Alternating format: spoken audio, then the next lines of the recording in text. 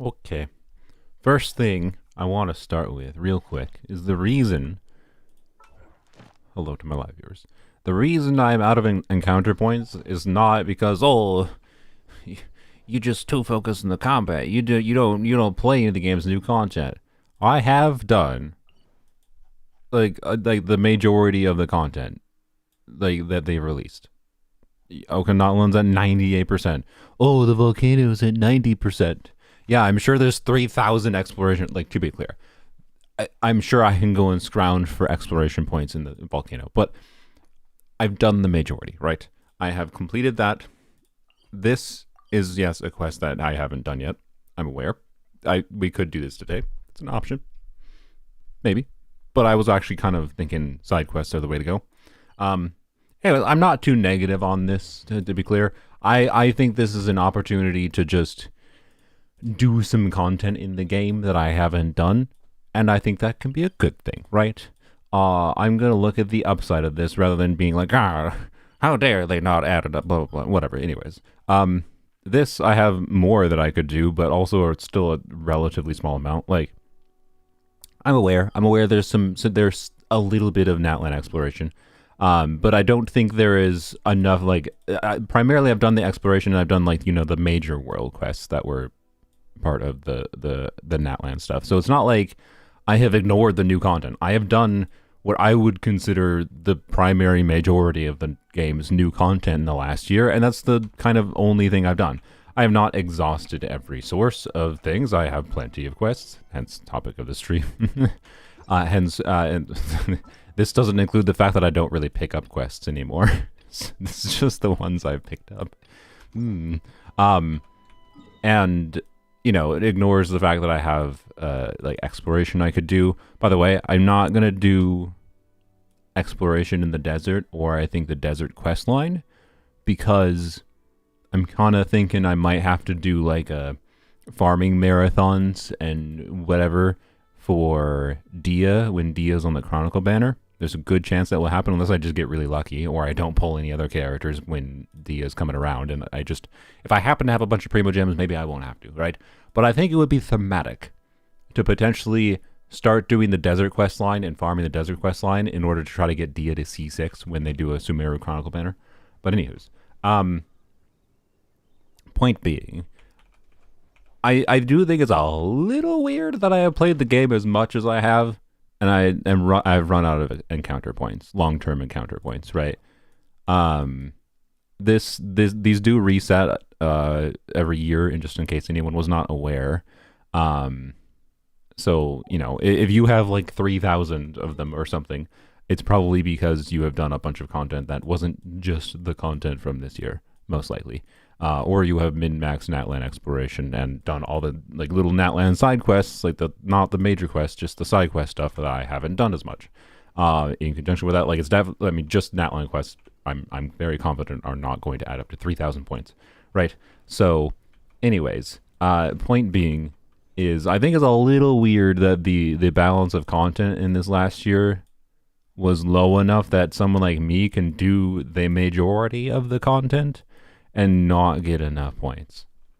Is it actually a problem that much? I mean, I don't know. No and yes. Like, all this is a thing that lets you avoid doing your daily missions, right? Like, I don't know where they are set to. I haven't had to. They're set to Natlan. Like, I don't know, it's not like these daily missions are necessarily the most miserable thing in the world or anything. They just are a little time wasty, and I don't think anyone really enjoys them, generally speaking. So, I don't know. Natlan has so few chests. I feel like, yeah, I don't know. They might have. I think there's a good chance that might be part of the problem. Yeah, it might not be like total content. It might just be that there's fewer total chests, and you get exploration points on like a per chest level.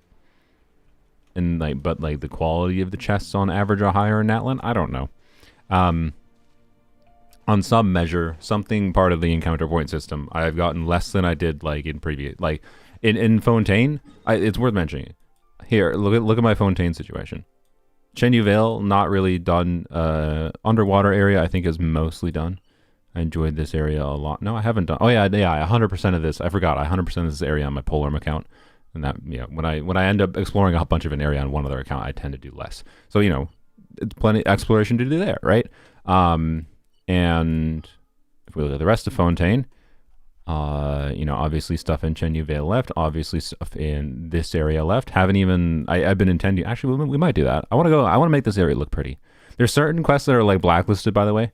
Like, I want this tower here. I don't ever want to do the tower quest. I think this is the Narcissan Cruise quest. I can do part of the quest, but I refuse to finish the quest. Whatever quest makes the tower go away, I refuse. I want the tower. But I do want to make this area look prettier because it's kind of uggo, and like desaturated, and I want to do that. I've been intending to do that. I just keep forgetting.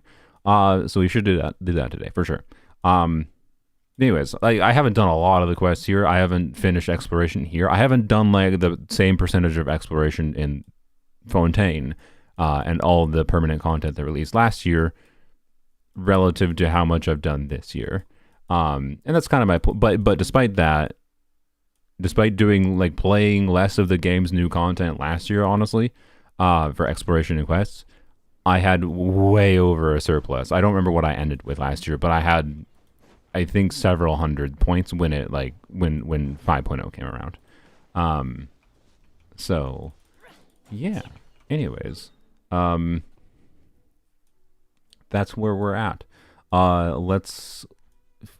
might let chat decide a little bit on what we do, although I am gonna say I do want to do the Weeping Willow quest.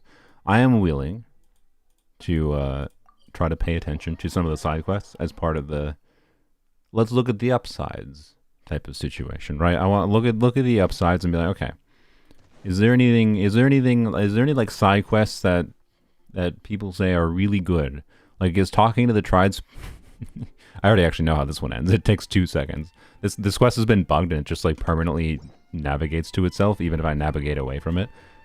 And I think this one might be funny to leave, but also it is getting a little annoying. To TCG. TCG is not... Does TCG... Wait, does it give you encounter points? I was going to say TCG is not quests, but I have no idea if TCG gives you encounter points. So, anyways, I'll do whatever you guys want. I think after I do the Weeping Willow thing, because I want that to look nicer. That's all. That's all. Wanyan could explore Chenyu. Yep. There's a lot of Chenyu Vale quests I think I haven't done. For sure. On top of the exploration there. So maybe Chenyu Vale would be fun. Is Chenyu Vale's quest enjoyable? Stream drops to 30 viewers if you do TCG. Yeah, probably. May as well play Magic the Gathering instead.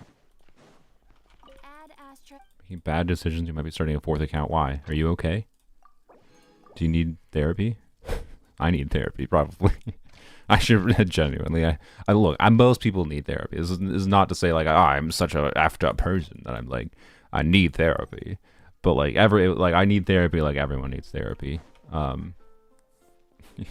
You're not okay. Thanks for asking. Okay, well, I hope your 4th Genshin account makes you feel better. If it makes you feel better, I made a 2nd Uma Musume account because. No, we don't need to talk about a horse game. To be clear, I regret it because it didn't really make... I did it because I was like, okay, whatever, you get 100 free pulls on login.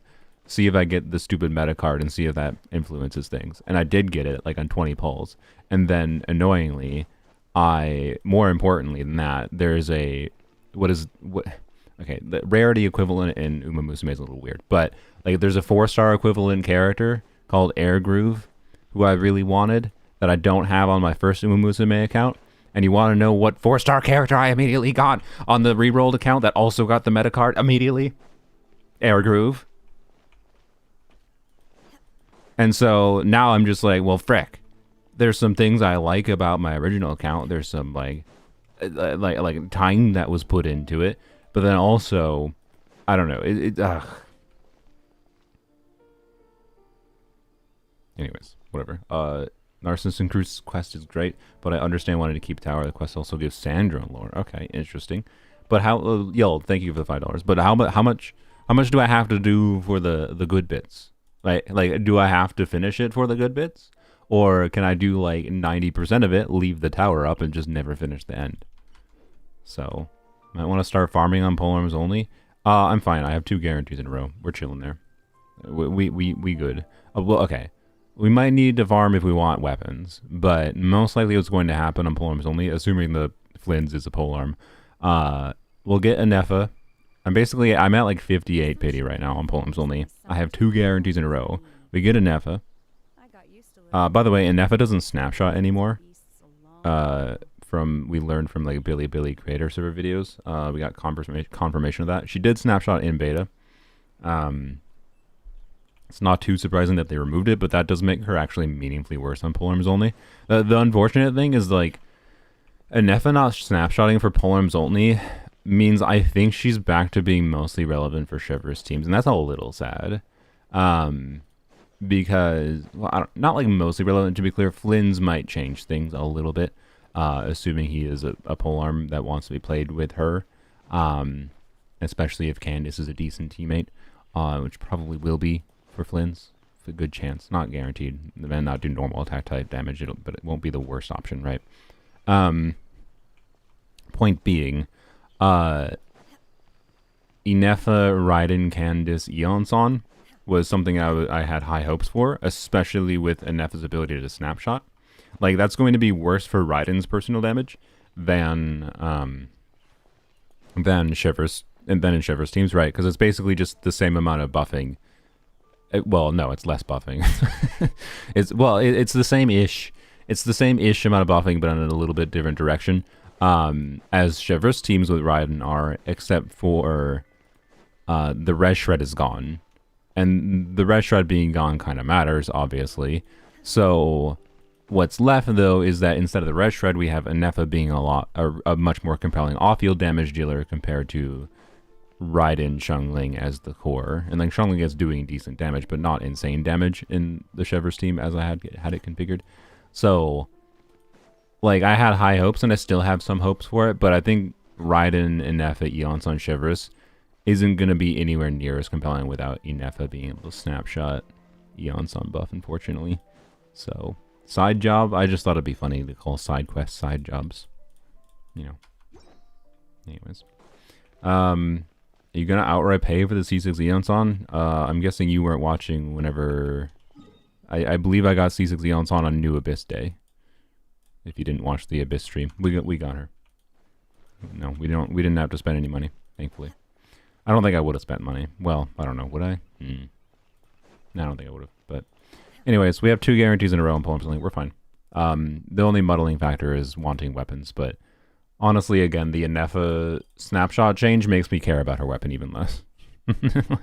So, depending on what the main DP... What am I doing? Let's go spend it real quick. And then we can get on to questing. Productive start, good lord. Do we know if she snapshots for search? She doesn't. That's what she did in beta, and she does not anymore, based on the creator server information. So that's fine.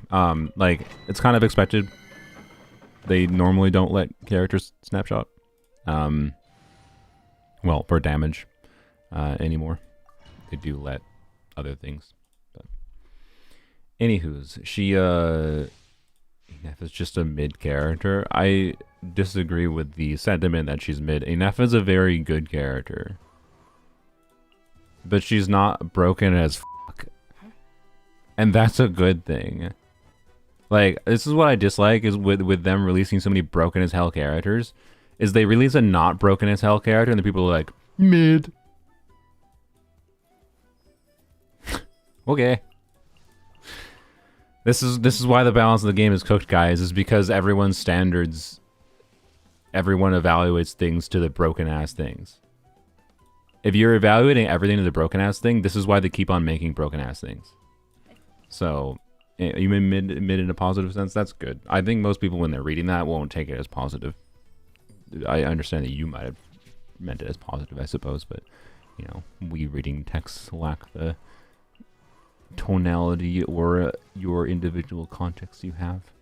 So anyways, Inefa is a very good character, regardless of snapshotting, and we don't know exactly what the artifact set next patch is, to be clear, and that will potentially increase her value too. I haven't watched the animation trailer yet. I forgot. I saw it show up, but I didn't watch it So I don't know. Anyways, she's Electrocharge Emily. That's all she is at the end of the day. And she gives a shield. It just is a little unfortunate. She might just on polearms only, other than for Flynn's, assuming he is a polearm, she might be doomed to just being a Chevreuse bot. Because we don't have that many options for Hydro units and that many options for compelling main DPSs to pair with her on polearms only, other than Arlecchino, but Arlecchino would rather be played in a Chevreuse team. So Arlecchino would rather be played in a Chevreuse team with her supporting, you know, doing tenacity and whatever. So, oopsies. Oh well. And to be clear, I think that's a problem that people on non-polearm accounts are going to potentially have with the Nefa, is that if you don't have, like, Farina is not super, like, it's very likely they're going to release a Hydro unit, I would imagine. Hopefully multiple Hydro units, I imagine, that make a Nefa more compelling. There's a rumored free Hydro unit, we don't know the kid. There's a rumored free Hydro unit that's going to come out in 6.0 that can potentially improve a Nefa's value. Yada yada. I just think from a polearm only context, she's a little bit. The polearms only is, I think, one of the limited context in which, because like how much the Nefa nerf matters really just depends on the team context. And for the teams that are relevant on polearms only, I think the Nefa snapshot nerf matters a lot. It actually really hurts her. So I don't know. She's still, like, you know, a good off-field damage dealer, but, you know, Emily is a really good off-field damage dealer on polearms only, but is way better on polearms only because there's a lot of pyro polearms, right? Like, we got a lot of options on polearms only for making Emily work, whereas there's not a lot of options for enabling an Nefa's kit on polearms only. We only have Candace, and Candace is kind of tied. Not tied, but Candace I really like for Escoffier teams or whatever, so I don't know. We'll see. But Flynn's, Candace, Eonson, Inefa is likely probably going to be pretty good. What's wrong about making new broken characters? I don't want to play the same Mondstadt and Liyue 4 stars forever. Well, luckily for you, they still make really strong characters. Like, Conky, Inefa is really strong. Inefa is still power creep. Inefa is really, really good. Regardless of any nerfs. Like, the nerf almost does nothing for her in some teams. Inefa is really good. Like, Inefa is, for most people, official power creep. So you who wants power creep, congrats, Inefa is power creep. Not power creep in every context, and that's a good thing. But like, my point is, what are you complaining about? You're complaining about a perception that, like, oh, Inefa doesn't give 80% res shred at the same time? Garbage character. Is that what you're complaining about? Because she's still better than most of what the old cast is. And Fischl's an absurd character. Fischl will never be truly power crept because of her nuance of electro application and ranged ability and, like, you know, random enemies that want range mechanics and yada yada yada yada, right? Energy generation. Like, there are things that are still definitely better about Fischl versus Inefa.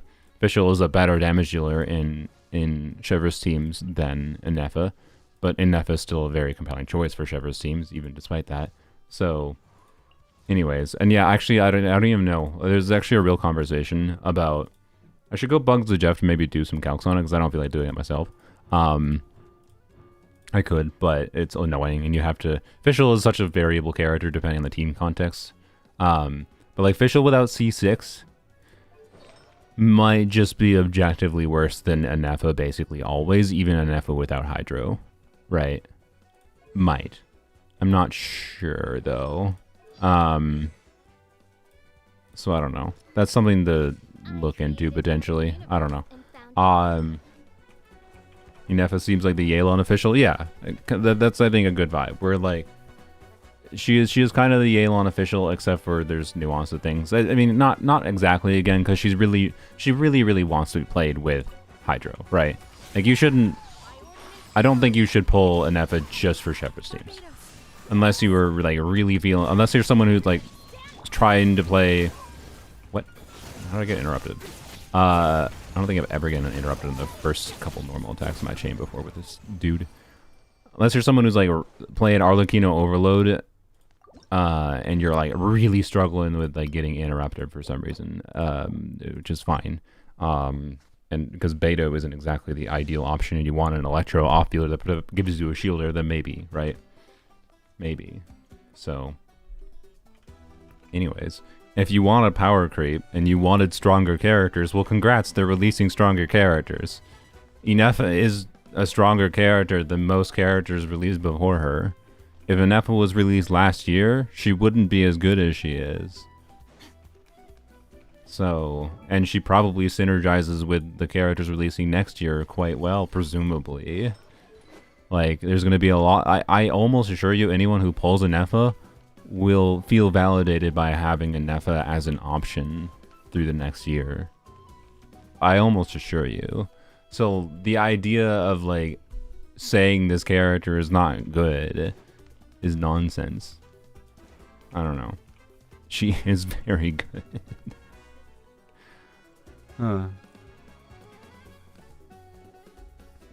Damage difference between C0 to C6. I'm assuming you're asking official. I don't know off the top of my head. I could go double check KQM. Having used a non-official C6 on my casual account with a worse build too, mind you, versus a C6 official, I notice it.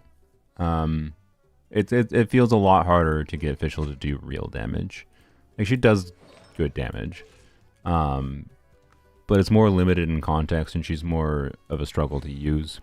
And even minor things like the fact that this extends Oz's duration can be noticed on top of the damage multipliers you get from doing normal attacks from it. So, I don't know. And C6 official doesn't, like, you don't always necessarily use official with a character doing normal attacks. So, you're not always, these coordinate attacks is based on normal attacks. Doesn't say it, but it is. And I don't know, it makes official C6 have variable value, just as official in general has kind of variable value because of how many electro reactions you're triggering or whatever from her Ascension 4 passive. So I don't know. Is weird. I forgot to change my timepiece. Oh well. I just noticed, like, I was like, why was the game so quiet? I remember. I was watching something while playing Genshin yesterday, and I lowered the audio so I could hear the other things better. There we go. Audio's back. I thought I was weirdly low. I'm gonna turn my fan on 1 second.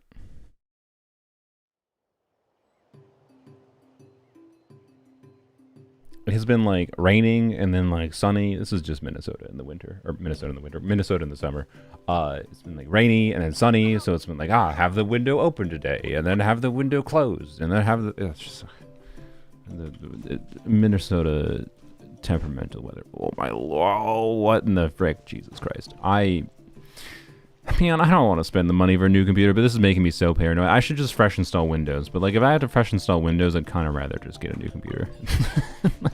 I know that seems like a really privileged thing to say, but I'm coming from that from a perspective of like, there is other business advantages for me to have a new computer too, not just like I need more storage in general right now, and like if I'm going to go to the effort of reinstalling Windows completely, it would come with buying new products anyways, like at minimum buying new solid state drives, and my current computer doesn't even have any slots for any new like M.2 SSDs, so I'd have to like, it's just like,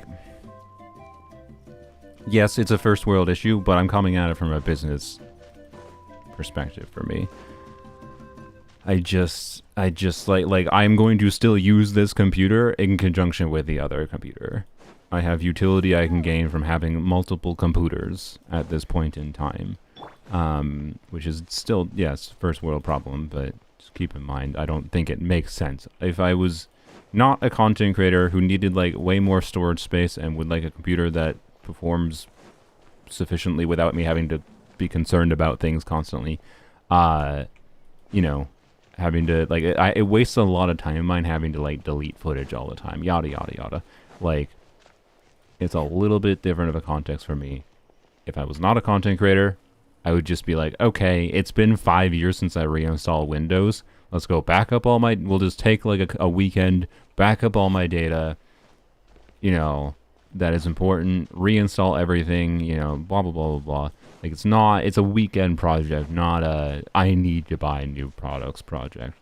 I'm just saying, because of me as a content creator, I kind of need to buy new products anyways. If I'm going to reinstall Windows, I'm going to get more storage at the same time. So, anyways. How much on the new computer? You can build a NAS? I mean, that's, so, I have some computer hardware that I already have put aside for a NAS, actually. But I still do want more solid state storage on my main computer because it's a little bit of a Frankenstein, and I think one of the problems I'm having is one of the solid state drives on my computer I think might just be having errors. It's not full, but buy a pre-built one. I mean, unless I can find, I'm pretty sure pre-builds are kind of cooked. You know, they're not sponsored. I feel like someone's gonna mention that, oh, you're sponsored. No, I'm not sponsored. Let's go check. I'm gonna use Starforge as the thing to check to see how much they be. Anyways, we're immediately very distracted from things. Okay, I just wanna see how much they are, guys. Sure, I'm a creator. Let's click on the creator series. Let's pretend to be a creator who doesn't know anything about computers. I do know stuff about computers, and I know how to build them. It would not be saving me money unless I just want to not spend the time on making a computer. Lol.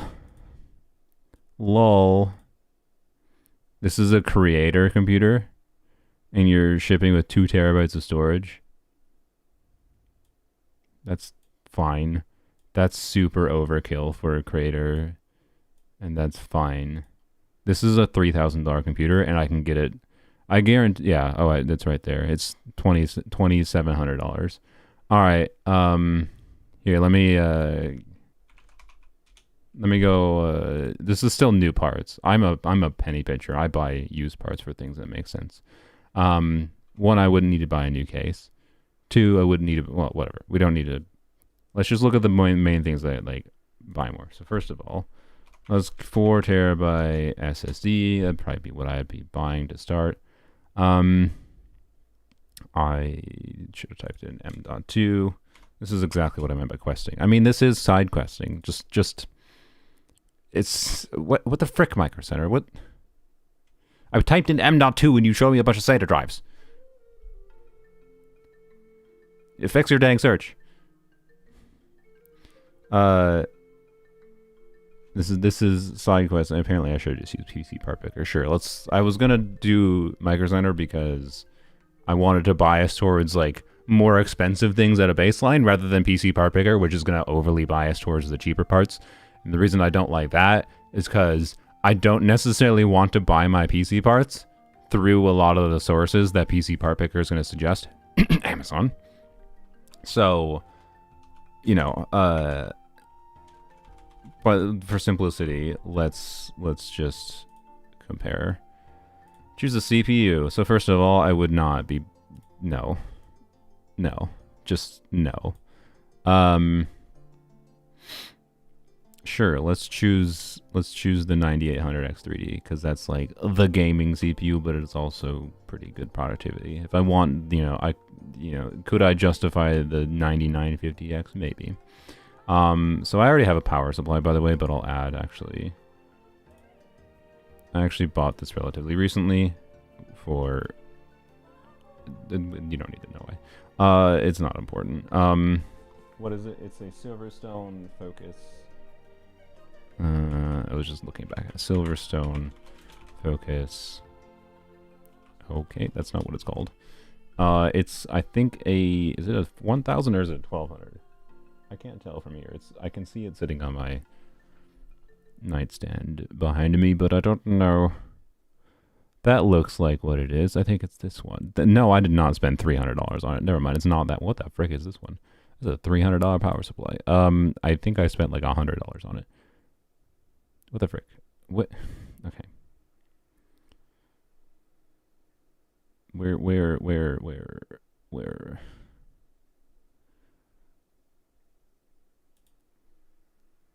Okay, I don't. Okay. Why is it $300? I did not spend $300. It wasn't cheap. And no, it wasn't $200. I think it was like 140, 150 for a 1,000-watt Silverstone. What the frick? Inflation. I bought this 2 months ago. Okay, let me go check it. BRB.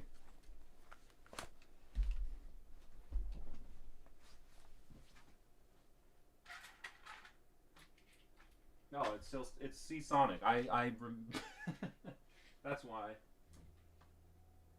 GX1000. It's Seasonic, not Silverstone. I forgot. I'm stupid. It's fine. It begins with S. It's fine. Seasonic.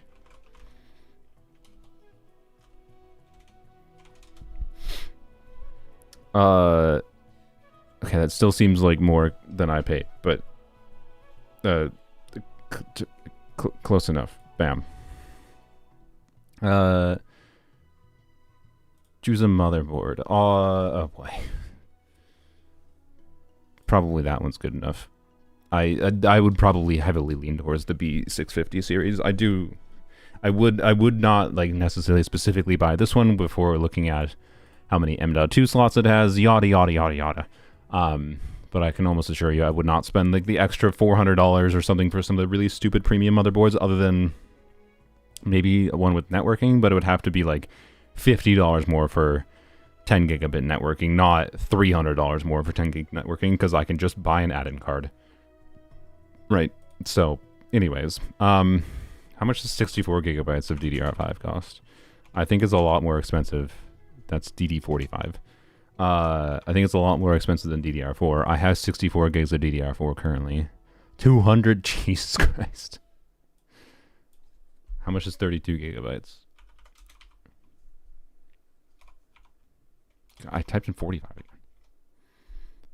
again. I mean, it's about half the price. I know DDR5 is in a weird spot, and like I believe there's pretty significant variation in performance you can actually potentially get from DDR5. So like you don't necessarily want to buy the cheapest DDR5.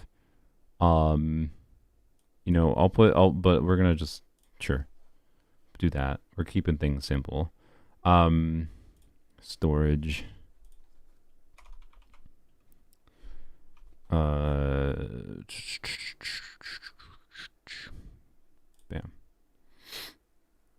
And video card.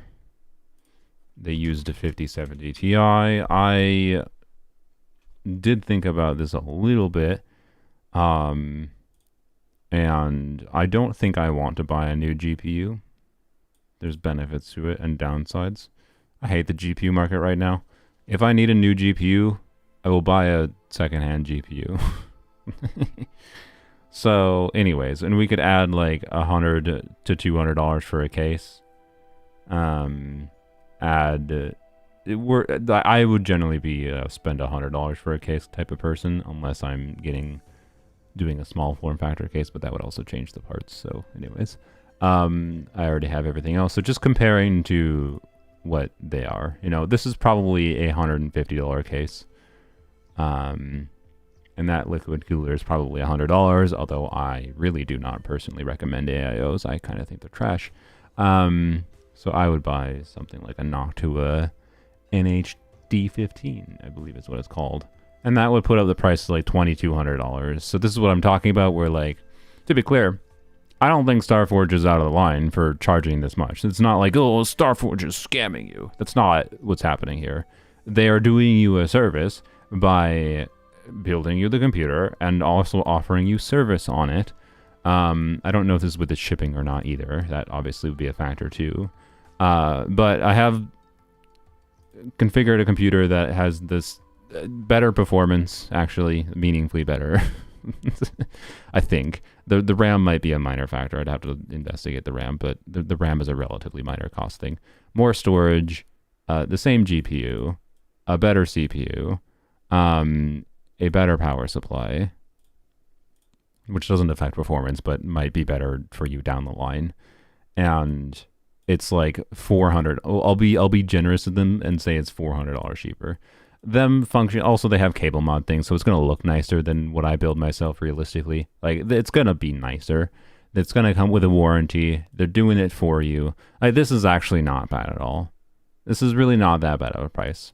Normally, when I look at system builders, I would have expected this kind of thing to be more like a $3,000 system. They're actually not charging that much, especially if you factor in the Windows price. I don't, because Windows is not an operating system that you have to pay $100 for. I have legally acquired Windows. I just didn't pay $100 for it. So, I don't factor that in, but some people might. And the more, you know, different things you factor in different ways. You know, I don't think it's a bad deal, but my point is, I have the knowledge. I'm not going to buy a pre-built. Because it's not that heavy of a time investment for me to do it, and I enjoy the process of doing it. So, and yeah, no case, no water cooling system. That's life. That's why I literally said add like $300. I said add 300, but what the frick is it? Activate Windows command. What is the I'm trying to remember what it's called. You don't have to frick, what is it called?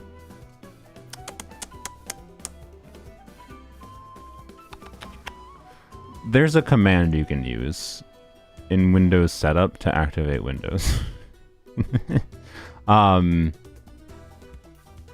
You don't have to and this is an intentional thing Microsoft has that is unlikely to ever be patched for various reasons. You're scared of screwing up your PC, so you pay someone else to build it for you? Yeah, exactly. That's what buying a pre-built is from the likes of Starforge, and that's fine. That's fine. I use that computer for school. I'm not building that specific computer right now. I'd be I am a savvy enough shopper that if I were to build this exact computer with the same storage, I would hunt around a bit. I'd be deal hunting for like the exact perfect thing for me.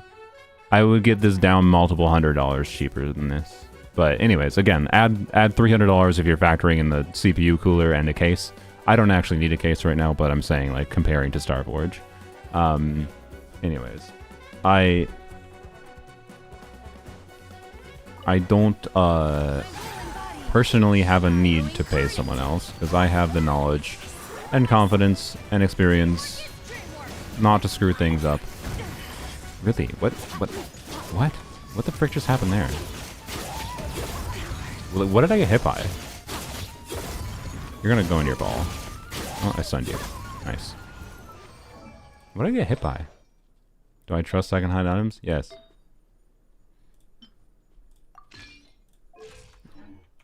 Depends what you're buying second-hand, to be clear. I don't buy... Well, what computer hardware would I not buy second-hand?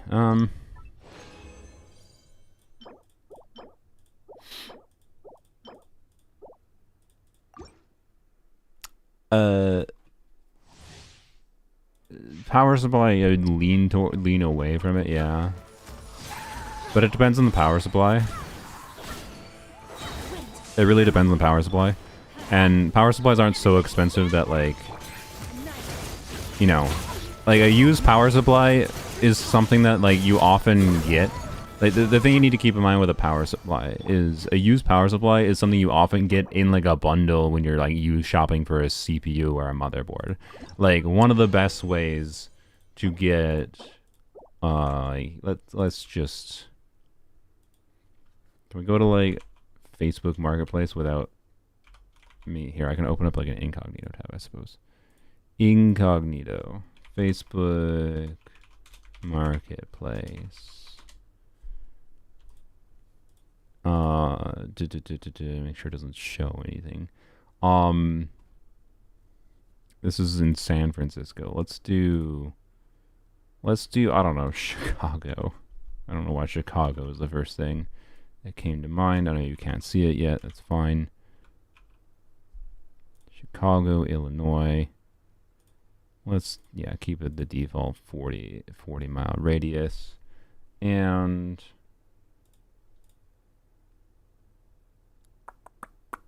where? Oh, Yoldi, the window doesn't want to pop up for me. Why? This is why people pay for other streaming software. It's because OBS does crap like this where it can't find a new window that you just opened. Why is it so hard for you, OBS?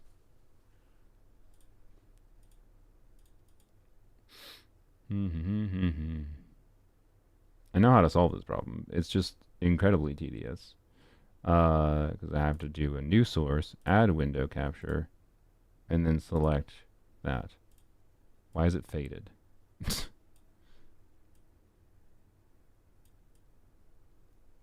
Hold. There we go. So this is just Chicago garbage on Facebook Marketplace. If we look for computer, desktop computer, $60 reduce. It has an R9 380, built 7 years ago. I could take this $60 with a 500 watt power supply. I could take this $60 computer and turn it into a gaming machine that could play the majority of video games currently today at playable levels at like 1080p quality for like less than $200. Like, I'd want to get a new solid state drive probably, although it has an SSD in there. And it has a hard drive too. Honestly, this seems like a pretty, if you're in Chicago, this seems like a pretty good deal. I don't know what the CPU it is, what CPU it has, but the CPU though is probably okay, is my guess. Like, the power supply is not the problem here, is my point. And that, to be clear, that's a Corsair. We could find something more sus. What the frick is that? I have no idea what that power supply is. So this thing, let's see, GeForce GTX Super. Thanks. Hey, it comes with a TV. This, by the way, is actually a decent deal as well. And this is a competent PC at a baseline. With the peripherals they're giving, I wouldn't take the TV. This TV is more effort than it's worth, almost assuredly. Yeah, that is trash. But this is actually a baseline good. This is like, hey, peripherals to set you up, and like, you know, is every bit of these peripherals that comes with that the ideal thing for your computer? No, but it's really good to get you up and running, and can save you so much money versus new parts. And I don't know, I'm a big fan of buying used parts. I've bought many used parts. I've sold many used parts. And I'd say I've only had a problem with one thing once, and I was able to get it resolved. And it wasn't, like, I think, an intentional problem. So, anyways, and those were like bargain bin used parts there, where it's like, oh, that looks like trash quality. It's really old. You're taking a big risk. And like, I just don't think you are actually taking as much risk. In fact, I don't know. The obsession with people buying new things bothers me, because, like, if someone has used a piece of hardware for 3-4 years and it's been good for 3 or 4 years, do you think it's just gonna commit suicide as soon as you buy it? I don't know. It's just like based on this fundamental distrust of like people that like, they're just selling it because it doesn't work anymore and they're just lying to me, or they're selling it because they want to get rid of it because they don't use it anymore. Custom Genshin computers. Yeah, I mean, that's where you get with expensive computers. I didn't do Gene. Whoops. Well, that was, yep, figures. Not distrust, it's either too much money. No, yeah, I agree. I agree that it's people that just have too much money or whatever, yada yada, not financial sense. And then it's just people making up excuses for why they refuse to buy the thing that is the better deal, is usually what it is, yeah. Rather than actual reasons that exist, right? They're just looking for rationalizations for buying the new they're just looking for rationalizations for consumerism, right? And like, I'd rather they just say I wanted the 4090, even if they have no reason to get the 4090 or whatever. That's an exaggeration of a circumstance, but you know, you get the point. What an artifact day.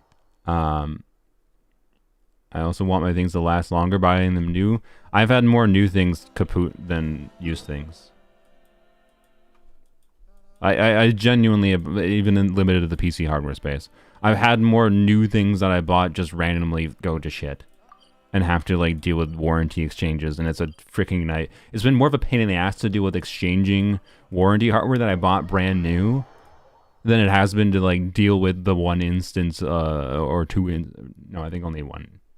It was the CPU, but anyways, the one instance where like the CPU didn't work when I bought it, and like I contacted the person, they're just like, oh, sorry, probably shipping, whatever, I don't know. Maybe they were trying to scam, I don't know, but like it certainly didn't seem like it to me. So I don't know, like I just people, you don't want to buy used things, fine. You're making the world a worse place, but that's fine. Most people make the world a worse place because they exist. By most people, I mean all people. All people are a burden on the world. And it's... You can do minor things in your life and your decisions to alleviate that, but no one specific decision is going to end the world or anything, so it's fine. Everyone makes the world a worse place. I'm not trying to put myself on a pedestal of like, oh, I'm the ideal consumer. I don't think I am by any means, but I'd like to think I do a good job of considering all my options. And I try not to actively make the problem worse, but just, okay, let's always buy the new thing and just always throw away the old garbage. Right? So anyways... And yeah, the situation for buying new computer parts for me right now is just a little bit weird, because normally I would have actually more pieces that I would, from my existing computer, that would move over to a new computer. But in this case, I want to like keep the old computer mostly functioning. So it's just kind of figuring out, okay, because normally I don't need to have a second computer. Now I want to have a second computer. So I don't know. Anywho's.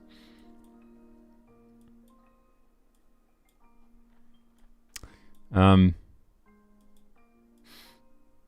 we done with dailies? We are, I think. Okay, so what's the... You know what? Poll.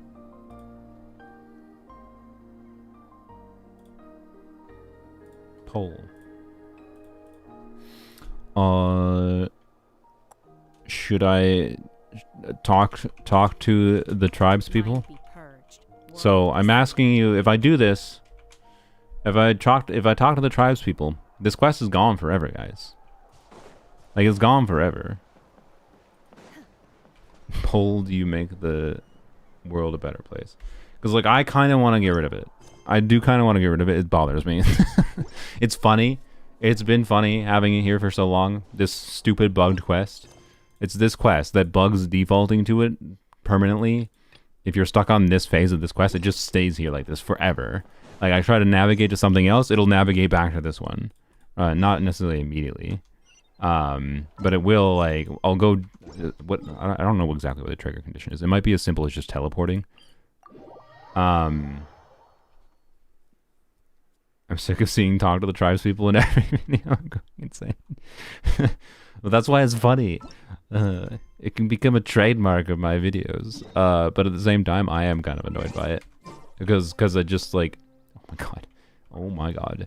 It's just...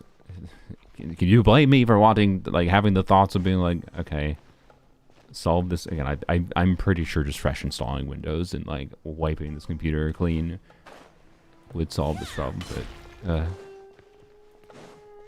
how do you have so many quests left? Why do I need to do them? Okay, I don't understand the judgment of, like, why people are confused why some people might not do quests, because they're not interesting most of the time. Like, and I don't, they are saved for, like, a rainy gem if I need the Primo Gems fund. Like, they tend to be very boring and very time-wasting, and I have better things to do in my life than do Genshin side quests. I enjoyed doing some side quests early on in Genshin, but, like, I don't understand the judgment of, like, why it's, why is it even a question? Like, there's no such thing as stupid questions. Like, I get why you're just curious, but, like, I'm surprised that people are even curious about it. It's just like, why is it surprising that people don't do side quests? A better question is, why don't I do these world quests? I should do more of the world quests. Why don't I do a bunch of these world quests? Because I have a... Sumeru broke me, okay? I'm sorry. Sumeru kind of broke me. Sumeru, if you follow my for a while, you might know that Sumeru made me hate Genshin's exploration for a while. And then Fontaine reinvigorated my interest in Genshin's exploration a bit, and then Natlan kind of solidified that. So now I'm full on, like, yeah, I'll do the exploration, and I'll do, like, the primary main quest, generally speaking. But, like, Sumeru broke me. Sumeru broke me. I apologize. Sumeru was the transition of, like, the first major big content patch that happened after I first got into Genshin. Where, when I first got into Genshin, like, I did all the side quests. Like, I did what you do when you play a new game, and you do all the things, because you're like, you know, it's all new and fresh and whatever, yada yada. So, anyways.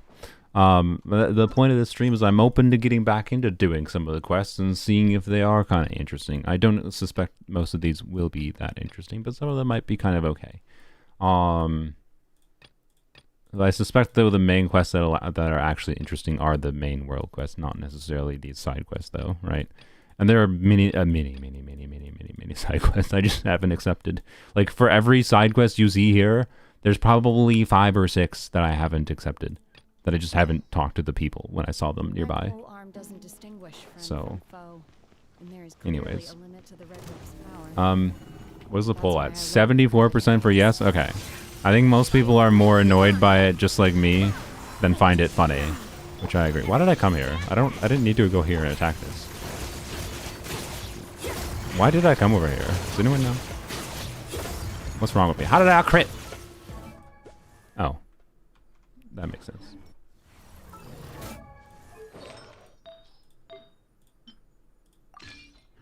Thanks. This was the build I'm used to using on the melt build. So that's why I was confused. I thought that was a 1.4% chance to not crit. Anyways, yeah, I just felt like killing a Dorito. Let's do it one more time. No, let's not. Let's not get that distracted. We should go do polearms only quick though. I will admit, but let's go complete this. All right. So what a momentous day. End of an era for me. We're gonna talk to the tribespeople. Nice thumbnail for the stream. Thanks. I was gonna put a Genshin character there, but then when I was scrolling through my images, I was like, you know what? Marcel's derp face, brain not compute face, please reboot computer face was very good, I thought. Anyways, quest north of Sumeru Desert. Best world quest for me? Nope, not yet. You're talking about the major world quest for the flying butthole area? Forgot what it's called. Again, I think I want to leave the... I intend to do the desert quest. In particular, I believe you can do the desert quest disconnected from the other Sumeru things. Golden Slumber, whatever. Sorush, yeah, that was the flying thing I was talking about. I want to do that though when Dia is running, like on a Chronicle banner. I have C3 Dia right now. I'll get C4 Dia on anniversary, and then I need 2 copies of Dia. And I could lose 50-50. That would be really nice. I very well might not have to spend that many Primo Gems trying to get C6 Dia. But I'm kind of just assuming and hoping and thinking that Dia, like there's, if we look at characters that haven't rerun for a while, and just Sumeru characters in general, aren't super desirable in the current context of Genshin. Like, I really think there's going to be a Sumeru Chronicle banner this year, like before 2026. And that's what I'm kind of prepping for here. Because, like, I don't know. You might say, oh, Alhaitham is immune to the Chronicle banner. No, Alhaitham's not that good, I'm sorry. Wait. Like, he's fine. I honestly think he's kind of bad in the current context of the game. And yes, a Lunar Bloom or a Lunar Quicken or Lunar whatever the frick character could make him better, you know, as always. But realistically, the only character from Sumeru that's not like doomed to Chronicle banner is probably Nahida. Alhaitham, I could easily see them putting on a Sumeru Chronicle banner because people perceive Alhaitham as good and they want to make Alhaitham be like the character that like makes it desirable or whatever. Like Sino, like, yeah. Nilou, yeah. Again, might become Okage with Lunar Bloom, and they might, you know, pull a Shenhe and rerun Nilou alongside, particularly because her weapon, Nilou's weapon is better than Nilou.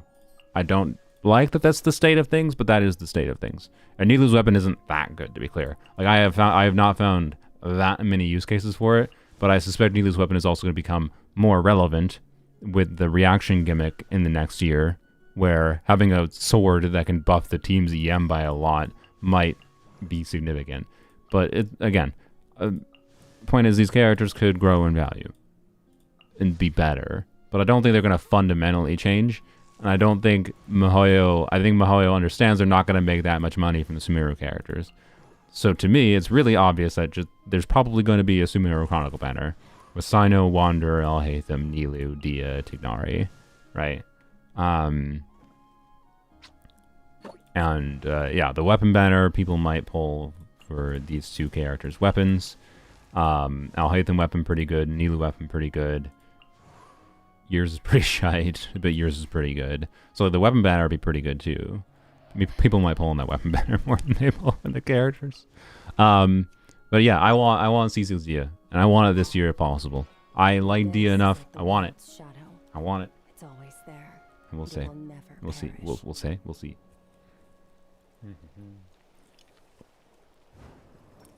Nilou has good meta-relevant teams for floor 11. You're not wrong.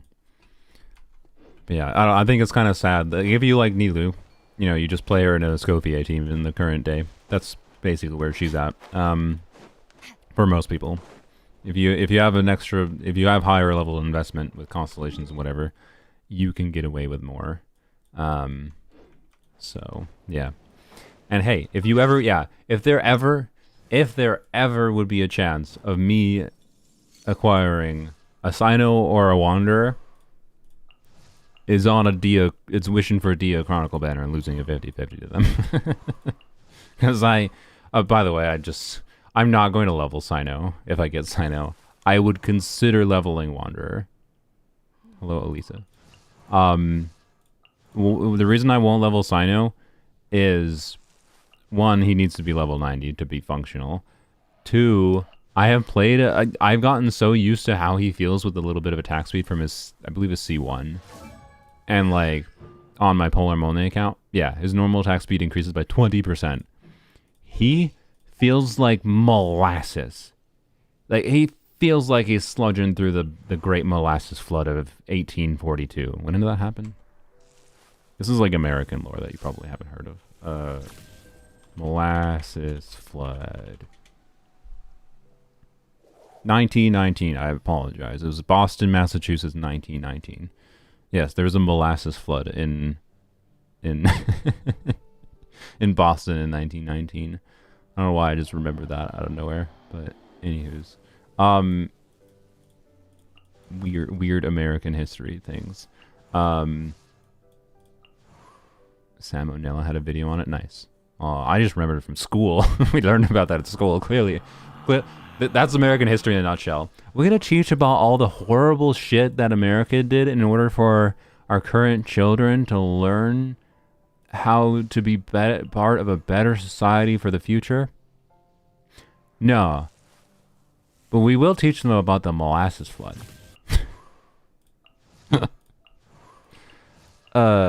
Thanks. I appreciate it.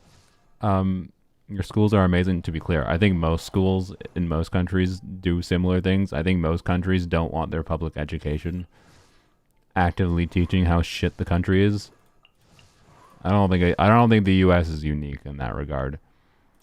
But yeah. Anywho's. Hey, it's a fun thing to know. Anywho's. Yeah, people died. Like, don't get me wrong. It was not a good event. I'm not trying to say it wasn't. It was a good thing, but you know. What was I saying? Oh yeah.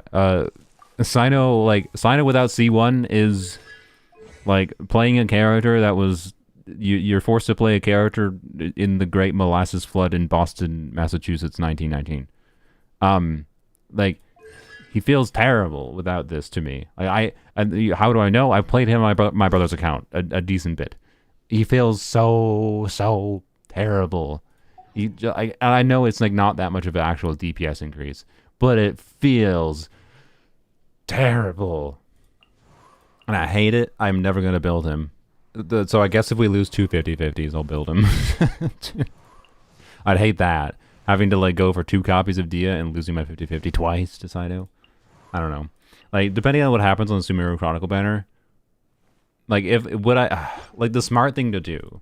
The smart thing to do would be, like, get 1 copy of Dia from Dia Chronicle banner, and then just, like, lose a 50/50 to her eventually for C6. But I'd also, like I could have to wait a year or 2 for that, and that, no. I don't wanna. So, are you gonna pull for non-cry characters? Probably, yes. That's why I want to save the desert exploration. Because the desert exploration can probably get to at least a pity or 2 on its own, with all the quests and exploration I haven't done there. Hopefully. I don't know exactly. That might be 2 pities might be a little optimistic. But like, there's close enough to 1-ish Dia in the desert, I think, for me. Hiding there. Somewhere. So, would Nod Cry interest you so far? I don't think I have the tier list open, but I made a tier list. Alice, Durin, Barca. Who was the other one? Nefa. Anyways, did you get your first Dia on her own banner? Nope. All my Dias have been either from the selector or 50/50 loss. Well, 1 Dia has been from the selector. The rest of them were 50/50 losses, I believe. Only thing I intentionally pulled for Dia at this point was her weapon. I regret not pulling on her banner at this point, clearly. So, anywho's. What's the... Wait, we need to go on polearms really quick. And, like, do that really quick. It shouldn't take that long. But, okay, what is the...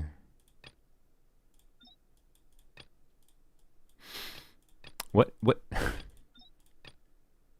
Okay, I don't know what the... Isn't there a quest line? What is the quest line for the tree?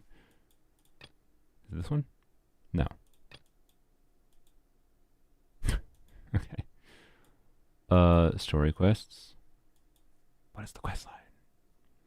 C2 Nahida worth getting today? There's a possibility that Llama is better than C2 Nahida. We don't know if Llama is going to be better than C2 Nahida. We don't know if Llama is going to be because it's going to interface with C2 Nahida. Well, I should say Llama's not going to be better than C2 Nahida for like Def Shred in like no is the short answer, because like no is also the long answer. I think no is the short answer, no is the long answer. The more nuanced answer is I don't know, it depends on what kinds of teams you're playing, but with how Genshin has been progressing, I suspect no. C2 Nahida is not worth getting.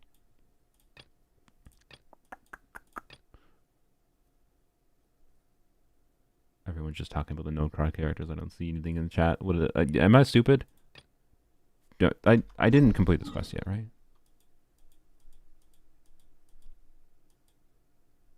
No. It's blue on the map. I know. I think Varka will be standard since he's holding Wolf's Gravestone. No.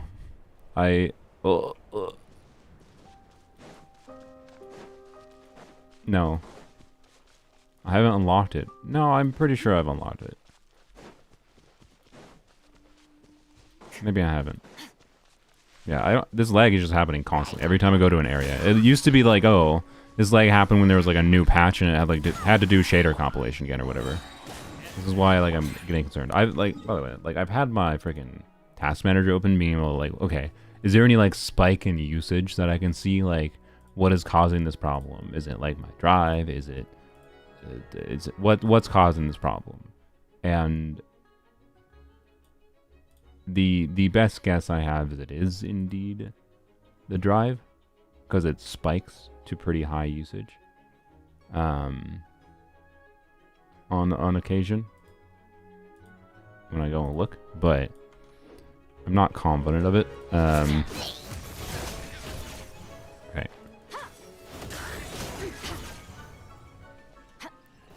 So anyways, yeah, it is like playing on a hard drive type issue I'm having, which is really weird, and again concerning, because like I need to go back on my crap, because it's the type of issue that if it is my drive, the drive could like fully fail randomly without much notice. And like for Genshin files, it's not a problem because Genshin is not saved in files; it saves by account on their server. Benefit of that at least. Okay. But I should go make sure I have my other stuff backed up. I have backups, but not like fully up to date backups. So,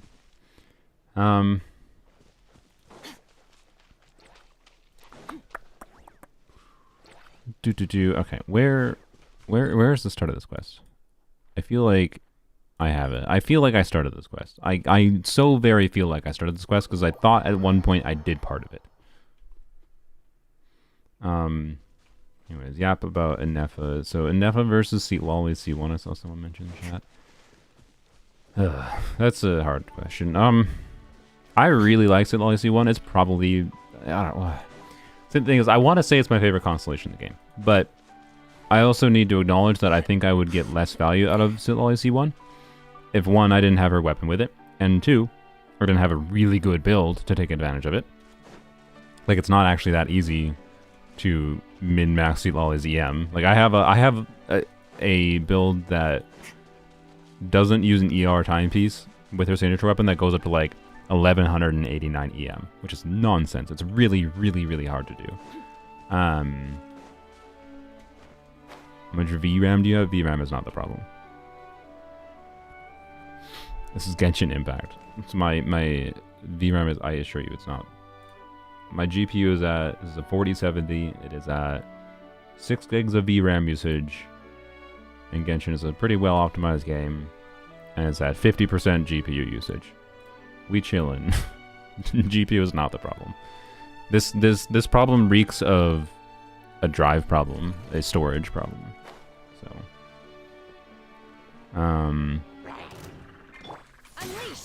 anyways, point being, Seatlolly C1. It's like simultaneously my favorite constellation in the game. It changes Seatlolly into, from you see me do something like, you know, using it for Kachina or whatever is my example I always go to, but it gives her a universal flat damage buff for on-fielders and for any kind of on-field damage. But you do still have to have either freeze or melt going on in order to get the full stacks from it. If you don't have freeze or melt going on, you only get 10 stacks of this buff when you use her skill. But you can do some weird min-maxy stuff like having sack frags, for example, instead of her signature weapon, which is an EM weapon, will increase the buff of this, reduces her ER needs, and also sack frags, if it's a quick swap team, you can go back to her, use her skill again, reset her stacks at certain times. Although it's not like 100% uptime, it's not like, you know, like sack frags with C1 min-maxing is not that strong of a strategy. I don't want to like oversell it. But anyways, if you have melt or freeze going on, you don't need to do even care at all about the shenanigans. You just get 16 stacks basically. But some stacks can be lost when you do setups. Like if you're using her in a C1 Seat Lolly in a Skirk team, for example, and I'm rotating, if I do like Farina into Sit Lolly, you know, do Sit Lolly EQ, get scroll buff with her signature weapon. If you're using Thrilling Tales of Dragon Slayers, this wouldn't be a problem. But do Sit Lolly after Farina, then switch to Escoffier, do Escoffier EQ. Like Escoffier is going to eat, I think, like 4 stacks of the 16 from Sit Lolly C1, and then switch to Skirk. Skirk's going to use up the rest of the like 12. That's still enough that like I don't think it matters that much with that rotation. And you could avoid it again if you're doing Thrilling Tales of Dragon Slayers, but then if you're doing Thrilling Tales of Dragon Slayers, you're probably not getting a scroll buff, and that's fine. But you know, just gotta be aware of it. So yada yada. Point being, I don't know. Like C1 Sit Lolly, I do think C1 Sit Lolly is enough. I did run some numbers on this, and I haven't done much in practice testing of this because of the fact that Sit Lolly is a Natlan unit, and she kind of gets countered by the Stygian Onslaught boss's anti-Natlan mechanic at difficulty 5 and 6. But on a numbers level, Sit Lolly C1 should be the best last slot if you have it for a Skirk team, if that's a context to you. That's not really that important of a context to me, realistically, because I'd rather use Sit Lolly elsewhere, generally speaking. Hey, by the way, right now her build, because of Stygian Onslaught, I put her on an ER timepiece with a bunch of EM, which is, yeah, probably the approach most people should do. Like this has maybe 100 less EM. Well, no, yeah, about 100 less EM than my min-max build can, but it has more ER, so it's more comfortable, generally speaking. BBL. What? What are you talking about? So, I don't know. What about C6 Bennett? I mean, I love C6 Bennett. I strongly... Well, okay. Definitely the best 4-star constellation in the game. I think when we're talking about 4-star constellations versus limited 5-star constellations versus standard banner 5-star constellations, these are all different contexts that we need to be aware of, that, like one constellation is not equivalent to every other constellation, right? So, I don't know. Like say Lolly C1 and versus Bennett C6, they're different contexts, and just on a gameplay level, but also different contexts on an acquisition level is my point. So they can both be my favorite constellation in the game, but they're also just completely different. So I don't know. I like if I'm forced to pick, I'd probably default to Bennett C6, I guess. But Lolly C1 is probably my favorite limited character constellation. But I don't know. Like it's in conjunction with my ability to do other high investment things, right? In case you're not aware, the way so flat damage buffs are like this buff is basically adding 200% of Seat Lolly's EM onto whatever on-field character's attack. So this means if I'm using her with Skirk, if I'm using her with Arlecchino, if I'm using her with Kachina, it adds 200% of Sit Lolly's EM as damage scaling. So if we're taking the Kachina context, right? Kachina does def scaling damage, so she's going to have her def scaling damage, and then on top of that is going to have the it's basically you know how like Nahida says does scaling plus attack plus EM. It's like that, but if Nahida said 330% of Sitlali's elemental mastery, that's what flat buffs are, right? It's 165% attack plus 330 EM, but it says Sitlali's EM, not Nahida's EM. So we do her death scaling plus 200% of Sitlali's EM, and that means like any extra defense on Kachina doesn't scale with Sitlali's buff that she gives. And what you want to take advantage of that is as much damage bonus and crit damage, and so crit and damage bonus as possible. And that means like if you have Staff of Homa, like a big fat crit stat stick for Kachina versus the defense percent weapon for Kachina, like this weapon is not increasing the value of Sitlali's buff at all, whereas this weapon is increasing the value of Sitlali's buff for Kachina, Sitlali C1's buff for Kachina quite significantly. And that's my point, wherein like I get a lot of fun value out of Sitlali C1, but it's in conjunction with some other like additional 5-star investment that I've already had in my account that you might not have, and that changes things. The options and how much you min-max around damage bonus and crit, and then also you can also scale flat damage buffs with like reaction scaling. So elemental like for vaporize or melt in particular, elemental mastery will scale your flat buffs as well. But mostly it's just maximize your damage bonus and your crit. And it exaggerates the value of damage bonus and crit. It'll exaggerate the value of like doing scroll buff potentially. And it'll slightly lower the value of doing like a noblesse buff or an attack scaler. But ultimately how much it really matters will depend on what kind of unit you're buffing more than anything. Like for Kachina, Sitlali adding 200% of Sitlali's EM for 16 instances of damage is essentially doubling, if not more. It's essentially doubling Kachina's damage. And a doubling is a lot. A doubling is 100% more damage. Like Skirk's C1, whatever. I don't know exactly what it is. Like, let's say Skirk's signature weapon is a 25% damage upgrade. That means that Sitlali C1 is 4 times better than Skirk signature weapon is for Skirk. Sitlali C1 is 4 times better than Skirk's signature weapon. Well, specifically in the context of for DPS Kachina. Does that make DPS Kachina able to clear Stygian Onslaught? No. No. But is it compelling if you really want... But one of the things I notably like about flat damage buffs is it feels like Kachina is doing the damage, right? I really like that with flat damage buffs. And I want them to do more of them. And I don't know. I'm surprised they made Sitlali's flat buff just a universal buff that just can always apply. And I don't know. And I suspect I'm going to get more fun value out of it in the future. But yeah, so how much percentage difference it makes just depends. The reason it makes double damage on Kachina possible is because Kachina's multipliers at a baseline are poo-poo. They're really poo-poo. Whereas if we talk someone like Muika or Arlecchino, assuming that the amount of damage bonus we have is about the same compared to with Kachina, the relative damage increase from C1 Sitlali for Muika is way smaller. Like I think it's in the neighborhood of like a 5% damage increase rather than 100%. It's 20 times worse with Muika. And from that perspective, like I wouldn't pull C1 Sitlali probably for C1 or for Muika specifically.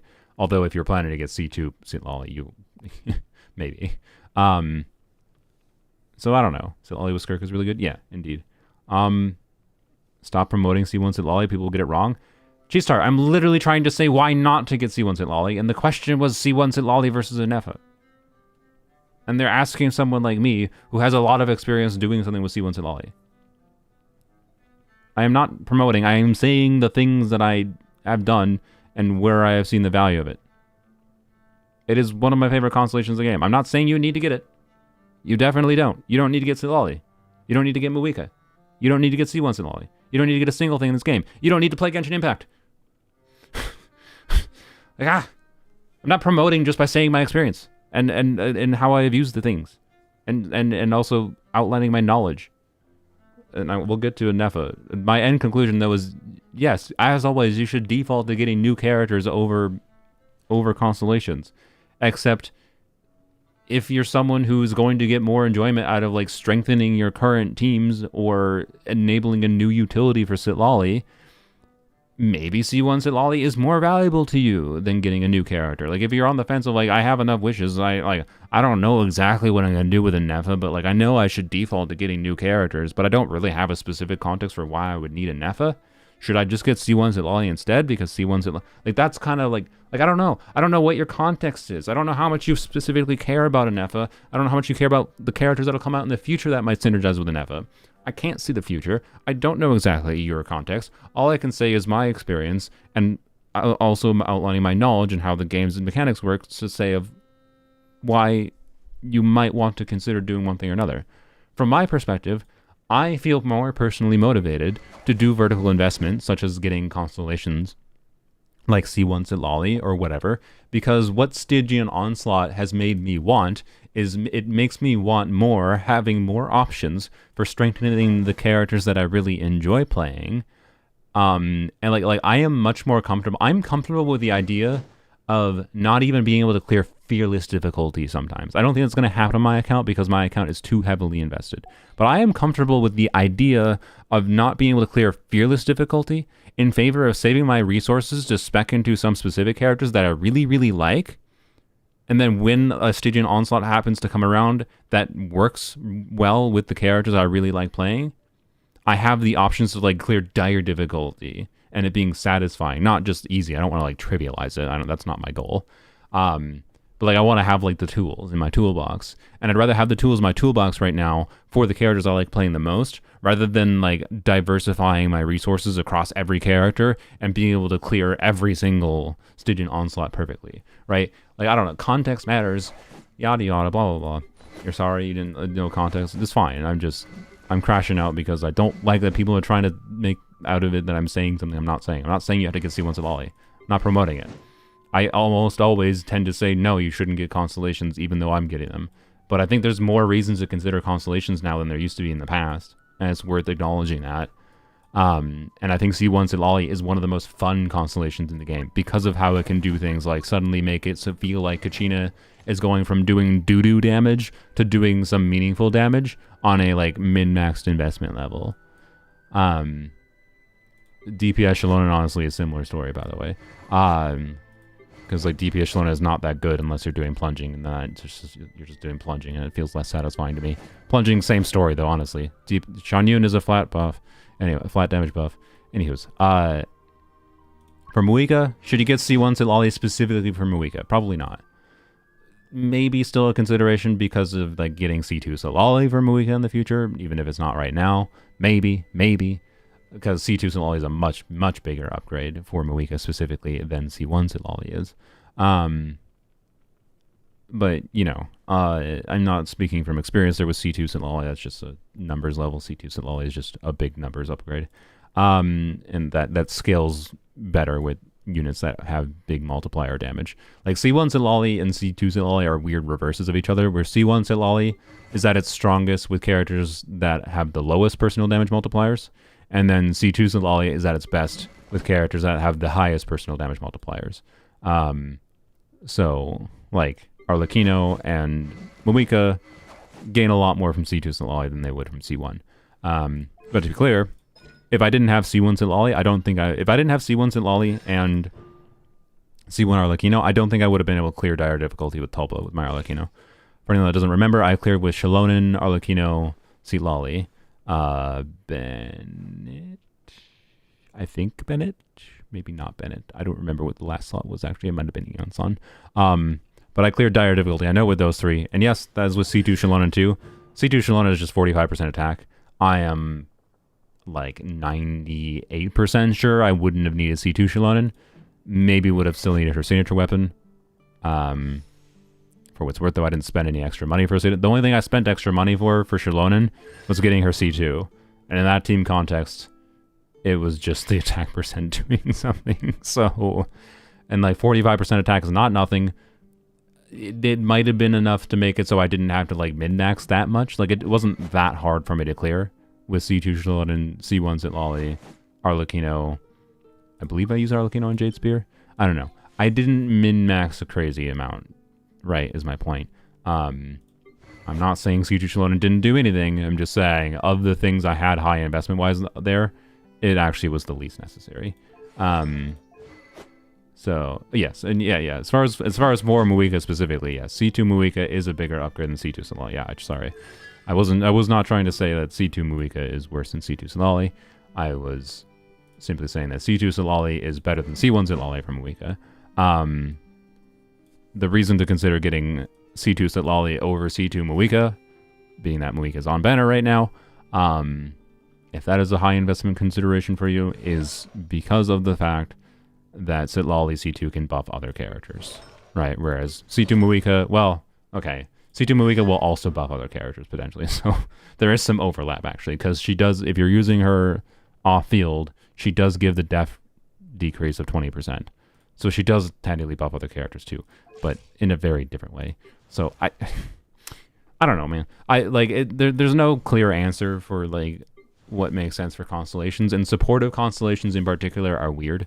If you go and ask Mr. Zajeff about what supportive constellations make sense, he will almost always say, no, don't get supportive constellations versus getting an on-fielder big unga bunga damage constellation, because like this constellation for Muika is going to do way more, right?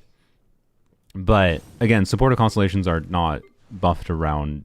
They benefit multiple units, right? C1 Farina is individually not that insane. C1 Farina is 25% damage bonus. Well, in practice, more like 35% actually. But C1 Farina is more like 25 to 35% extra damage bonus, depending on when you are doing things in combat.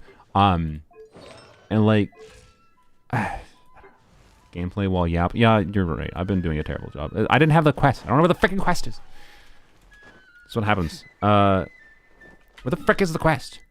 I'm like 98% sure I had this freaking quest. Not 90. I'm probably like 90% certain I had the quest. Where the frick is the quest? So you don't have the quest. I'm pretty sure I did have the quest. It's one beside the map, beside the statue of 7. This? Okay, I guess I didn't have the quest.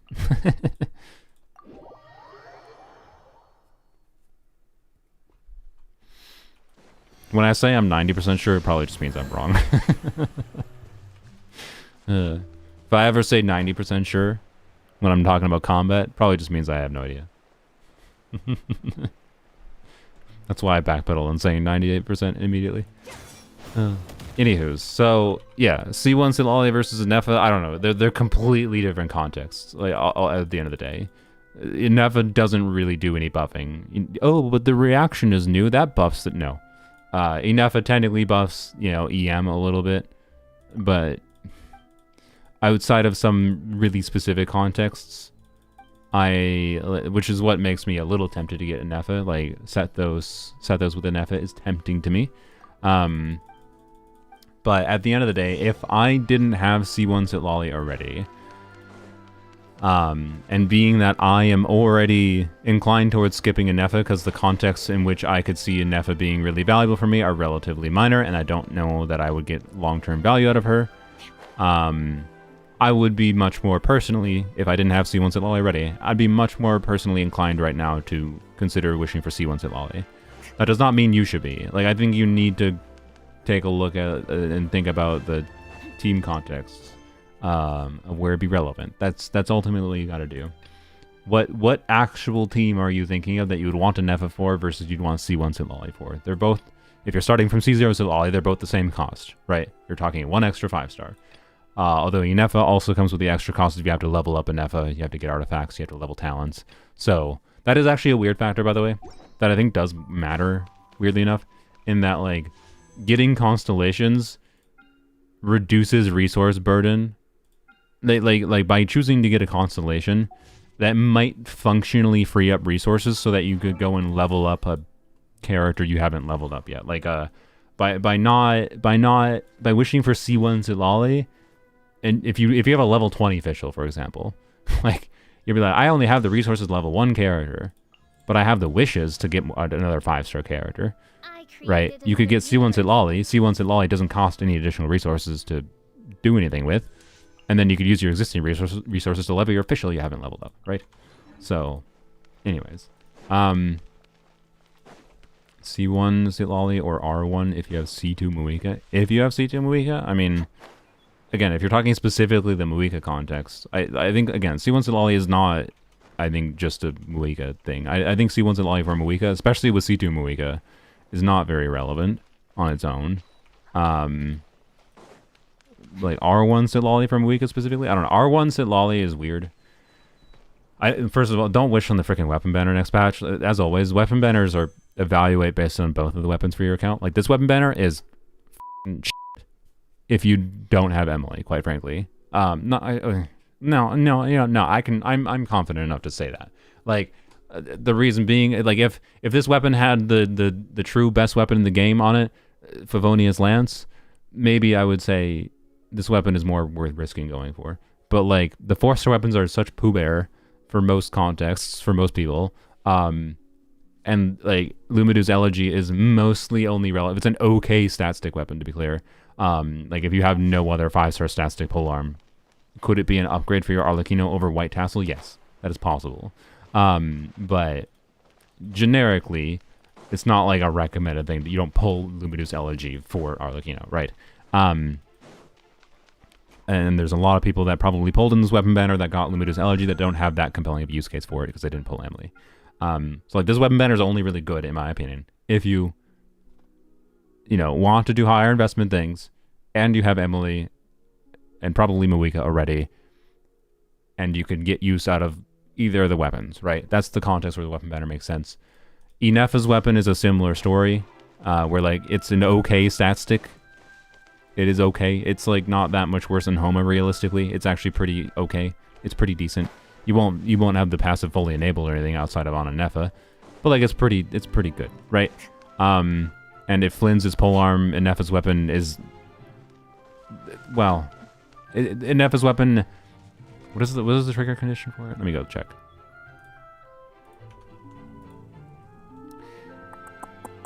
Oh, oops, I opened this in the incognito browser. Let me check the trigger condition if it has to be off field or not. I'm wondering if this is assuming Flynn's is a lunar charge unit, right? Lunar charge polearm. Fractured Halo, so it's Homa based stats. After skill or burst is used, attack is increased by 24% for 20 seconds. Yeah, that's why I remember that part. If the equipping character creates a shield, oh, never mind. Okay. So the second part of the passive won't work. Never mind. Never mind. Where? By the way, I didn't navigate to this quest.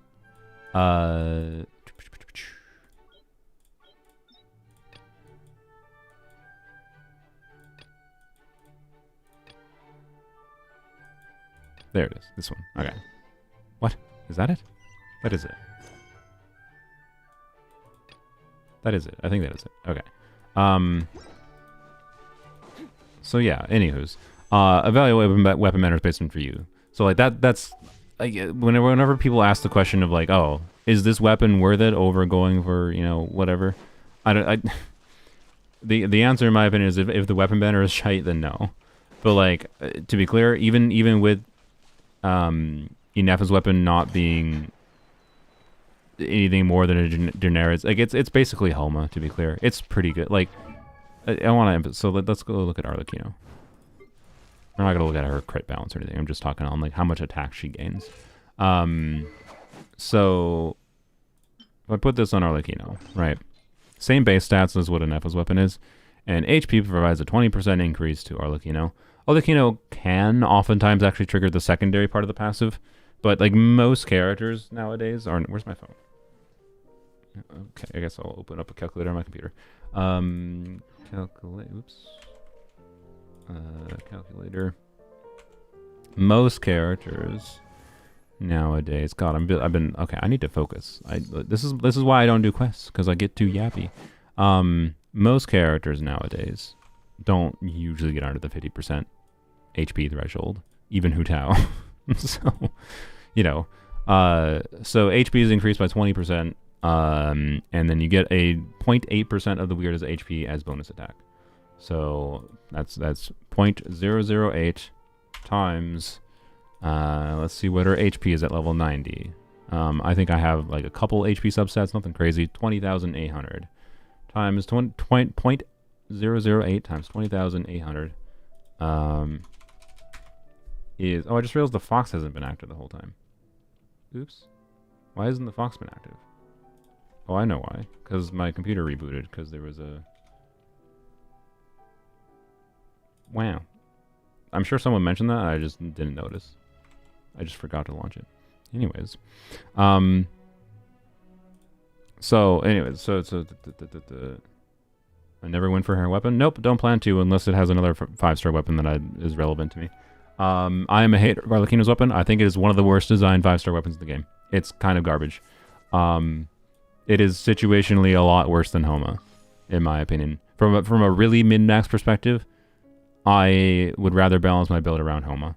And I like Jade Spear on her too. And I'm not even sure that my Jade Spear would be that much worse than her signature weapon because I have an R3 Jade Spear. But the Scythe, I don't give a shit. I don't care. She has too many animations. There's too much visual mess in combat. Like, to be clear, I notice the green. The green sticks out to me and is awful. I understand compared to the green. But if I really care about Drip that much, I can play her on this weapon. I can succeed without a problem with Arlecchino on this weapon outside of, like, Stygian Onslaught. Then I might, want to switch to Jade Spear or whatever. But I can survive with the green for clearing Stygian Onslaught once and switch it back to the Drip weapon if I cared that much. Like, I just don't care. I care minorly about Drip, but not on a I need to permanently have the thing equipped in my inventory level. Like, what?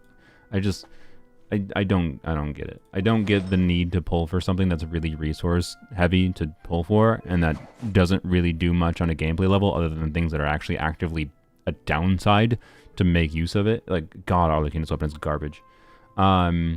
It's so terrible. It's a weapon, I swear, they fully designed around being bait.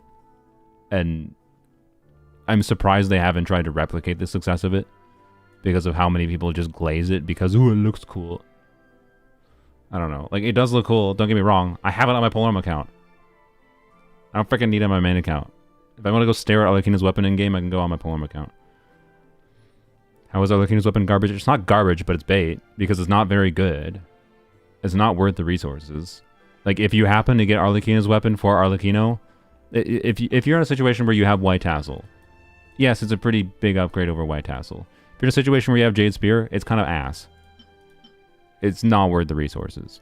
And again, you have to. If you want to not get boned over by the weapon banner, evaluate the weapon banner by the individual weapon banner. So, like, if you had the simplest context, is obviously Arlecchino last ran with Chlorinde. If you had Chlorinde, you had Arlecchino, and you have, like, no 5-star statistic weapons for swords, and no 5-star statistic weapons for, like, polearms, then Arlecchino Chlorinde weapon banner probably a pretty good situation for you, right? What about versus deathmatch? It's kind of meh versus an R5 deathmatch. There's an R1 deathmatch, I think it's like 15% better if I recall. I don't know. Go freaking check KQM. I don't remember off the top of my head. I could be wrong. Isn't it just an average SIG 2024? Not really. Go look at Nouvelette's weapon. Nouvelette's weapon is the same as like what they designed most SIG weapons to be nowadays. Like, it's just kind of meh, especially for Arlecchino and how high her personal talent damage is. Arlecchino scales so well. Anyways, it's also ass in Melt, by the way. It changes her combos and extends rotation time if you want to make use of it in Melt teams, which are her strongest teams. Well, okay, to be clear, a hyper invested with Constellations Arlecchino, I am of the opinion that Chevra's teams are better than her Melt teams, technically, because they have more flexibility and more constant damage output compared to Melt that requires more setup and front-loaded damage, but, different context. Anyways, like, the requiring different setups really kills the weapon, in my opinion. It really is ass. I don't feel like talking about it anymore. Whatever. I understand now I have so many quests. So anyway, what was the total attack given? 166 from Homa. So 166 from Homa. If Arlecchino does happen to be under 50% HP, which is not always, but if she is, then it's 1.8%. So we can do 0.018 times 20,800 is 374. So it ranges from either 166 or 374 more attack. What would... so it's the Ineffa's weapon on Arlecchino instead of Homa. How much attack does that give? Well, it gives 24% for 24 seconds. The Lunar Charge passive doesn't do anything, obviously. Duh. But it does give 24% attack. So, 24% attack times 950 is 228. So, Ineffa's weapon is a better stat stick weapon for Arlecchino than Homa is for the damage value for the passive, what it does for her. It's a better stat stick weapon than Homa is if Arlecchino is above 50% HP. If Arlecchino is below 50% HP, Staff of Homa is better. Right? Isn't Ballad of the Fjords better than Deathmatch for her? It depends on team context. I would not recommend Ballad of Fjords in a Shivers team. But yes. The Ballad of the Fjords can definitely be better for Arlecchino. So, anywho's. And yeah, to be clear, yeah, I do think Homa is generally speaking going to be a better stat stick weapon than Ineffa's weapon. But my point is that, like, Ineffa's weapon is still a pretty good stat stick. In the context of if you're trying to figure out whether or not you want to pull for Sitlali weapon or whatever. If you don't have... In my account state, even if I didn't have Sitlali's weapon, because of the fact that I have Staff of Homa, R3, Jade Spear, whatever already, it'd be very meh. Like, would it be an upgrade from Arlecchino in the context where I don't take, or I am above 50% HP? Yes. I did not get high enough. I think you're supposed to move this, right? Yes, it would be an upgrade technically from Arlecchino, except not really, because I'd rather just continue using Jade Spear. So, yeah. Anywho's, but like if I didn't have Sitlali's signature weapon, and I like Sitlali enough that I want to consider doing that, would it be an okay weapon to lose to Ineffa's weapon? Yeah, I think it'd be fine. God dang it, are you serious? I got stuck.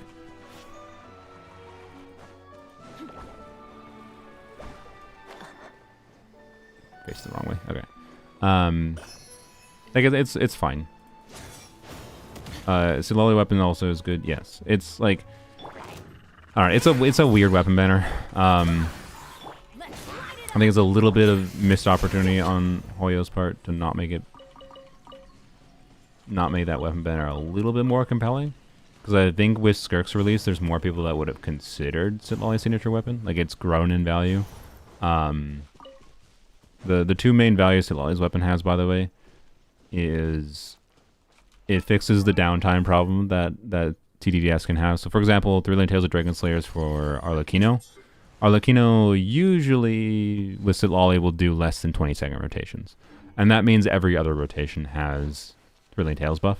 And every other rotation for Three-Lane Tales buff lowers the value of Three-Lane Tales to, you know, on average 24% of attack for every rotation, not 48% of attack. And that makes Three-Lane Tales a lot worse, relatively. So signature weapon on Sitlali could be a meaningful upgrade for Arlecchino there. It's also nice in conjunction if you have C1, of course, because that increases C1's damage value. But it also just gives you more rotation flexibility, which is actually where I've seen the most value from it, personally. And one example of that is Skirk teams, yes. But more importantly, even like the Arlecchino team context, the fact that I can do... I don't know why I'm killing every slime, but the fact that I can do Arlecchino E into Sitlali, into whoever, is nice, right? It gives you that rotation flexibility rather than always having to follow a rigid rotation, and I quite like that for her weapon. Seems like it could be look good on Lanyan. Yeah, it's good on Lanyan if you... Similar story, if you need the rotation flexibility. Or, if you want to have a Lanyan build that does, like, decent front-loaded damage, but you don't want to have the extra field time required of Thrilling Tales of Sack Frags, but and you still want a buffing weapon. Like, say Lolly's weapon is kind of Lanyon's signature weapon as far as the balance of maximized buffing utility and personal damage. It works quite well. It's also Lolly's weapon is also a surprisingly good stat stick just in general for some other characters. It can be a good non-heated because it gives just a bunch of EM, right? Like 265 EM at a baseline plus another 100 EM is just actually a lot. Even if you don't get the 28% damage bonus for making a shield. Like, it's a good stat stick for Yai. She converts EM to a bunch of damage bonus for herself. It is good for Nahida. Is good for Sucrose, I guess. For her EM share. Not saying it's best on any of them, to be clear. I don't know. It's like it's a surprisingly versatile weapon. Is kind of the point. It should be pretty okay, honestly, on any of the Catalyst DPSs that you might do scaling reactions with. Yanfei can probably make use of it pretty usably. Anyone else? Mualani should be pretty decent on, actually. Like, it's probably better on Mualani than Sacrificial Jade for me if I min-max my build a bit. Well, I don't know. I have a pretty good build balance around Sacrificial Jade already. I'd have to have a different build, like with 4 different artifacts than I have. I might not have those artifacts at my point, so. But it is a good static weapon. Just like Nahida's weapon is a good weapon for Mualani. It's the same story. So. I think that's pretty much it. Yeah. Yeah. Unless there's a unit I don't have that I'm forgetting. Reveal the altar secrets. Hello. Can I switch this? There we go. I was trying to press E to switch that. I think I might have pressed it too many times. Okay. Puzzle time. 1, 2, 2. Okay. So we'll put this like here.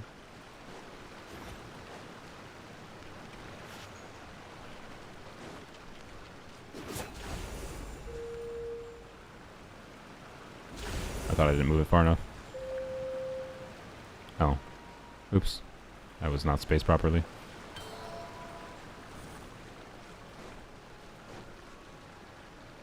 Isn't he? Oh, that goes that way. No.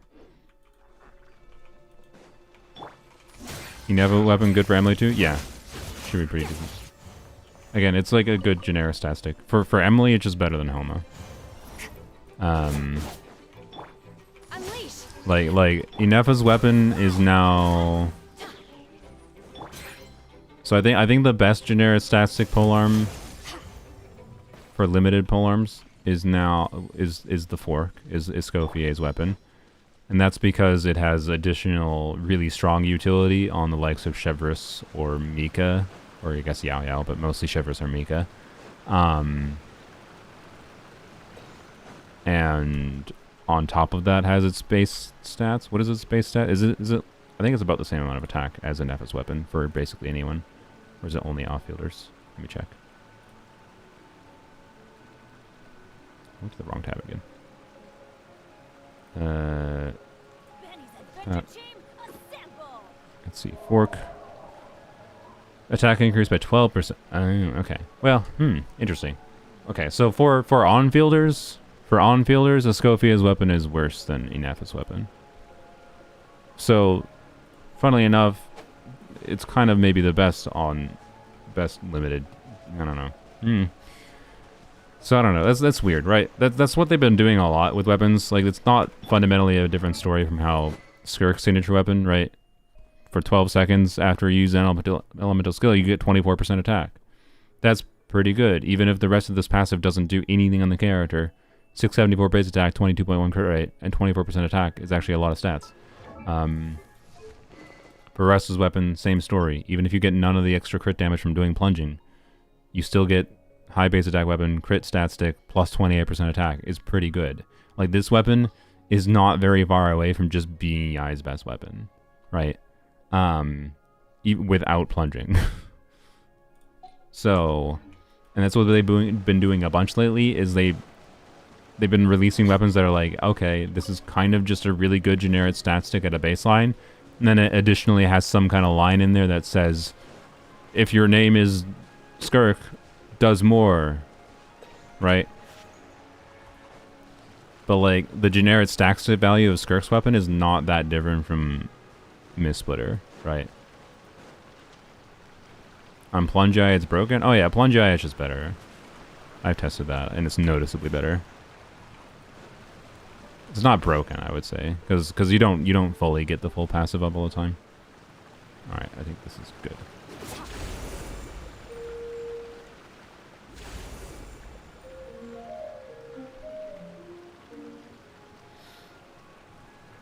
So, I don't know. Right, this is the same story for a Nephis weapon. Is there... Okay, so now they made a Nephis weapon, which is like... They made the sword, Skirk's sword. They made Catalyst. Have they made a bow yet that is the same? No, I don't think they made a bow. To be clear, 24% attack on a Nephis weapon is a little bit worse than like 24% attack on Skirk's weapon, but you also have higher uptime on it, which might matter. So... One of the puzzles here is nasty. Okay. By the way, I haven't gone to Poem Zone yet, I just remembered.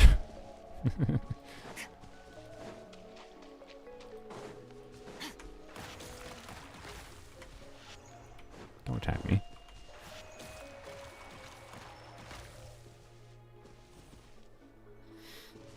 Okay. Yes, Chaska's bow requires a swirl, so Chaska's bow does not count. They haven't made a bow yet. That does this, but mark my words, they will, and like, mark my words, they'll release a polearm next year that gives 28% attack instead of 24, right? So like, I don't think you should feel pressured, is my point, to pull for a Nephis weapon. It's just they have been doing, actually, I think it's good. I think it's a good thing that like a Nephis weapon is kind of just a really good generic stat stick, are situationally better than Homa, situationally minorly worse than Homa, right? More often than not, probably better than Homa, again, because like not many characters actually would be below 50% HP. Arlecchino is more likely to be below 50% HP to fully use Homa's passive compared to Hu Tao. Hu Tao's best teams use Farina and a healer, and therefore Hu Tao is not below 50% HP. So like, yup. Hu Tao's best weapon I don't think is Homa anymore, technically. Yay. Yay. Well, no, sorry. I think this still is her best weapon just because her own blood, like, her own attack bonus and scales on HP. I think this is still better for Hu Tao. Slightly. But anyways. Not by a crazy margin. Well, actually, I don't know. Do you think is an R5 ballad better than Homa? I don't know. Linny's bow gives attack. I guess, yeah, that's true. Linny's bow is kind of that, what we were describing before. So I don't know. They've been doing this a lot lately, right? Where like the weapons are just really good generic stat stick weapons. It's just the passive isn't fully enabled. But the passive doesn't have to be fully enabled for them to be like for them to even be the best generic stat stick weapon in the game for that weapon type. Anyways, 1-1. Wait, 1-1. It's just 1-1. 1-1-1. There's two things. Oh, this is you merge the bubbles together. I remember. Yeah. And then have to just get it in the middle. It's in the middle, right?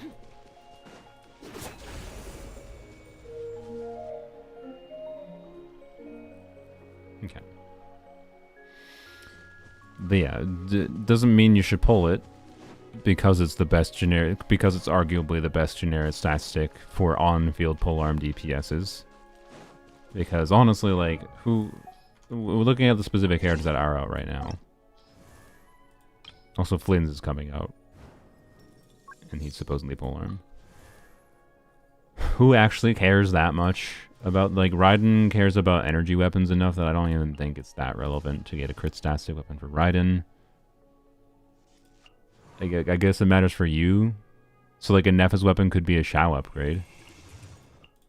Maybe? I don't know. I'm not sure exactly how it would compare with full stacks or full refine Jade Spear. So you'd have to compare your specific refinement you have on Jade Spear since it's a standard banner weapon compared to a Nephis weapon. It's possible a Nephis weapon is better for Shao.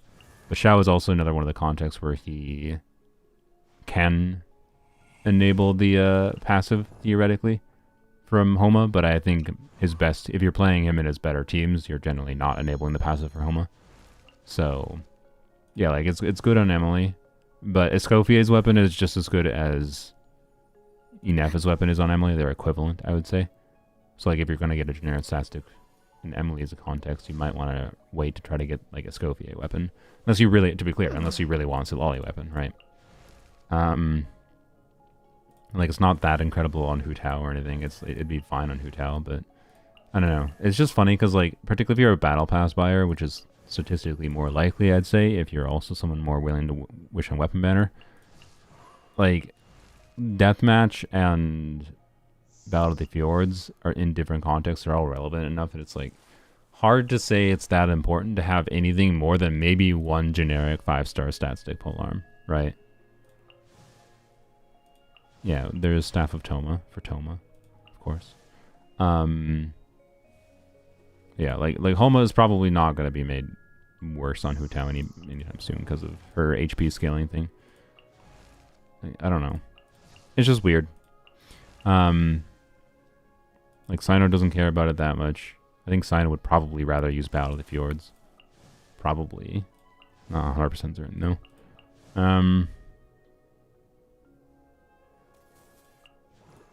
Yeah. So it's like only really relevant maybe for, like, if Arlecchino is something you care about. And like maybe it's okay for Flynn's, but we'll see what Flynn's weapon is like and what, I don't know. We don't know who knows who's rerunning with him, right? Again, like, you gotta evaluate the weapon banner based on both weapons. I don't know. There's no good answer for when it makes sense to wish on a weapon banner on any kind of a universal level. I think it is a lot more tempting to wish on weapon banners now, though, if you're lacking in 5-star weapons. If clearing Stygian with particular characters that you like is more of a relevant context for you, though, right? Like, before Stygian, I would have said, like, okay, there's basically no need to actually dive into the nuances of weapons like this because it just never matters. it just never actually results in an increase enough in your clear times to actually matter. Generally speaking, that's not always been the case, of course. Like, it can matter. But now with Stygian Onslaught, there's content in the game that exists where you can much more obviously notice it, and it can very much be the difference maker.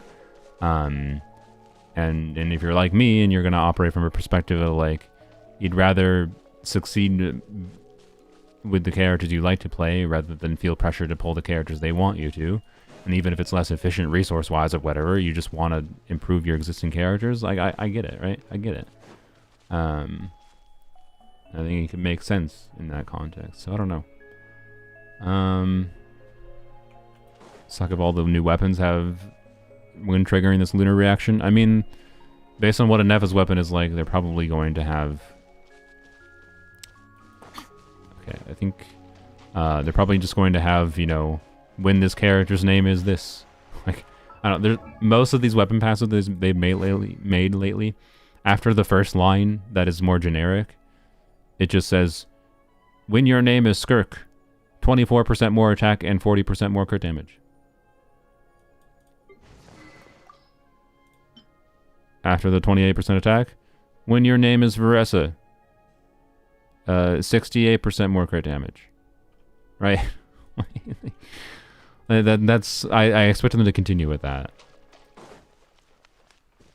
Battle Pass exists for Serpent Spine, still highest value weapon. Yeah. I mean, Serpent Spine or Serpent Spine is the most generically valuable one. I think the pole arms are the other most. Whoops. The pole arms are the other most generically valuable one.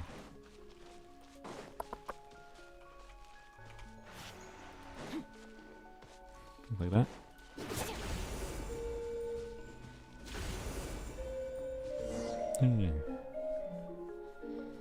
Weapons are a scam anyway. I mean, not if you care about Stygian. If you don't care about Stygian, particularly difficulty 6 in the future, but maybe for your account, difficulty 5 is what you're struggling with. Particularly, again, from a context of, you know, you don't want to use Skirk.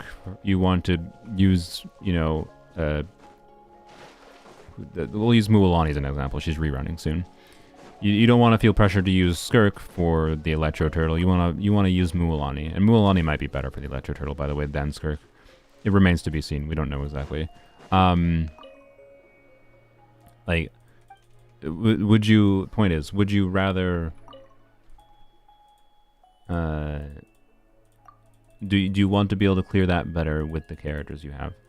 I think Weapon Bender is less of a scam now that there's actual content that exists that necessitates doing meaningfully more damage if you want to clear it. But it's just a question of, does it actually matter for you to clear it? Not really. On a rewards level, does it actually matter? Key. I am actually reading this.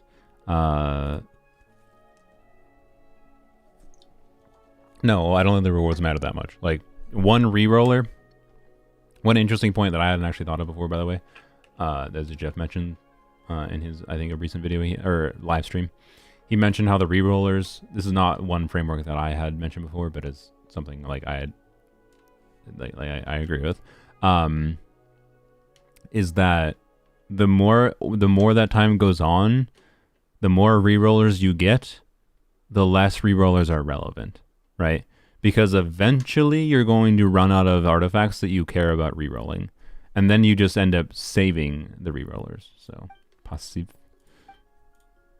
Is their name passive or passive? I feel it's passive. Why does she have a Node Cry eyes? Not Node Cry. Conry eyes.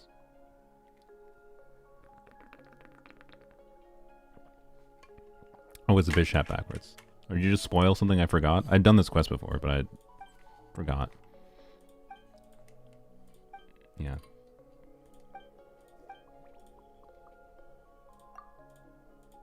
Passive. In Chinese and Japanese, it's not the opposite of the word? Okay. Interesting.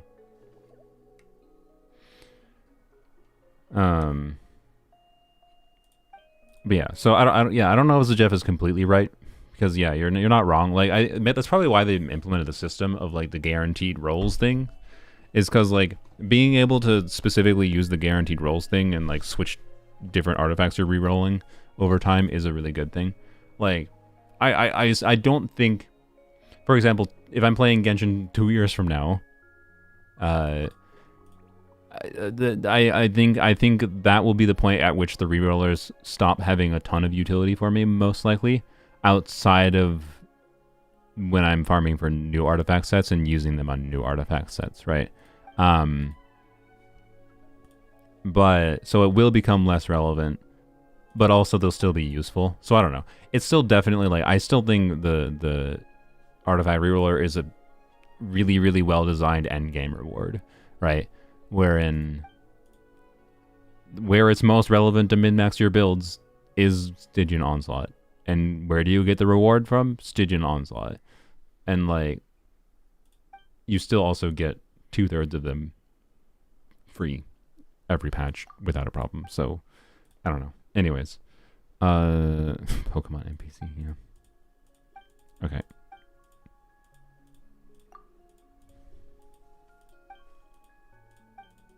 Protect Aaron, yes, yes. Kapow, kapow. Playable Melusine when? What are you talking about? Is Siegeween not exactly the playable Melusine you wanted?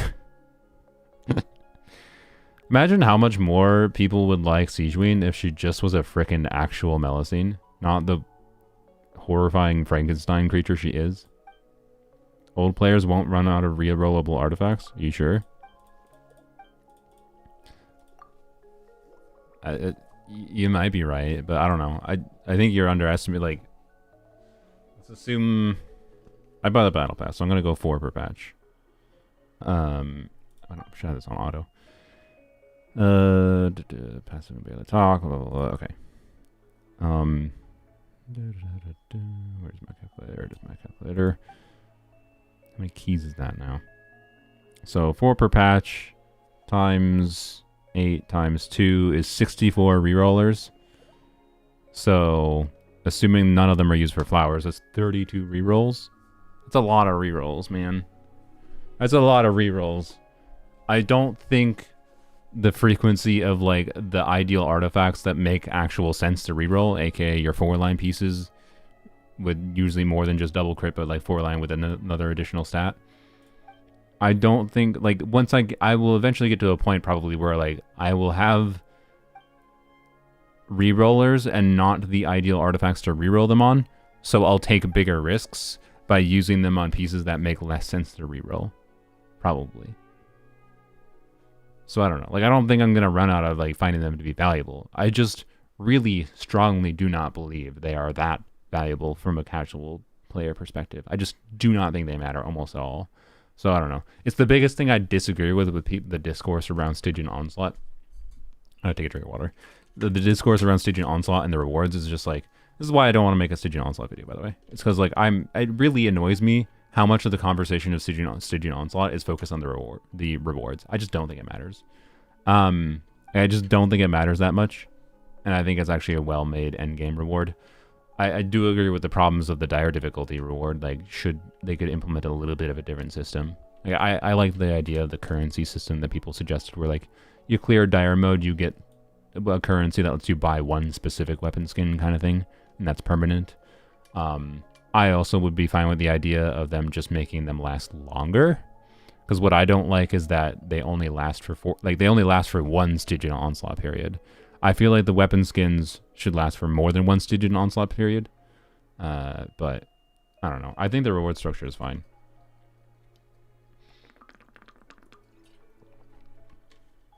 And I agree that the difficulty 5 should be co-opable. Not because I think the rewards matters, but just because people do care about the rewards, and more people would consider playing co-op, and I think co-op Stygian has a lot of potential and is quite fun. But people don't really want to seriously consider playing co-op as much because of the fact that it's not co-opable. So, yes, I know it's co-opable. I'm talking about the rewards.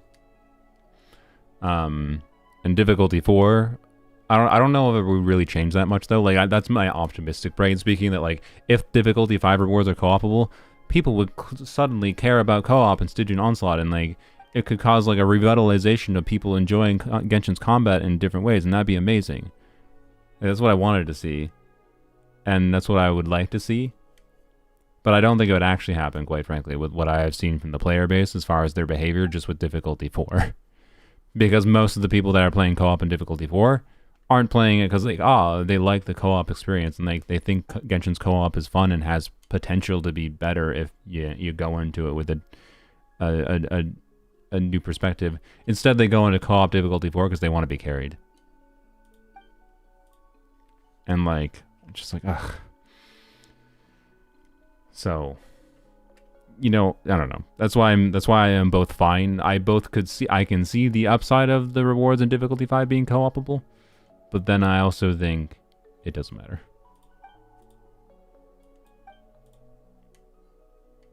Sad how many people can't do difficulty 4. It's not that surprising. I mean, you need 3 teams for it, and difficulty 4 is relatively similar to Abyss as far as DPS checks go, but it's very single target, and you need 3 teams, and the boss mechanics are really specific. So, I get it. I get why people can't do difficulty 4. It's not that surprising. Wow. Alright. Search for the key near the Weeping Willow. Okay. Let's go on to poems only real quick before I forget. I need to finish dailies there. It's going to take 2 minutes. Combo about Sig weapons. What are your thoughts about Varka? Seeing Wolf's Gravestone is not going to be a Sig. Like, did people think that Earthshaker was going to be Muika's Sig when they saw her using Earthshaker in the storyline? That's all I can say to those people, right? Like, they haven't shown his signature weapon for one of a couple of reasons. One, either it's a Muika thing and there's a lore reason for it. Like, there might be a story reason where, like, Varka will find his signature weapon when doing something. Or 2, they haven't finalized the design. Or both. Counterpoint, Mawika had story about? What are you talking about? My point is that is my point. And they showed Mawika in this story with Earthshaker, and you didn't see a bunch of people being like, ah, Earthshaker's Mawika's signature weapon. Wolf's Gravestone is not going to be a signature weapon. I hope it is a good weapon on him. I hope Wolf's Gravestone is a good weapon on him. The problem is like I can't fathom it's going to be better than what a limited 5-star weapon is for him. Unless they make him have some really weird things in his kit, like making the enemy drop to 50% HP by... Varka has the Genshin's first global passive, and the global passive makes enemy HP be half of what it is. Enemies start at 50% HP. Suddenly everyone can clear dire difficult. Get Varka or you can't clear dire difficulty. Oh no. Oh god, that'd be really stupid. Like I don't know, unless that reality happens, which I certainly hope not. I don't think it would. I don't think Wolf's Gravestone is going to be his best weapon. I don't know, but it's possible. Like if he's a standard banner unit, okay, maybe yes. Maybe yes. I don't believe in it. It's probably going to be an okay weapon for him, assuming he's an attack scaler. And assuming that he has access to a bunch of free crit, either in his kit or in an artifact set. Yeah, I'd be very, very surprised if he's a standard banner unit, which means he's going to have a weapon they're going to want to sell for him. So at best, Wolf's Gravestone is going to be a cope weapon option for him. It's probably going to be worse than, well, okay. With the lunar reactions, Serpent Spine might be kind of garbage for him, and that might make Wolf's Gravestone better than Serpent Spine. Like if he's, you know, because like a Nefa, for example, doesn't want damage bonus because her lunar type damage does not scale with damage bonus at all. So that could be what makes Serpent Spine worse for him. But also, what other weapon is there? No, the other battle bonus weapon is garbage. So yeah, no, I don't know. There's a good chance Wolf's Gravestone is a good weapon for him, right? Don't get me wrong. I just doubt it's going to be his best weapon. So I don't know. It's worth hoping. It's worth hoping that it'll be a good weapon for him. Best weapon? Let's be real. It's not going to be. They just did that because they wanted to show hot anime man with big sword. What happens when I Google that? Risky browser searches of the day.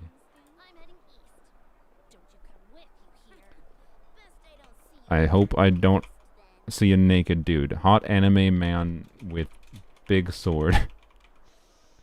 I'm doing it without blocking it out first.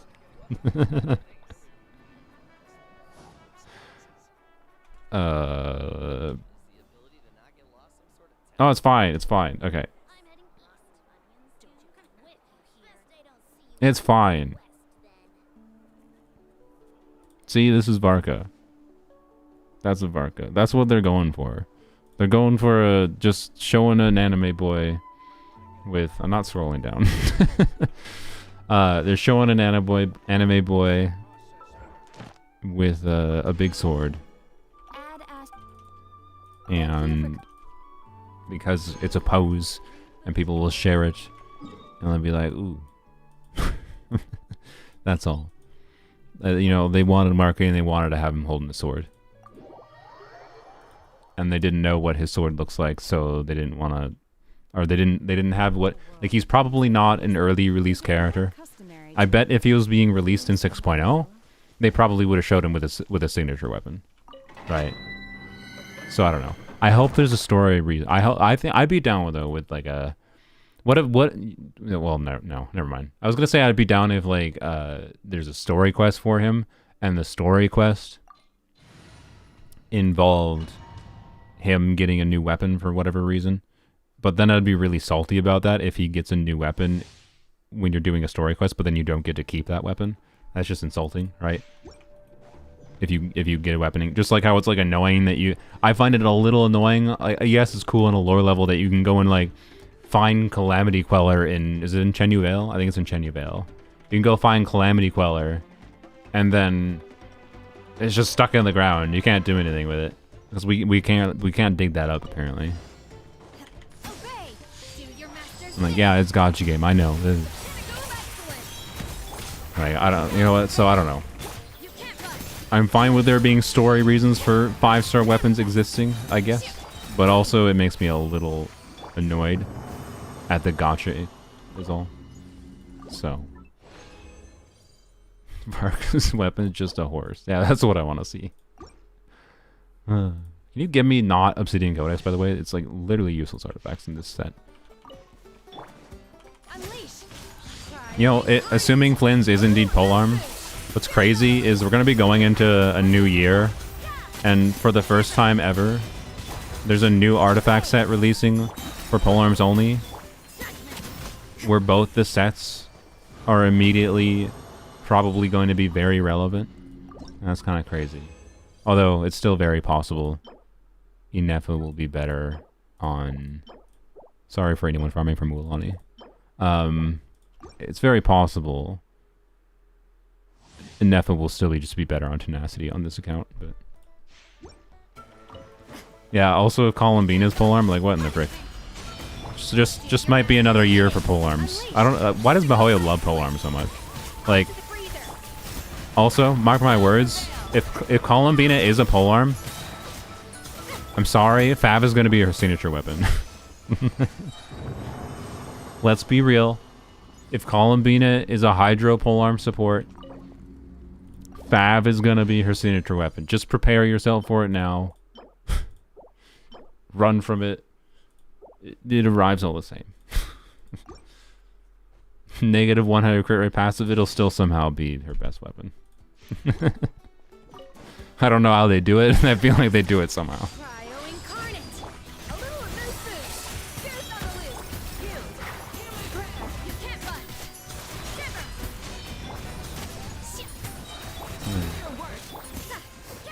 Varka's signature is Fab Claymore.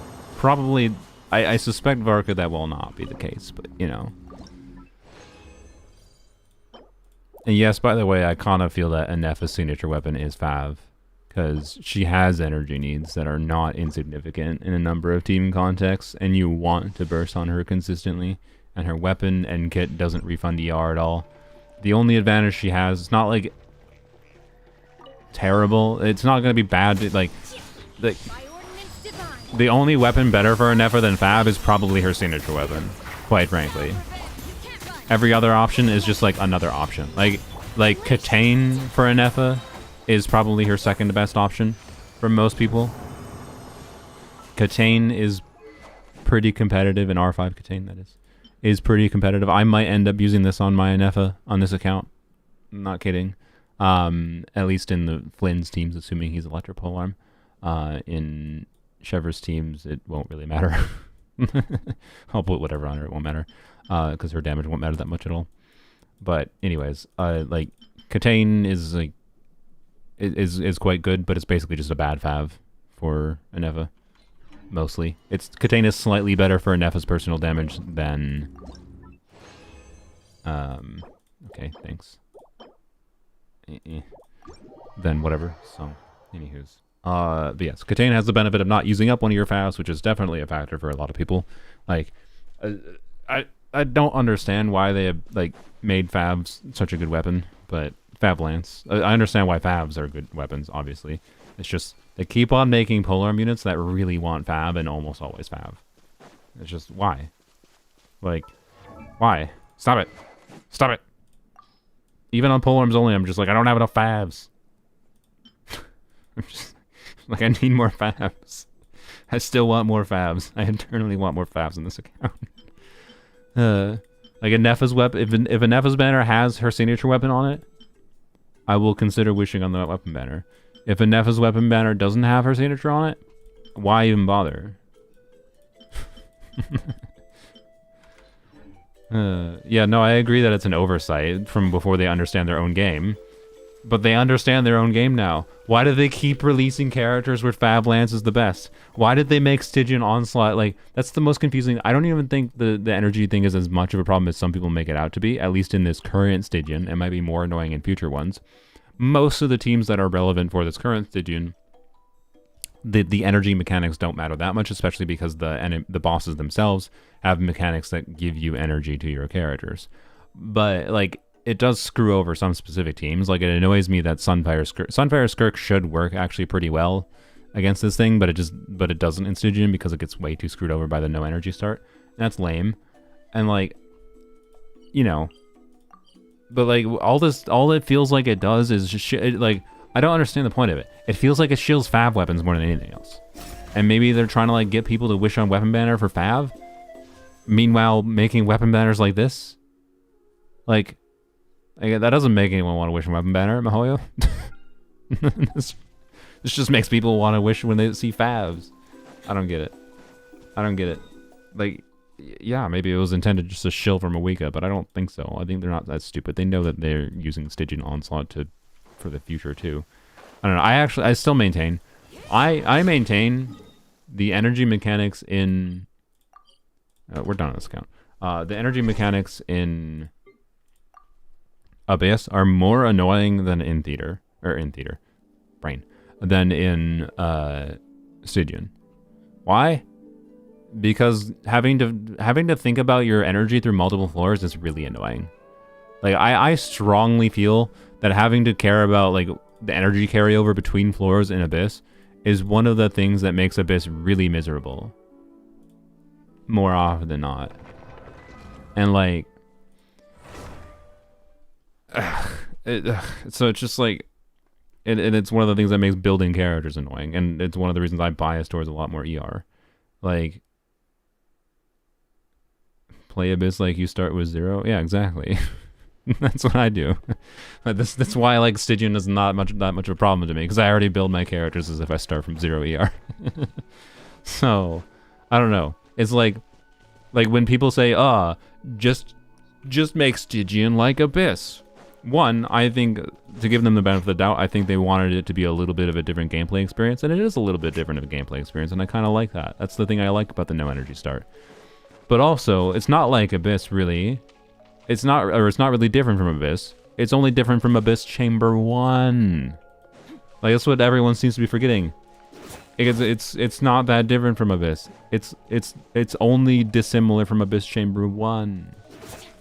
Anyways, I'm fine with the no energy thing, and probably my biggest hot take with Stygian is I want them to keep the no energy thing. As long as they keep on doing mechanics with the bosses that refund energy in some way in particular, I think it's perfectly fine, and I think it's an interesting gameplay nuance to it. I just think it's weird that it shills 5-star or it shills Fab weapons, because shilling Fab weapons is anti-shilling 5 stars. Like, with the only nuance being like, you can acquire Fab weapons on the weapon banner, right? So, I don't know. Every chamber you end it charging up, so you start charging up. Yeah, I mean, yes, I don't disagree. Like, I don't disagree that the energy is more annoying in Stygian than it is in... The energy at the start of Stygian is more annoying than, like, at the start of Abyss Chamber 2 and 3, usually. But that's because I build energy on my characters. So, I don't know.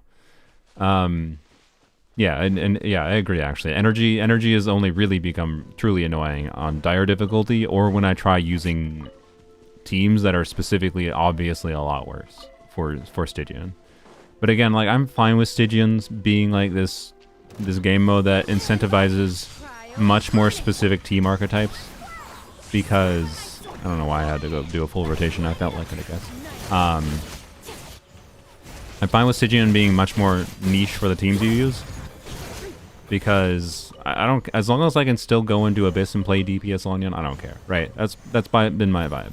I am fine with different forms of content incentivizing different kinds of teams being used, and if they're gonna make harder endgame content, it's going to have to inherently restrict teams more in some level. Like, I don't know. Anyways, I still want to see them make new content, right? While I'm skeptical of the idea of it being very possible, I would love to see them try to make something that is like more difficult, or difficult endgame content that does not have a timer. Sorry, my brain wasn't functioning. Oh, what? Oh. The camera should not have done her holy. Yeah, the scoring system from Zenless updated, so like the old version of Battle Tower couldn't exist in Zenless, or it could not exist in Genshin. But the current version of Battle Tower is really interesting because so Zenless's Battle Tower, it's not really a time challenge. It is instead a use mechanics challenge, like play good challenge. Zenless though has a lot more specific mechanics that they can like give points for. Like I was thinking a little bit recently on like, okay, what kind of things could they do in an equivalent Genshin mode that are the same thing, right? Wherein they assign a point score for doing different kinds of things, including more points for more mechanically challenging things in Genshin. Like yes, you could do overvape, but like yeah, trigger 2 reactions at once. But the problem is like you don't always. Then that's a team restriction. Like you have to. I don't know. Like it's weird. Like it's the games are fundamentally designed in different ways that I don't think Genshin is very inclined towards it. I think it's much harder to design a non-time based mode in Genshin for how Genshin's game is designed compared to Zenless. But it does make me think there is something they could try to do. Right. I just don't know exactly what that would be. So, yeah. Yeah, it could be points based on triggering reactions, points based on not taking damage, obviously. Like, I think that would be one obvious one. Not by not taking damage, I mean, like, not getting hit at all. So it would be anti-shield. It'd be an anti-shielder game mode and anti-healer game mode. But that could be good, right? If suddenly we can stop caring about, well, other than the Farina problem. If we can suddenly stop caring about... Where am I supposed to go? I know I'm supposed to figure it out. You don't need to tell me.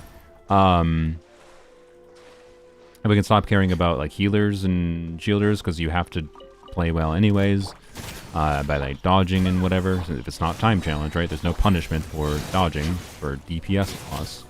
If you don't need DPS thresholds, you need a play well threshold, right? Like, I think it's possible, but I inherently think it would work. It's gonna work less well than it works in Zenless. That's all, because they're different video games. So I don't know. I am skeptical. Is all. I am skeptical of the idea. Am I supposed to go in there? I feel like I'm not, but let's go in here. I think Theater was an attempt at simulated universe. Yes, and I think they failed. Cannon.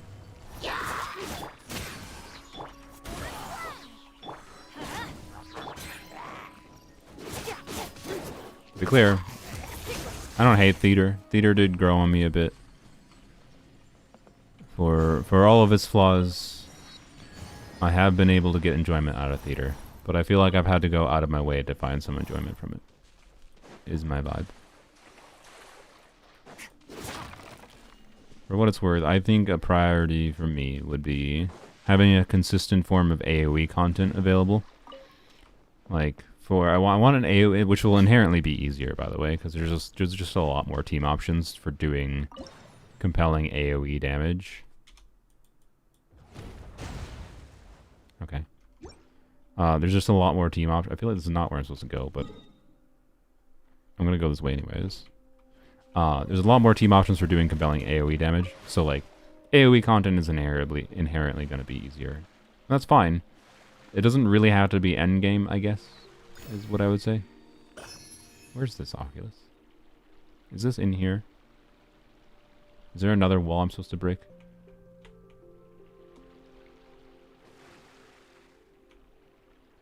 To me, it just sounds like you want woo-woo holograms. No, Genshin doesn't have the mechanics to make woo-woo holograms work, I'm sorry. Like, it doesn't. It does not. It's not here? Okay, it's above. I've played woo-woo holograms. I think those are flawed in a number of ways, by the way, but, you know. By the way, like I've seen some like WoWa fans calling holograms endgame in WoWa, which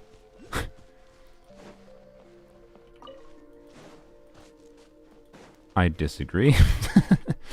But I didn't dislike them. I thought they were fun. I tended to be fighting them relatively regularly as like the main form of combat content that was challenging when I was playing it.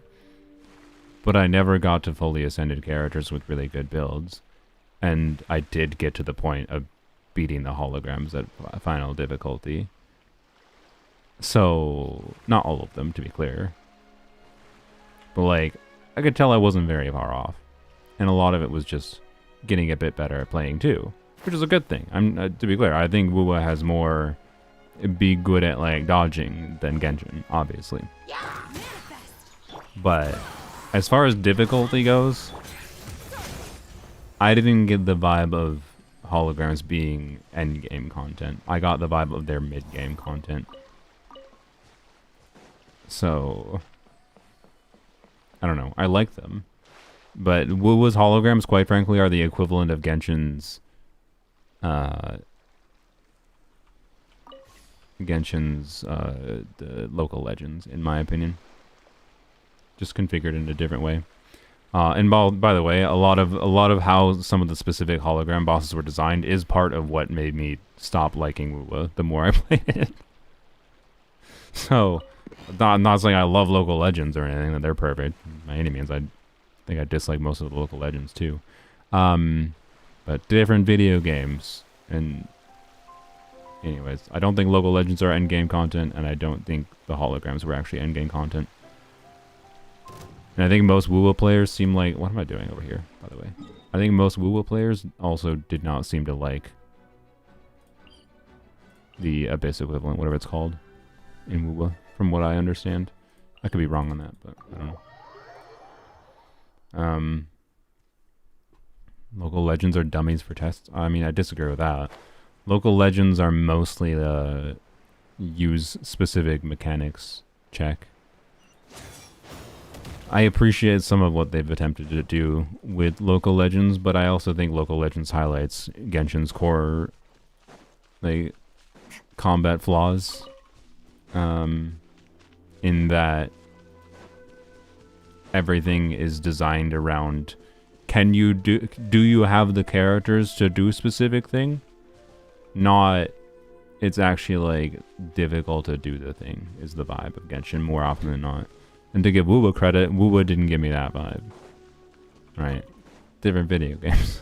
Crazy.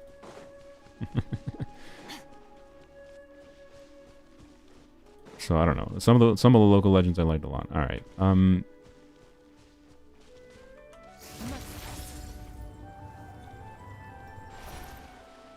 I don't remember it being complicated for me. I solved this on my own when I did this on another account. I don't remember anything about it, and I can't remember what I did. Is this an elemental sight moment? It better not be an elemental sight moment. I don't like elemental sight. I don't see anything. Good. I don't understand why Star Rail is so popular. It has an autoplay button, and it has visual sound effects and engages monkey brain for, ooh, shiny flashy things going on. Sorry, that's a little bit of an insulting way to describe Star Rail, but let's be real. I think that is a big part of the appeal. You can go underwater. I thought I couldn't go underwater. Well, this is murky. That was my assumption. You are correct. Ah, that makes sense. Oh, you want it? I know why I didn't have a problem when I did it in my polearm account. Because I went from this direction. I forgot. I said I was going to go in this cave. But, yeah, sorry. As far as Star Rail, I like this. I like the story of Star Rail. Most of it, not all of it. But, quite frankly, yeah. The like, general, like, gameplay progression of Star Rail generally felt like losing your sanity until you get to the point of being able to press the autoplay button. And then still getting really mad when the autoplay button fails. Because the autoplay is configured in ways that just, like, is really stupid. But yeah, this is what I did in my polearm account. I went here, and then it takes you all the way over here. That's why I never... My brain thought I wasn't supposed to go underwater. I do know that like you can go underwater. Okay. I thought I wasn't supposed to go underwater because it was murky. Like, oh, you're not allowed to dive here, but I didn't actually try, and that's my bad. But the reason I didn't remember going underwater on my other account is because I didn't technically have to from the start. I went underwater first from here, and then I didn't. Yeah, so I approached things differently. That's why my brain was being a stupid. I'm using 100% of my brain. No, I'm using like 3. All right.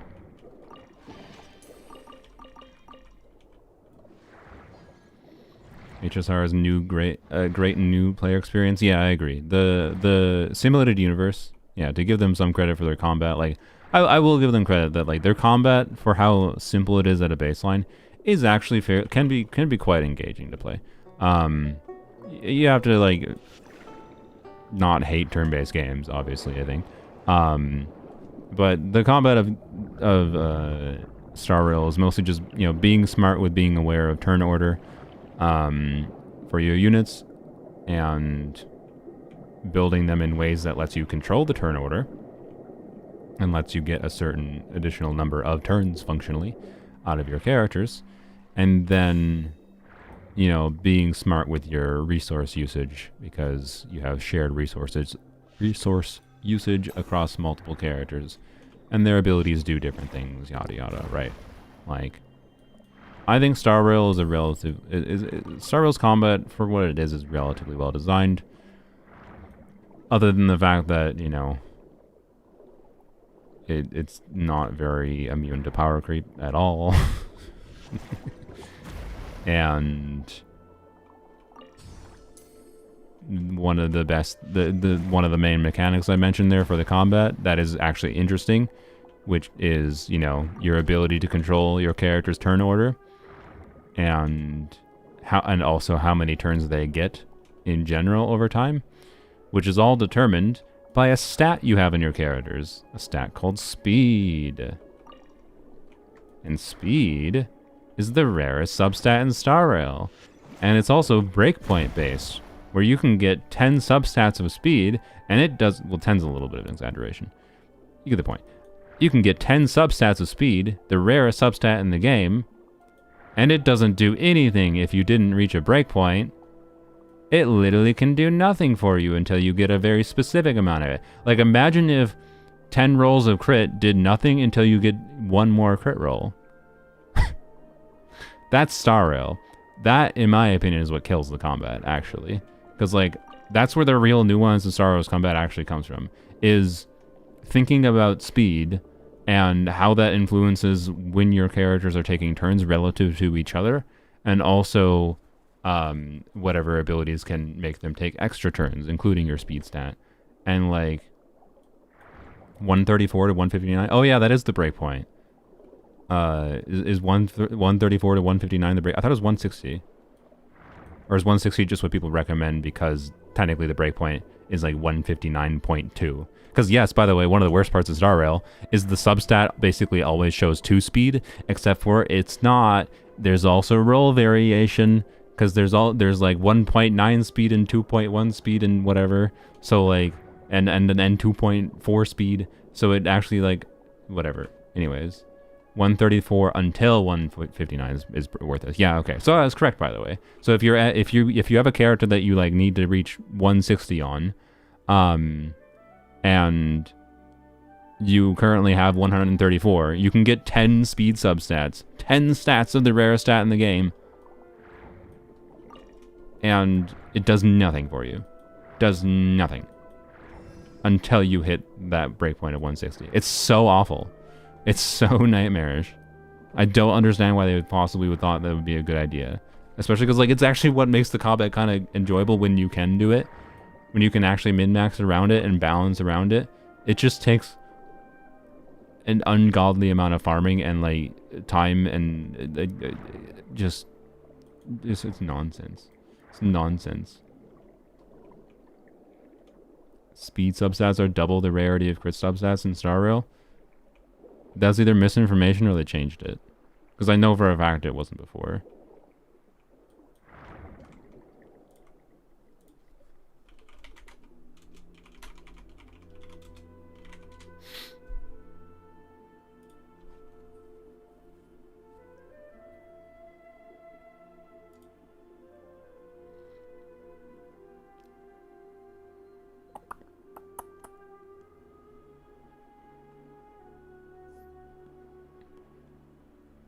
Or maybe it was like speed. I don't remember. Let me check. I'm trying to find. I guess yeah, I'll just use the wiki page.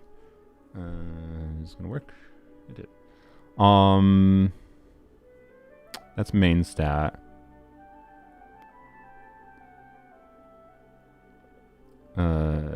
Yeah, so that's main stat booty. So main stat is for feet is only 12%, which is bonkers, by the way. This is a bonkers low rarity for feet pieces. We're talking substats though. Main stat values. Substats. Is it substats? Yeah, substats. Weight 4. Yeah. See? It has the lowest weighting.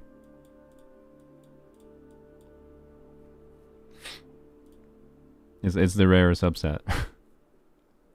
So I don't know what you were looking at. This is the wiki. I think you might have accidentally misinformed yourself by looking at the main stats. Like, yes, the main stat of speed is higher than the main stat of crit rate, crit damage, but that's on different pieces that can't even have the same main stat. Yes, the speed decimals that the game doesn't show you, indeed. Yeah, what is the actual values of speed? Yeah, 2, 2.3, and 2.6. And by the way, anytime you get a speed piece, it will always show 2. And then you won't know if it's actually like a... And then if you have 2 max rolls, it'll show 5 with 2 rolls. But if you get a low roll and a mid roll, it'll just show 4 speed. But it'll actually have 4.3 speed. And that can matter. Like, the amount of times that Star Rail's roll variation mattered when I was like building characters, and like I didn't get a high roll versus a low roll in effect hit rate, break effect, or speed, and I didn't reach a break point for like getting something to work, was insane. Like, good God. So yes, speed is harder to get than crit. Also, specifically, one of the most desirable things, although this is mitigated slightly, I will say, by the fact that there is the main stat substat selector thing that exists now. So it, like, good on them, and there's rerollers now. So good on them for slightly addressing this, kind of slightly. But what is the energy regen rope? Yeah, it's 5. So for supports, and supports generally speaking in Star Rail, and I think this is still the case, like want to be built with like 160 speed. And they usually have things in their kits that like give them a little bit of uplifted base speed. But like they generally want a lot of speed substats, and they oftentimes care about little else other than speed substats in their builds. And if you're doing some really insane true min-maxy shit, you want a lot of speed substats potentially. Like I was trying to get a 200 and something speed build on Tingyun, and I got very close. But one of the hanging points is the fact that like you would need this link rope slot with an energy regen main stat. The only way to get energy regen, and it's very important to get it, get this main stat on specific sets where like the 2-piece bonus gives a little bit of energy regen as well. Like you would need that. If you didn't have that, you didn't reach a break point where you got your energy back properly. But yeah, I mean, if it does depend on getting hit by the enemy. That's fair as well. But if you're trying to rely on not getting hit by the enemy, anyways, 5% base drop rate for energy ropes is actual nonsense relative to HP, attack percent, and defense, with how often and break effect. Like actual nonsense, stupid low rate. Especially because you want to know what you mainly wanted on energy regen ropes, crit or not crit, speed. You wanted one specific substat, the rarest substat in the game. So you need a 5% base chance drop rate and the rarest substat. Like, and then you have to get lucky. And it all rolls into that one speed stat. Like, actual nonsense. Anyways, sorry, there's my Star Rail rant. I don't know why we got in that. I have reinstalled Star Rail, to be clear, on my phone. Because of Archer. And Archer's been fun to use, but I haven't, like, logged on daily or anything. He's been fun, but I already had the equipment for him. I didn't really have to farm a bunch for him. I farmed a little bit for Gallagher to fix Gallagher's build. With like the 2400 resin I had. And was able to fix his build enough that he's functional. But like, you know, it didn't. I can't say like they have not improved things enough to make me want to return to the game. Is what I would say. Is there no boy who can cut you out here? Oh, there you are. There you are. I'm blind. Guess I should murder first. When in doubt, default to murder. I crafted 3 ER ropes with speed, 0 rolls into speed, and all of them. That's brutal. That is brutal. I crafted an ER rope for Gallagher with speed. That's the main thing. Like I ended up having to farm for, and it rolled twice into speed, so it has 6 speed substats. And it made me a little salty because, funnily enough, I only needed 1 speed roll for Gallagher. I only needed 1 speed roll to get him to 160. And I was like, well, so he's at like 164 with that extra speed roll. I'm just like, I mean, thanks, but, you know, like, this just makes me remember back to all the times when I got ER energy regen ropes with speed substats in the past, and they didn't roll into speed at all, and I really needed them to roll into speed. So it just made me salty that now you roll into speed for a piece, for a unit that didn't need the roll into speed. That's what Star Rail feels like.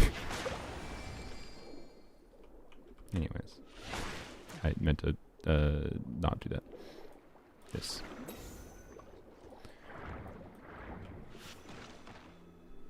I get speed on your DPS ropes? Yeah, exactly. So anyways, it's a wonder that anyone plays Star Rail long term. Because I feel like Star Rail is designed in ways to make you go insane over time.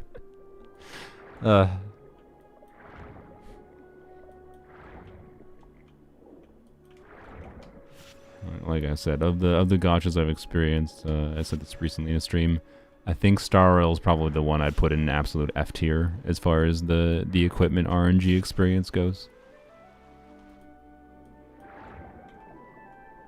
Do we need another bubble?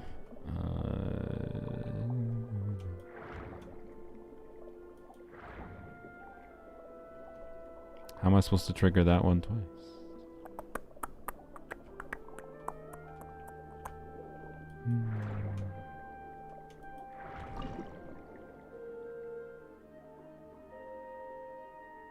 Wait, not twice. Second. I'm like my brain. This is fine.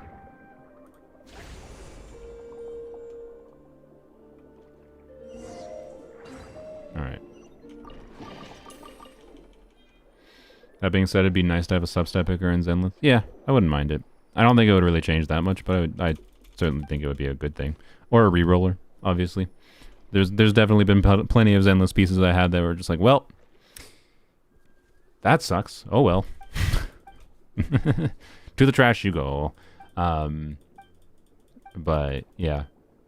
Most recently, I got a double crit attack percent piece in Hormone Punk in slot 6 finally. I was like, oh, cool. Nice. Actually, no, sorry, it wasn't Hormone Punk. It was Shadow Harmony, which probably won't matter because I think I will end up going Energy Regen slot 6 for Orphe. Probably. But I like to have it as an option, right? And maybe I'll get Soldier Zero on rerun. I don't know, right? And I got it. Yeah, it was a double crit. This happened a day or two ago. It was double crit, attack percent, sick, slot 6, and it rolled into crit 0 times. I was like, well, bye-bye. Because it was like, you know, if it had like 1 or 2 crit rolls, I would have kept it just because, like, just in case I needed that as an onset piece, right? Like, it would be worth keeping it with just only 1 even crit roll. But like, with just being double crit at the baseline and no other crit rolls, I'm just like, I'd rather just continue farming. So, yeah. Anyways.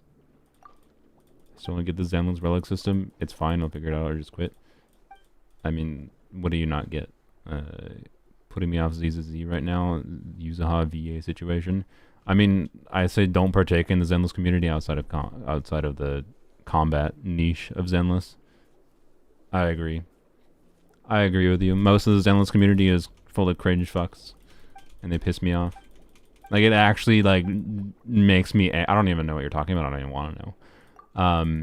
I'm sure it's just people being assholes saying they don't like a VA and being little shitty human beings.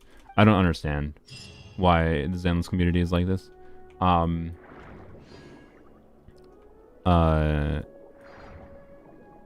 So, yeah, I don't know. To be clear, I think some of the drama is completely made up bullshit that is not actually happening. So I don't know. Homophobic people not liking ships? Oh, is that what it is? Oh, I see. I understand. So ye olde right-wing incels for some reason we're playing... Is that... probably incels maybe the wrong word. Whatever. Fuckwads. We're playing Zenless. That explains a lot, honestly.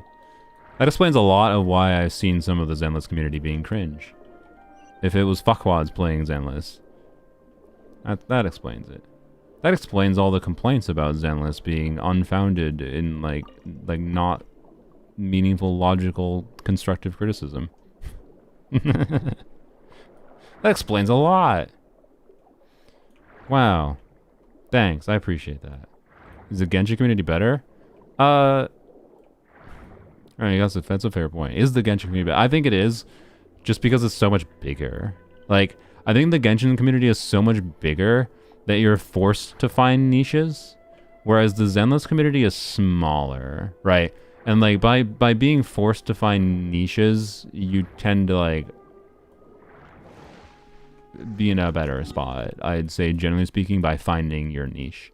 But like on a generalized level, I was like Genshin Twitter discourse compared to Zenless Twitter discourse. Let's be real, it's not going to be that different. Us lore girlies are chill? Exactly. I mean, let's be real, it's probably... I made a mistake. I remember. I think you're supposed to swim your way over there. Or just stay on Twitter. Well, yeah, I don't use Twitter. I only see from Twitter things disconnectedly. And I do not partake. I don't even go on a Twitter. I would actually like browse Twitter on occasion still today if I didn't have to log in. But like every time I look at anything that's a tweet, it's like, oh, you can't see this without logging in. Well, frick you then. I'm not gonna look at your shit. Congrats, you have made me not use your service. Like, anyways, do people still use Twitter? I mean, weird people, yes. I don't understand why, but people do. Yeah, you're supposed to go here, I think. So, anyways. Twitter is cringe. Zenless community. Yeah, no, I don't like the generalized Zenless community, and I think part of the reason I dislike it more is because it is inherently smaller of a community than like Genshin. Duh. And it makes it harder, I think, to avoid the cringe people. Whereas Genshin is really easy to avoid the cringe people because there's so many small subdivisions of the community, right? Just by the general mass of the community, it just splinters off into 5 billion little subdivisions, right? Yeah, I mean, yes, Twitter is just indeed social media in general problems, but I would say there's more problems with Twitter than just it being a social media website. It might have been caused by specific things. It's almost like it became actively worse. It's not like Twitter was a good place before, mind you. Twitter wasn't a wonderful place before. But it was a better place before, and it was a useful tool before. And it hasn't lost all of its utility. Like, there's sometimes been good things that came out of Twitter. Like, I think the community notes function on Twitter can oftentimes be good. And it also can sometimes be useless. So, anyways, yeah, the Zenless community, just by being smaller, feels like one community more. But the people that care about the combat niche are still... Like, you can kind of get into that niche a bit, and that's what I interact with most people. But also, even then, you still get the vibe of the cringies. The fuckwads. Okay, apparently... Too shallow to dive here. Can I dive? No, I can't. Ah, don't kill me. Where is... No. Can I... I'm sorry? Thank you. Can I not do that? Hello?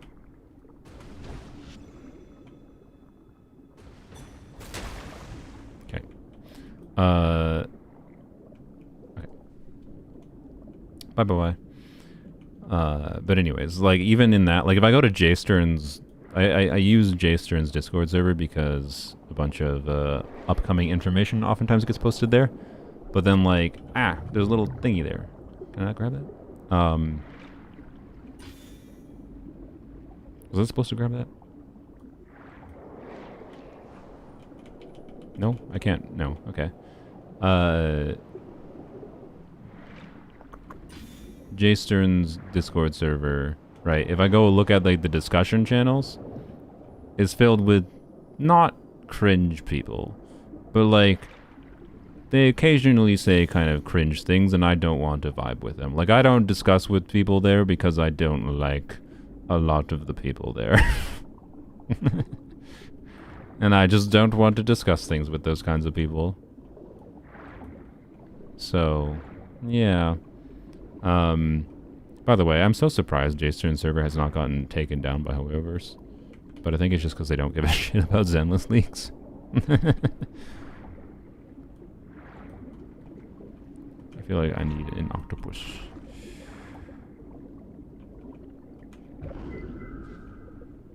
Okay. Oh, you're shooting at me. I see.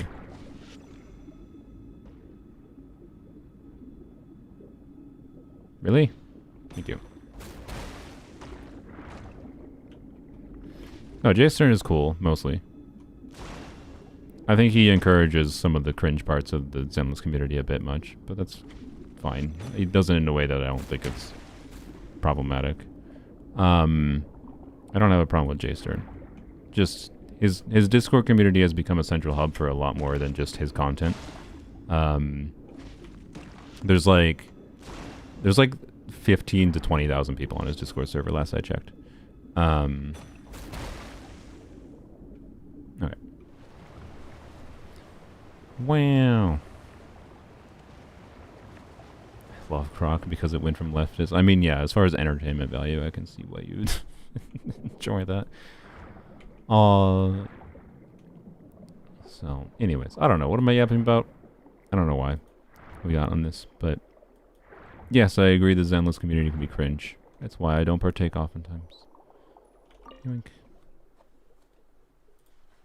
I don't partake in the discourse other than, like, most of my interaction with the Zenless community is specifically with people on my Discord server, right? Anytime I go look at, I've gone to go look at, like, discussion threads of, like, hey, here's the discussion thread for insert new characters kit here, and it tends to be filled with people that are just, like, not discussing things that I think are interesting or productive and kind of cringe to talk about the way they talk about them, right? Doesn't every Genshin Discord server have leaks channels? At risk, just on the minor risk of, I'm not gonna say specifically why. The Jay Stern's server is all a little different. Jay Stern's server is all a little different. I will say. As far as leaks go. But anyways,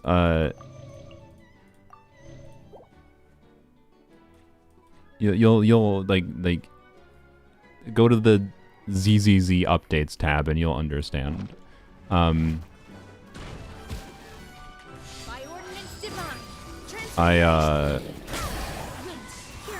don't want to say specifically why, but it's not the same. God freaking dang it.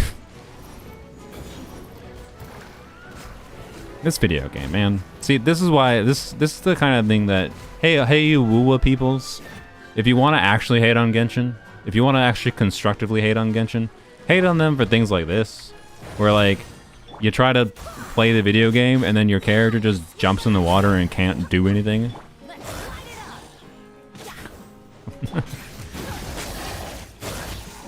Because like some of the things I've seen cringe Wuwa players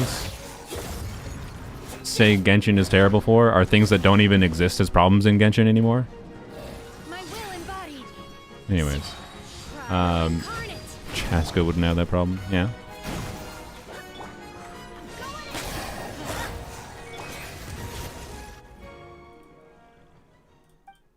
Us Wuwa people are watching a Genshin stream, or I would be hating. No, I don't think you guys are. I'm not talking to you guys. That's why I was using that weird tone. I am talking to the weird people who have nothing better to do in their time other than just hating on Genshin because they say they like Wuwa. Although my vibe of the people that like go into random Genshin, like we could probably go on the freaking trailer that they released for NEFA and we'll probably find some weirdos that are like hating on Genshin because they have nothing better to do with their time than go on to actively go and watch Genshin stuff still, even though they're not playing the game because of weird tribalism that like Wuwa versus Genshin, even though they're different video games and have their different appeals. Like, yeah, the tribalistic gacha warriors, which quite frankly, they don't actually like Wuwa. They don't actually like Genshin. Clearly, they just like being a tribalistic creature. That's my vibe on those people. I'm not talking to you. I'm talking to the tribalistic Wuwa players or the tribalistic Genshin players, I guess, in many cases. So, anyways, I'm just saying. I was just pointing out, like, hey, there's some content for you, tribalistic Wuwa players. There's things you can actually genuinely criticize about flaws in Genshin. Or you could just scream about things that aren't actually problems anymore. Scream about things that show you don't actually understand the video game. So, anyways. I don't know, I felt the need to grab those. How many points do I have just so far? 11? Wow.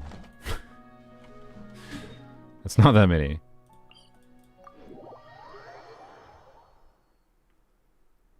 Critical gotcha smack who makes mostly if not only Wuwa but related to recent Genshin stuff. Only to talk about how hot the characters are. I'm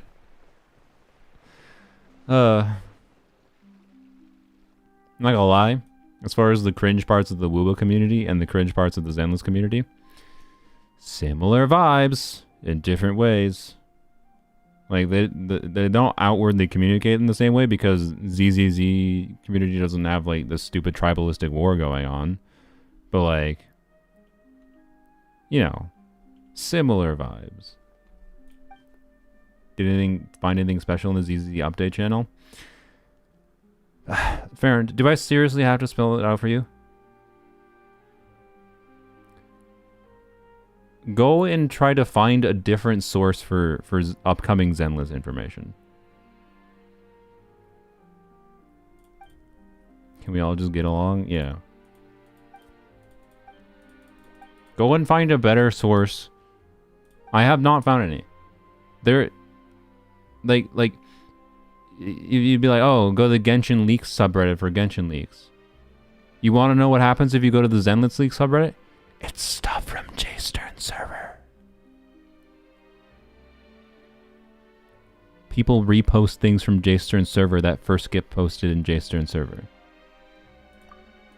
One of the primary individuals that has had I don't know exactly what they're doing, but one of the primary people that tends to be releasing information for Zenless for like betas and whatever is a person that is active on JStern server and posts there first.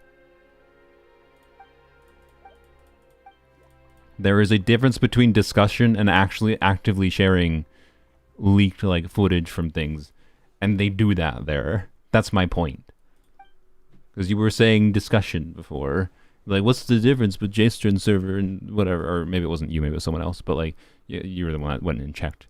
But like, there's a pretty big difference between sharing actual footage, especially being like the original location where it's shared, and whatever. Sounds kind of dangerous for the server. Yeah, I don't know. That's why I'm surprised it hasn't gotten taken down. Anyways, I hope I didn't cause it to get taken down. Please be good, because it's a good thing. I don't want to have to go to find a new location to get good information for Zenless. That's the only reason I'm on JStern server, by the way. Because I am there for being able to see the updates there. Sorry, I stopped reading Pashiv's information.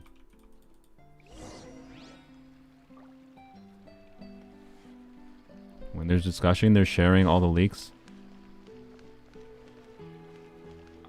I don't feel like discussing with you anymore about what the difference is in... oops.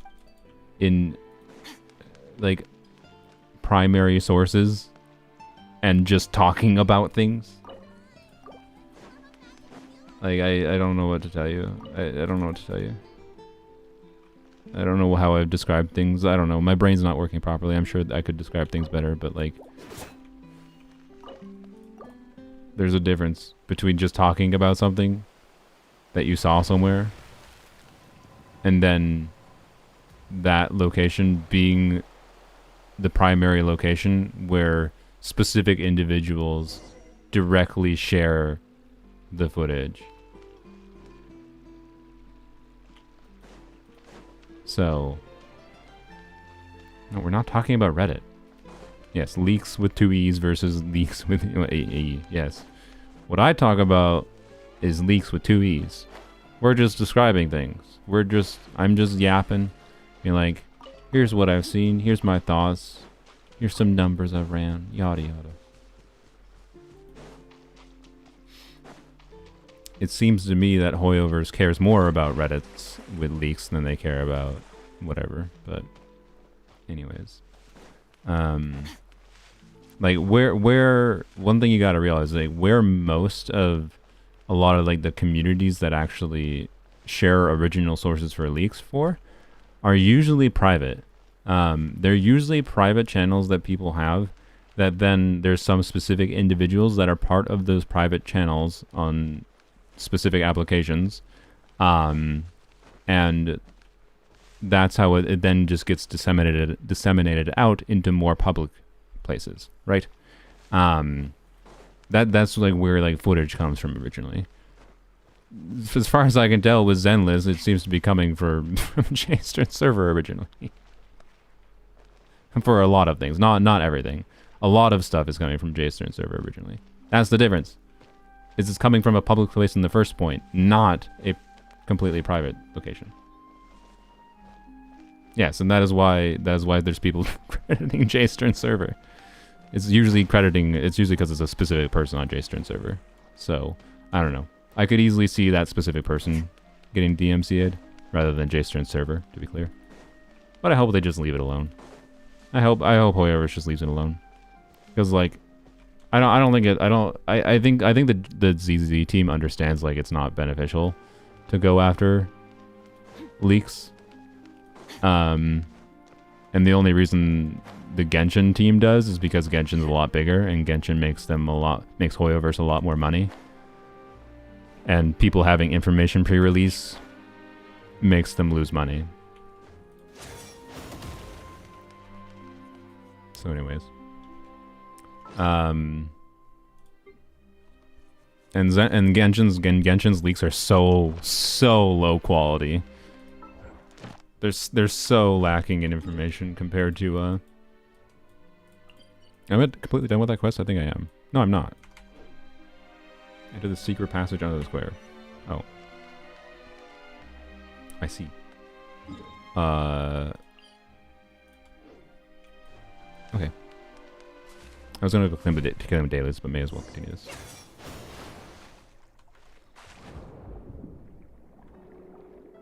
Jim getting like 1 from the lead of ZZ designers and Billy. Yeah, exactly. Right.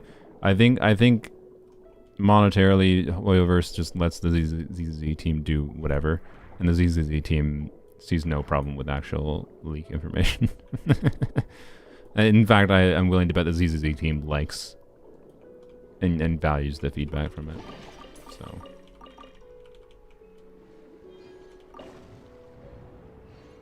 They show and make characters playable in-game very early. I mean, usually it's the patch before there's characters playable at earliest, but usually it's not. They're not like playable. They might like show up and like have some of their animations or something. Like for example, Monato is in the 2.1 story, I believe, and you can see his animations, which presumably are similar to his animations on his release, but he's not playable. Characters tend to only be playable in the story content when they're actually playable in the same patch. Like I believe you can. Can you play Alice right now? I don't actually haven't seen confirmation. I'm assuming it's just typical structure. You can play Alice right now, a couple weeks before release, which is better than what Genshin does, to be clear. But you know.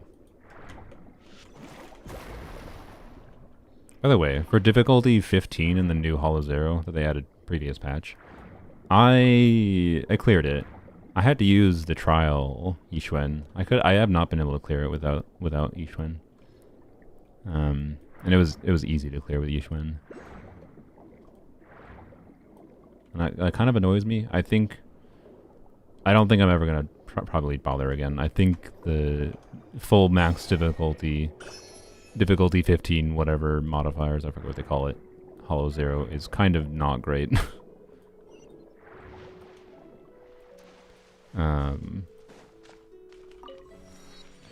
I think it would be dual. I think I actually got to the final boss, to be clear, with lighter Jafufu Soldier 11 at difficulty 15. But I think I theoretically could have done it, but I was getting the final boss down to like 10% HP left pretty consistently and failing to kill it in the time limit. Like I really, really hate that they put a time limit on the max difficulty thing. So, and it's always the Miasma Priest at difficulty 15. So, anyways, you can play Alice in the story.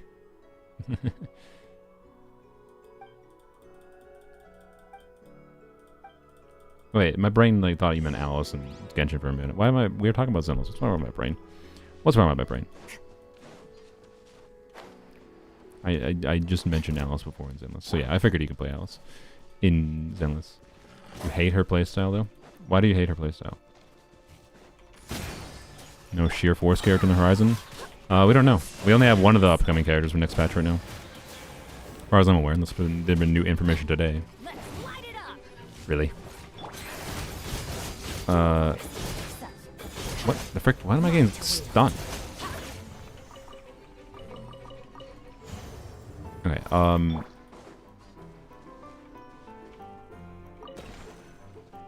god.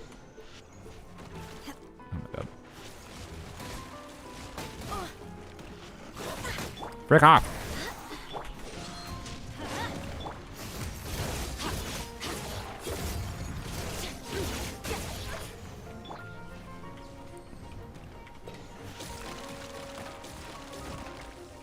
This is tedious, to say the least.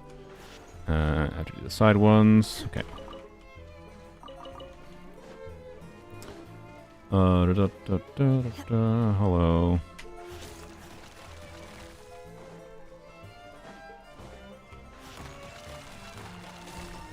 Okay.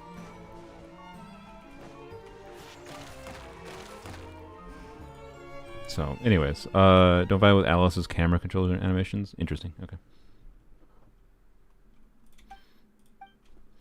Yeah, supposedly Monato might be a Rupture unit. I'm betting on Rupture 4-star or A rank in Zenless.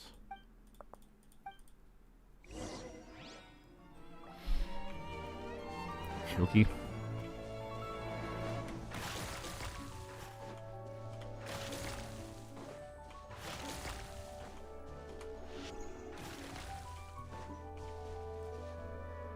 Okay.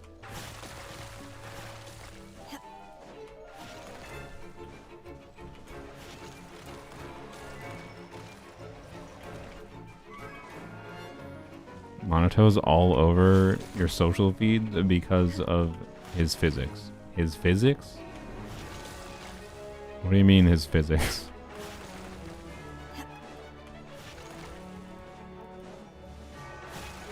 I know people are sharing around the heart thingy he does. I know about the heart thing. Oh, okay. I would just assume more was gonna spawn. He jiggles everywhere. I mean, every Zenless character jiggles everywhere. Every little bit of everything in Zenless has jiggles everywhere. I see. That doesn't surprise me. I also don't care. I don't know. I mean, to be clear, if there's a difference, like what I dislike about when Zenless, like with Zenless jiggles, particularly for the big booba characters, is like I hate Evelyn. I'm an Evelyn hater. I'm sorry. I'm an absolute Evelyn hater. Why? There's one thing to have big boobs. It's one thing to have big boobs and this game to have a lot of jiggle physics. I understand. Because honestly, Zenless is all about that constant movement and whatever. It's like one of the core visual things of the game. It makes sense that everything be moving more than even things might move in reality, because it's a video game. It's part of the visual style, right?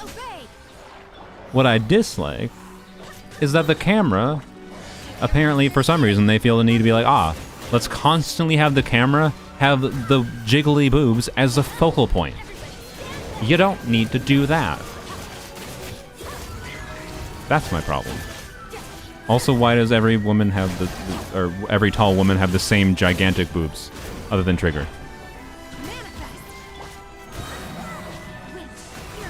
That I have a problem with too.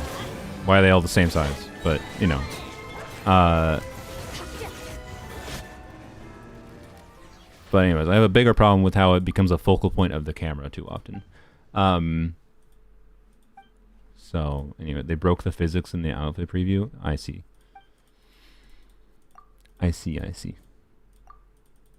So, if the camera zooms on to his crotch, that's what I have a problem with.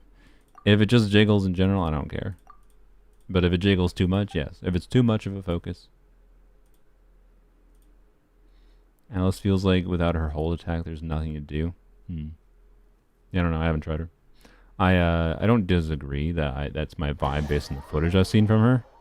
She seems like more boring Jane in many ways. Didn't I just hear a chest open? You're sending me away? Or a chest spawn? But yeah, I don't know. Like Jane has her whole nuance of like dodging for keeping a passion state versus parrying. Like I'm really enjoying the gameplay nuance of Seth, Jane, Yuzuha right now. At least with an M2 Jane. And we've yet to see if they're going to do any kit modifications. I think there's a very good chance they will. But even without kit modifications, like Yuzuha, and I don't have Vivian, but Yuzuha, Jane Seth, Yuzuha, Bernice, Jane, like, and Jane's whole nuance of how much do you want to dodge, how much do you want to parry, keeping up all the buffs and whatever, obviously, as well, and, you know, being smart with that. Like, she's just really good. And I don't know, what they have changed, yeah, it's all pretty now. What they have changed Alice to, Alice went from, like, you know, weird, interesting unit in her original version. Like Alice's original kit was more interesting to me. Where she had, like, her def reduction thing, and, like, she used to be all around, like, mini assaults, and she's still kind of mini assaults, I guess. But, I don't know. I feel like she just is a more boring Jane. Mixed with Miyabi in a way, but with none of the fun aspects of Miyabi. So, like, yeah, she used to be like a weird mix of like Miyabi and Jane was the vibe. And yeah, every version was a different Alice. But like her original version is the one that was, I think, most interesting to me. And all she needed was probably just a little bit different of like number values to be compelling. So I don't know, right? Like I definitely see on a combat level, I see almost zero reason to care about Alice.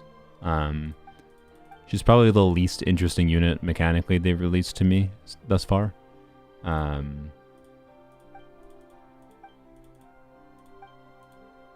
You're welcome. And we'll never see Passive again.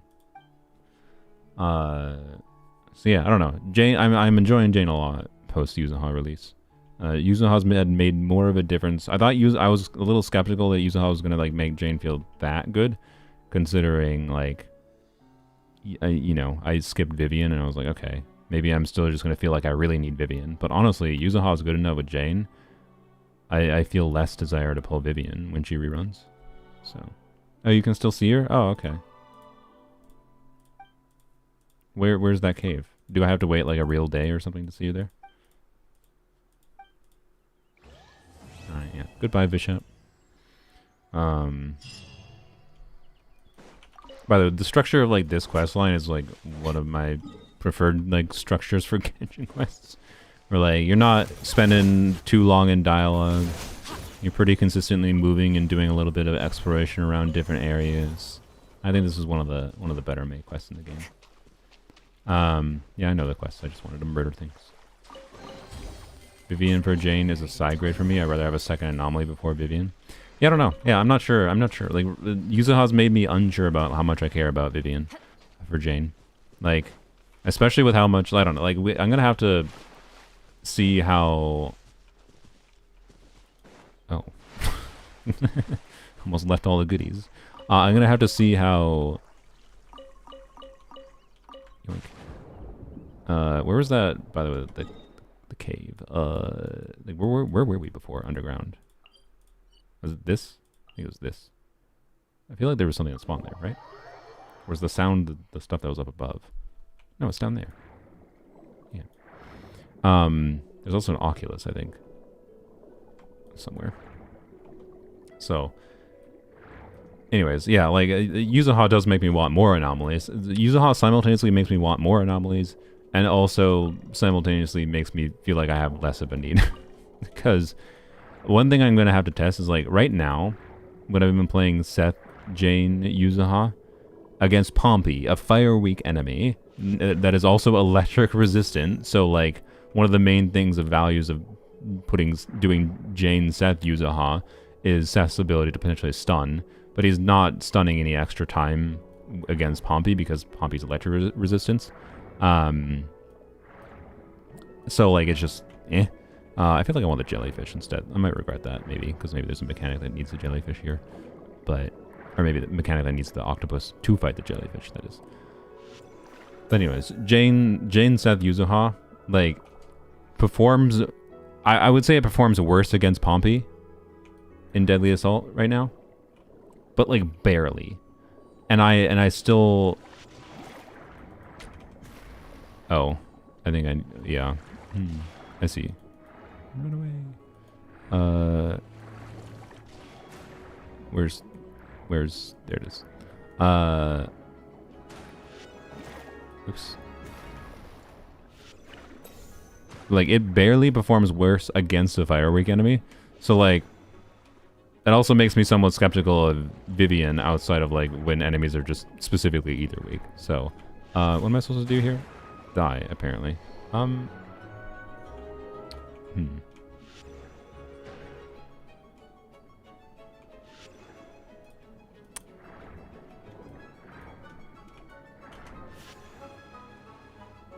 Oh, okay. I have to charge that for a really long time. Okay. Ow. Oh, I didn't get hit. It's fine.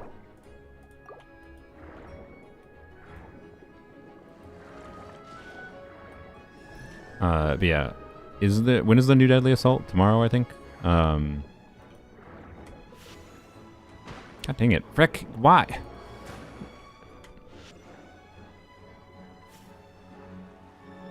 Okay, it takes a long time to hit. Alright.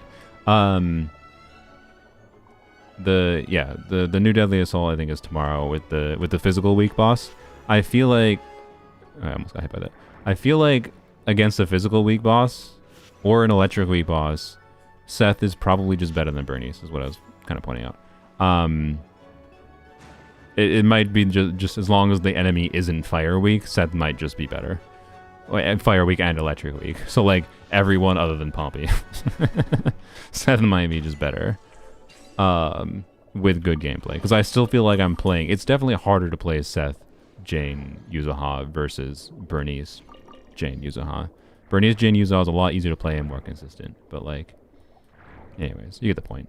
I think. I've been quite surprised how much Yuzuha's made me enjoy playing Jane again, because I felt like She'd kind of fallen by the wayside, despite her being one of the characters I liked a lot. I like playing a lot in Zenless. She just like felt like a little struggle to make work properly, and now I can make her work properly again. That's my vibe.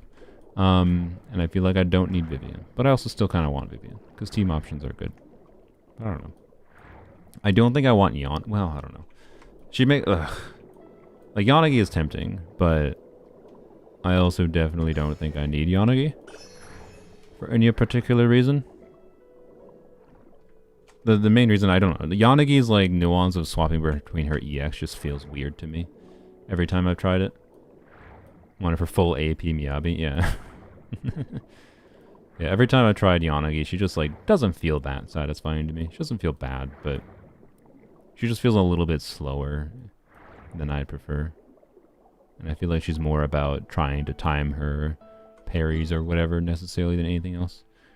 Alright, I think I'm done with this underwater area, I'm pretty sure. 74% there now, how exciting.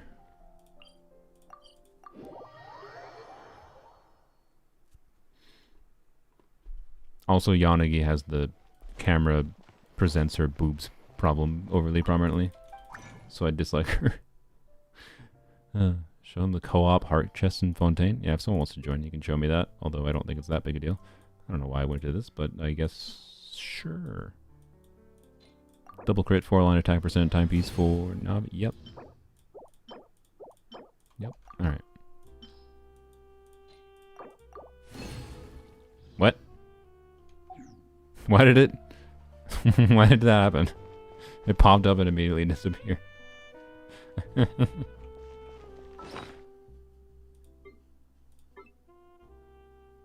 Well, I mean, it's worth checking.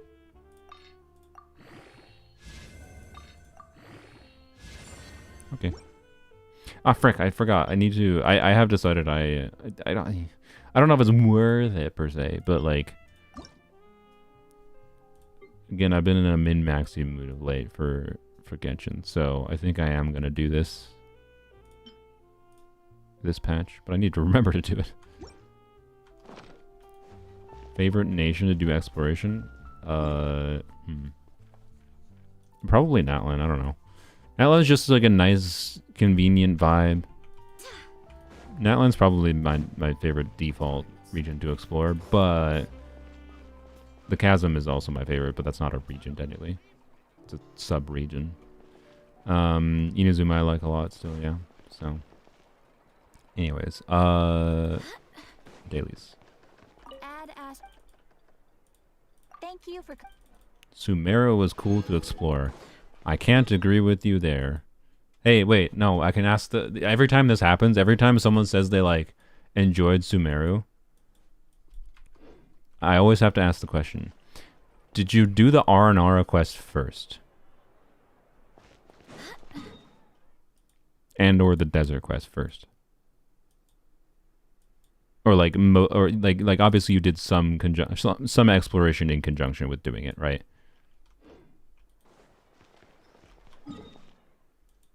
Because that is if you dare try to explore a bunch of Sumeru without doing the quest line first, or like or prioritizing the quest line and just happening to do some exploration, if you dare try to explore Sumeru, why did I come here? If you dare try to explore Sumeru not the way Hoyo wanted you to explore Sumeru, you have a bad time. That's my overall vibe on Sumeru. And like that's Mihoyo's general structure, to be clear, in the game, is they punish you for not doing like quests first. Like they want you to do quests, do some exploration along the side, and then you finish up the exploration after you do quests. That's my overall vibe. Natlan is the same way. The difference is with Natlan is they just balanced it much better. They didn't lock an absurd amount of things behind like doing the quest first. Whereas Sumeru, you'll like go around, you'll find things that you literally can't interact with if you haven't done subsection 82D of the R&R quest. Right. That's the problem I have with Sumeru's structure. Natlan is just, you know, you don't get into the whatever. Like you don't get into this one random minor sub area at all until you at least like start this quest. Actually, this one was a good example where like I think you have to start this quest to get into like this little underground section. But like, it doesn't really matter that much. You can just like start it and then you can just kind of go through it if you wanted it, and then you could do the quest. But also you can just do the quest the intended way and then, you know, explore while you do the quest. It doesn't actually matter. That's what I think the ideal is. I think a lot of how they designed Natlan was the ideal. And areas like this, which don't really matter at all outside of the quest, for the most part. So, yeah. That's my vibe. Because like when Sumeru started it, it was just like, oh cool, sweet, look, a giant rainforest to explore. It's so good, and like I enjoyed a lot of it. And then 67%, 69%, 80%, 70%, 70%, 85%. Ooh. But like kept on hating these things, or kept on running into these things and be like, nope, can't do anything here. Can't do anything with that. Yeah. So, yeah, every cave locked by a quest. Yeah, I think I can go here. I should go do this quick, actually. I don't know why I haven't done this one. I don't think is that locked behind a quest, for what it's worth. I think you can just... Wait, I think it is a little quest locked. I don't know. Let's go find out.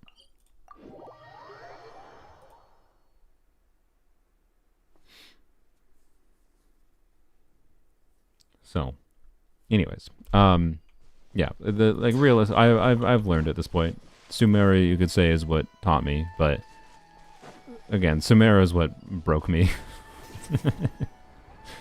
It made me a little bit of a hater of Genshin's exploration and quests and anything.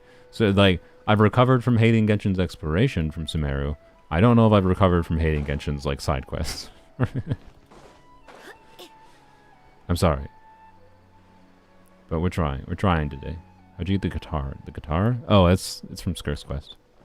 I don't know if this is what I intended to target. No. I know I said I was doing quests, but this is actually not what I came here for. I came here to go and get this. I refuse. I don't want to do R&R. Sorry. No. I don't want to relive my trauma.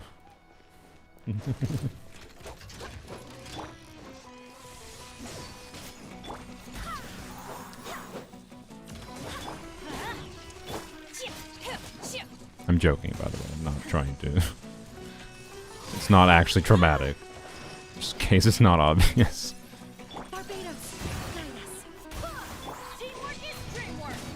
Yeah, I've heard the desert quest is good. I haven't done it. Like I said, at this point, I think I'm saving the desert for when it's most thematic with Dia farming for me. If I end up getting C6 Dia without having to do a bunch of farming, then I'll just do it whenever.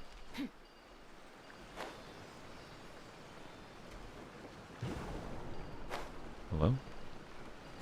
Where'd he go? He's over there, I think. No, that's the rocks. Okay, they were sealy colored, to be fair. Oh, there you are.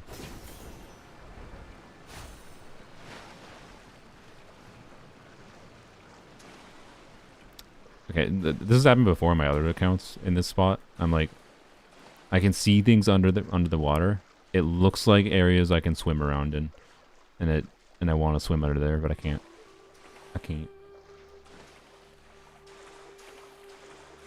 How is Shenna's burst not back yet? I don't know. I think I didn't trigger a single fab proc.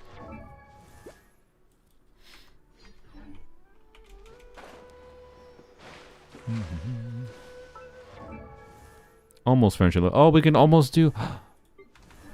How do we get friendship points? I think we have to spend resin, don't we? I'm gonna drown. Frick me. Please, please, please. Okay. What was I saying? The friendship XP. I think we have to spend resin for, don't we? I want to get friendship level 10 on Shenna. I wonder. Oh, I can probably go to the Matipot. Matipot probably has a little bit of friendship XP.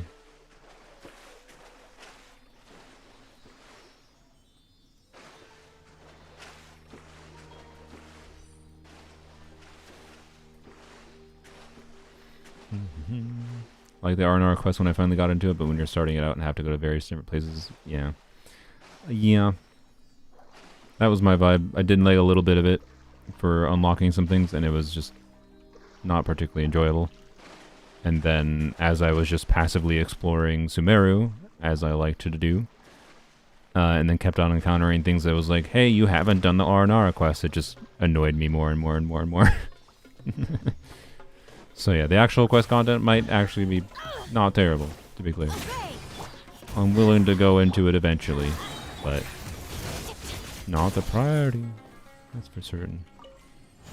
Right now, I think as far as areas I'd like to do a little bit of stuff in on my main account, would probably be more stuff in Fontaine, Chenyuvale, and then the desert, and then the rainforest. But anyways, what's my points at now, by the way? 17. That's like 5 days. I feel like I need like 100-ish points, probably. Well, not really. I probably only need like I probably only need like 30 at most, realistically, because it's an exploration patch next patch, right? So there should be enough content next patch that I'm gonna get enough until 6.0. So I probably actually realistically don't even need to do more than just what I already have done, arguably, because of the content in 5.8. Okay. Do I need where's the? Isn't there like a little bulb thingy, whatever, that you can usually find around that lets you do whatever? 'Cause I didn't see one around.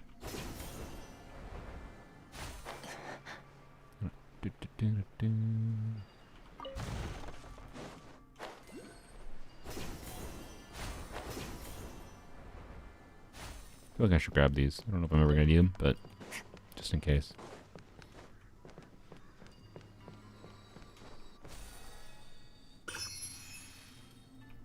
Okay.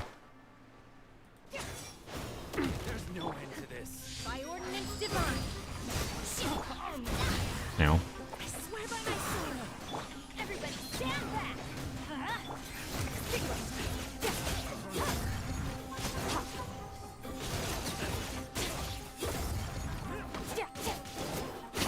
Pyro skirt. Manifest.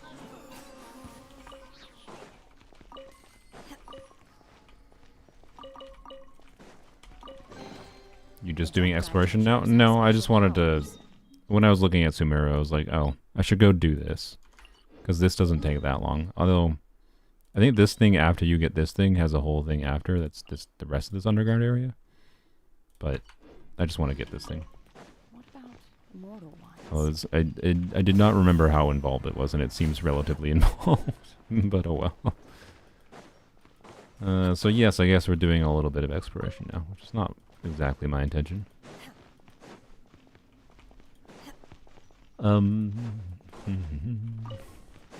Okay, am I blind? Where is the little thing? Is this R&R quest log? Like, my assumption here is I have to open up these blocks, but I need the little spinny thingies, right?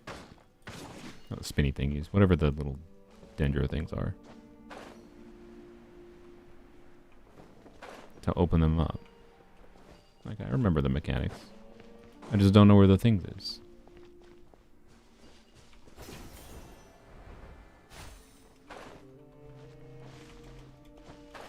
Where the frick? Underwater? Can't go under the water. Do I have to go lower the water somehow? Is there something I didn't do before I came in here that I was supposed to do?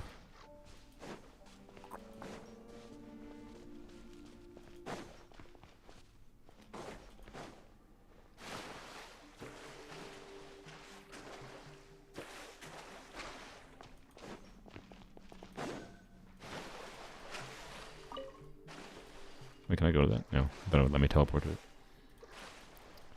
Dendro unit on the rock. Oh, I thought that you had to hit the rock with the thing too. Okay, that's probably what I'm misremembering. You just need Dendro in general for this rock, which is annoying. I don't like. This is one of those annoying things with Genshin that I think one of the things that makes Natlan a lot more enjoyable to explore is not having to do this crap constantly. Yeah, okay. I think having to switch your characters, with how annoying it is to switch characters in this game. Can I not have my... That was weird. Why that was locked so long.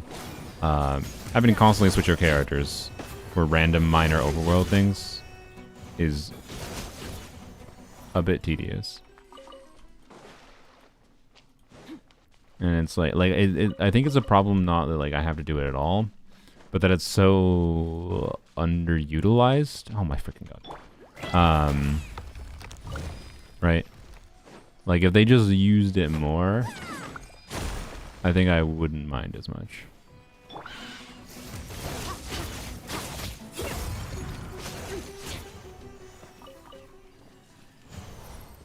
Because, like, if in Sumeru it was like, okay, I have to regularly almost always have a Dendro unit active, then okay, I'll just always leave a Dendro unit active, right? But it's too inconsistent that I need to do it, right? That's my vibe. Yeah, and then if there's a fight the level after and you have to use an unlevel character. Right, I'm stupid, I don't have the thing. You skirk. Okay. Can we hit this? Think Skirk can hit it? Nope.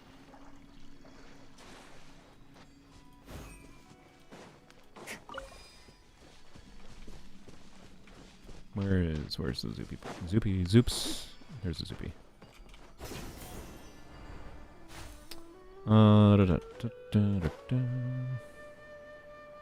Time grass Skirk too? Yep. That's... Oh wait, no, I forgot you can use this. Okay, is that the last one? And the one in the water? There's another Dendro thing somewhere. Right there.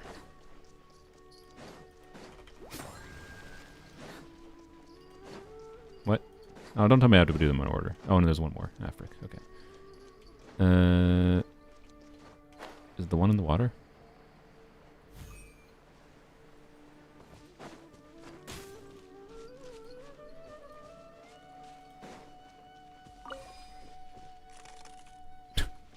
That was so funny. Okay. Soup. Oh, right there. Okay.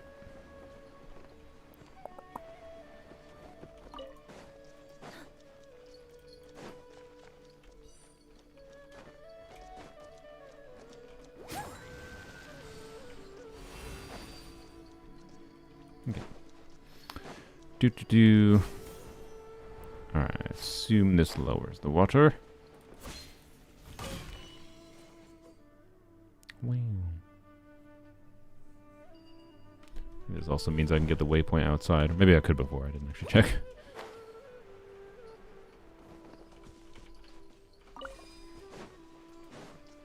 Cat plus water equals ice, yeah. It's a well-known fact. Oh, really? Okay. I'm so glad I came back for that. That was a very necessary ammo hit there. Whoa, that dropped a lot. Alright. I'm not ignoring the chest. I just wanted to go back and get the thing first before I jumped 5 miles underground. It seems a little annoying to come back in. Hello? Oh, you saw me from down there. I see. Alright. Let's go. Burn, melt, Skirk.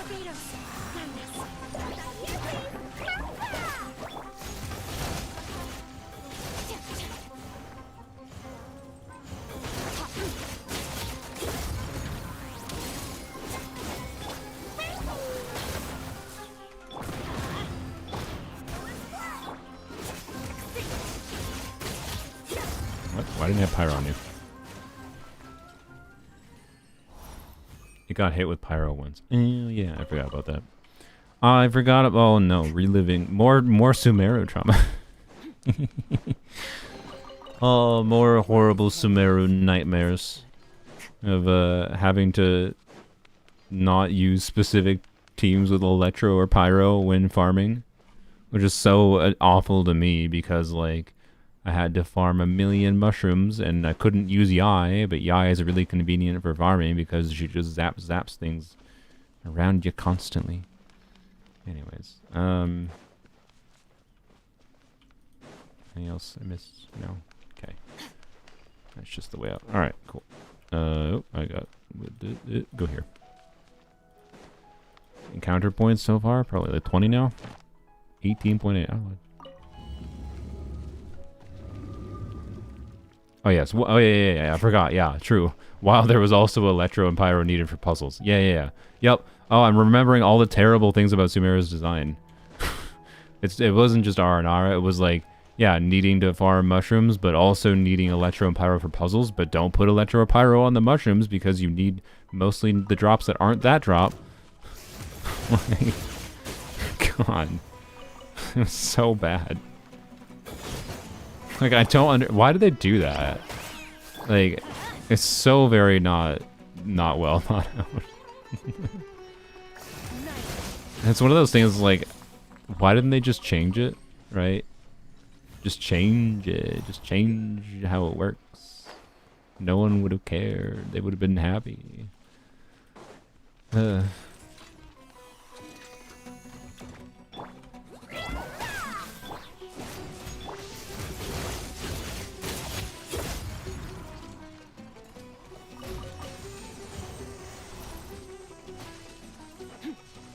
Uses Nahid on every story quest to get dialogue, yeah. Yeah,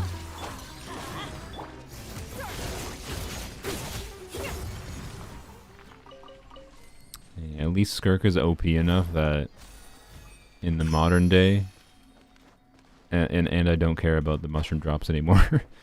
In the modern day, I can just use Skirk burning and it's fine. Like, if we go back to what I had available in Sumeru days, a little bit more oof. A little bit more oof.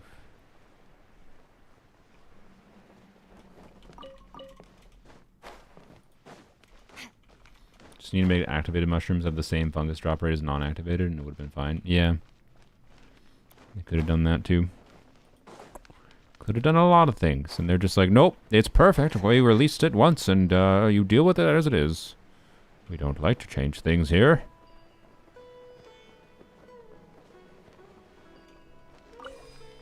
Skirk can hit this from here. Nope. Thought it went higher.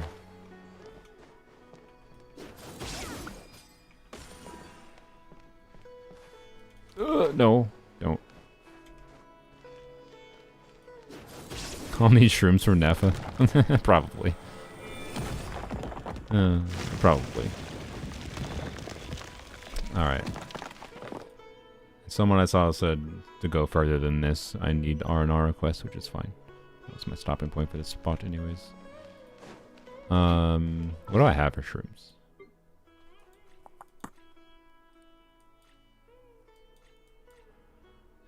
Not much. I sure hope not. I mean, to be clear, it'll be a much more pleasing experience in the current day. Again, because, like, I have so many more options for configuring teams that can just wipe out things. Back when Sumeru released, when I needed to farm it a lot more, I was spec'd into Pyro and Electro in a way that didn't give me a lot of compelling team options. That, like, it was inconvenient and annoyingly time-consuming to farm the mushrooms, right? If I recall, I unironically, after getting Nilu, I unironically used Nilu the most to farm. So nowadays I can just kind of use whatever. Like Skirk obviously would probably be the easiest option, just to freeze things constantly. Bam, go to town. Yeah, right. Farina E going. Attack. Go boom. She'd wipe through everything. She'd do some mushroom farm pretty quickly. Think I need Dendro for this. Because there's all kinds of things it's recommended, but there's also been times where it's required. You know what? Here, let's try I've been Skirk with waiting for Nahida. you for ages. Yeah, I don't know if it's puzzles. I don't know if it's a puzzle. I don't know if it's combat. If it's just combat, it's a lie.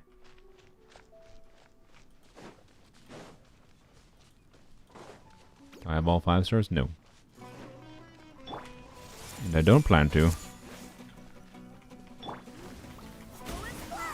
swear by my sword. Teamwork is dreamwork. Wait, do I even need to kill these? I don't know. Everyone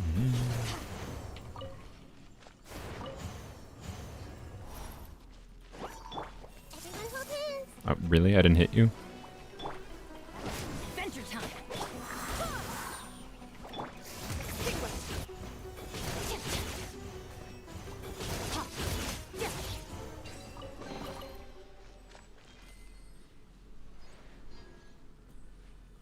Hello? What am I supposed to do here? What do I do here? Nahida's little rope thing you do. So Nahida's skill does damage. I see, I just missed a path. Nahida's skill does damage based on triggering reactions on it, on the enemies. But if you trigger a Dender reaction on one enemy, it will do damage to all enemies. Right? So the Seed of Skanda, linked to other enemies up to a certain distance. And after you trigger reactions on opponents who are affected by it, or when they take damage from Dendra, of course, forgot about that part, she unleashes her Tri-Karma Purifications. That's her main skill damage, right there, the EM splitting one. So you do a reaction on one enemy, and it'll do her skill damage on all the enemies, even if you don't hit the other enemies. It was the other way? Oh.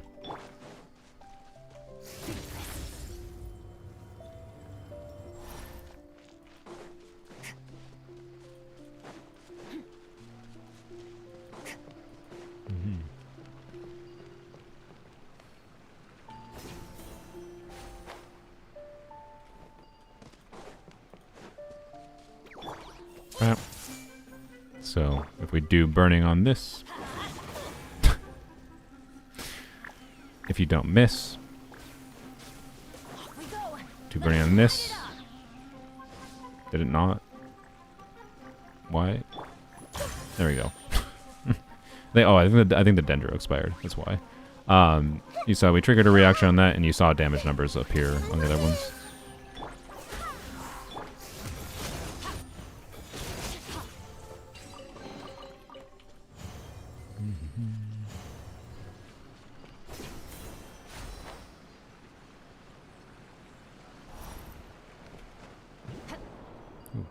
They're very jumpy mushrooms. Activate. Okay. Cool.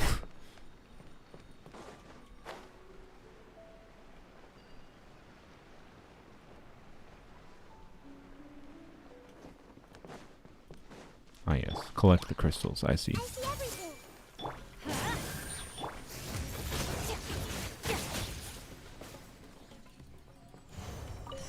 Yes, I'm remembering this domain from my other account.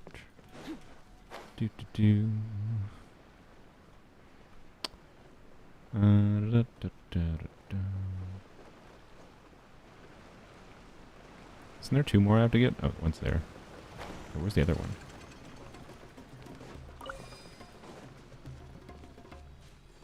Okay. Okay. This is a bit longer of a domain than I expected, but it's my bad for not remembering what it is. At this point, I think I would have rather done a bunch of random quests. Oh, that's one of them. Oh, I see. Okay. For some reason, this is where I thought I had to take them.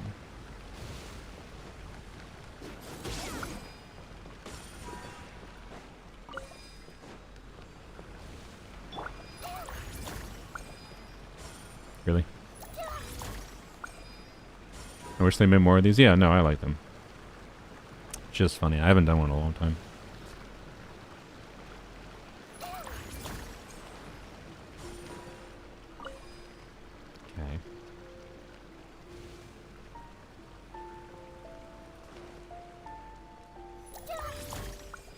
Yeah, this could be the kind of thing that the UGC game mode could excel at. But I mean, I would hope they can do combat things too, to be clear. But even even if it's just like puzzle things, it could be enjoyable in co-op. I agree. You know, what are you supposed to do, by the way, if I didn't bring a freaking bow unit or Nahida here? Like,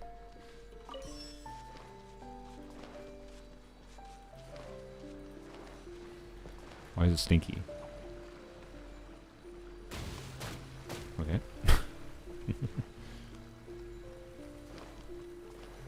It's all for Kale. Yeah, I like. That's my problem with like this. This is one of the domains I remember. Wait, did I completed this in polearms only? What did I do? I think I think did I do this on stream? Some memories are coming back to me. I think I did this on polearms only. Did I not? Or is this left incomplete on polearms only? Because it's one of those things like, yeah, it recommends Dendro, but it's like, no, you need specific Dendro users. But I think I did complete this in polearms only, to be clear. And I think I use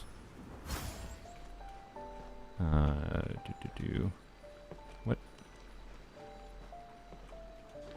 Stop jumping forward. Jump up. Where do I need to go?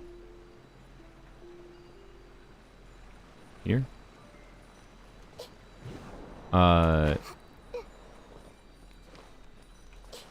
No. Frick. But yeah, I think I used some mix of Zhongli Pillar. And you have to charge attack it. So I think I had to do like Zhongli Pillar stuff with it probably was Xiao's charge attack. I think his has had the best range. But also we can, I don't know, we could double check if I did it. I can't remember if I did for sure or not. Maybe I'm just remembering trying it and failing. But this feels familiar enough to me that I thought I did it. But maybe it was like I did it on the casual account or something. Oh, okay. What's the point of the bridge?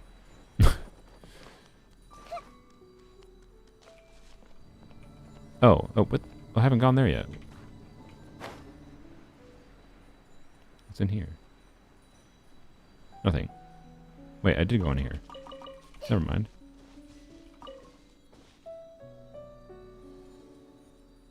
I just didn't activate anything. Okay. Oh! Really? Really? Freaking short characters.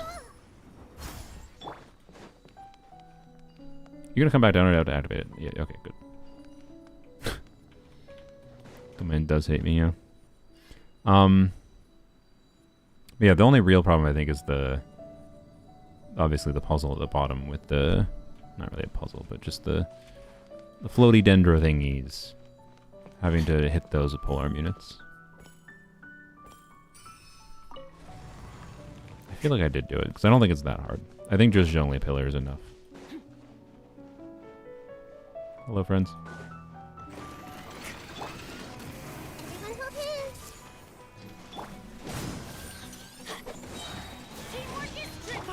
I don't know if that was necessary, but eh.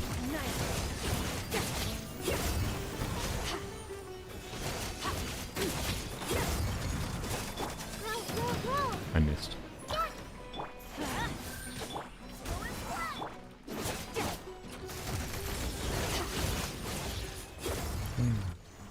Done.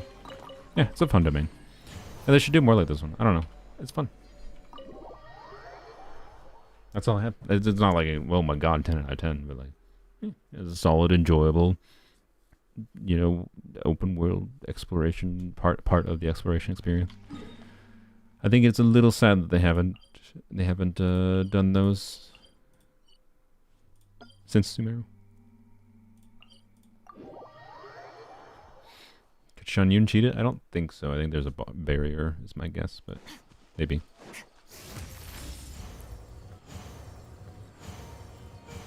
Okay. Just want to get this waypoint.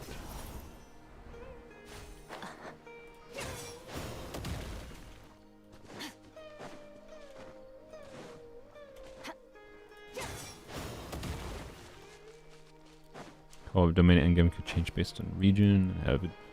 Have you dive deeper where more difficult enemies are there until you get to an abyss level.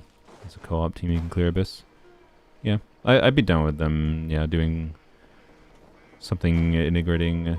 I think this. Well, I think you meant mostly from a combat level, but I would be down with something more on a mixed puzzle and combat level. I swear by my sword. Everybody stand back. Let's light it.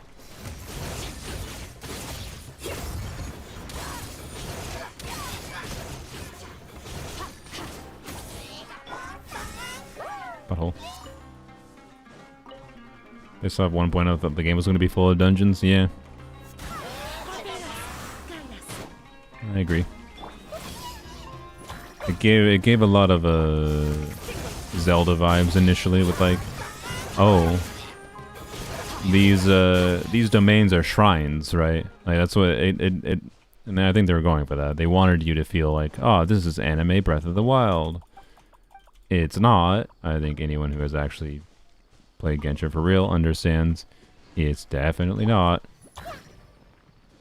But you know, I like Mini got that vibe, especially with the domains. Yeah, you're like, yep, these are this game's versions of shrines, and they kind of were, but they gave up on them and didn't make them very often. There's just not that many of them.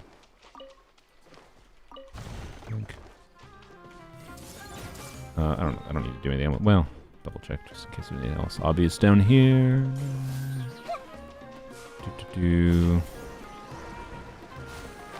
Not really. Okie dokie.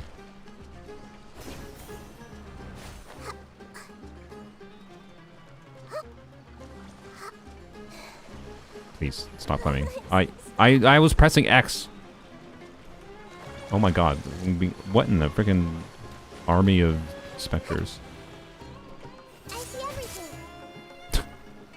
I just fell down and took a bunch of damage.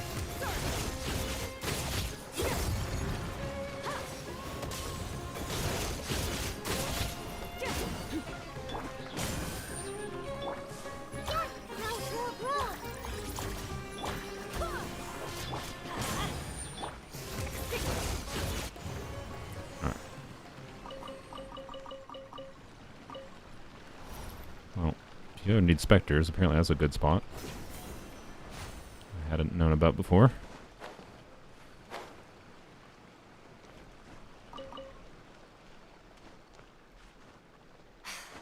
Please, I just want the more up here. Good lord. Good lord. Alright, done.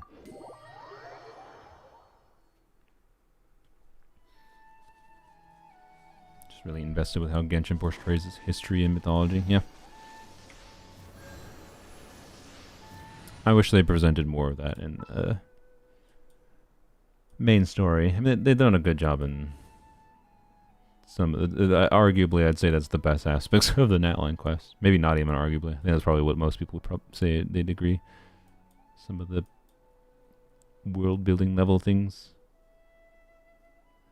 Finished Breath of the Wild, was hungry for more, 3 years and 1,000 euros down, not sure if I regret it or not.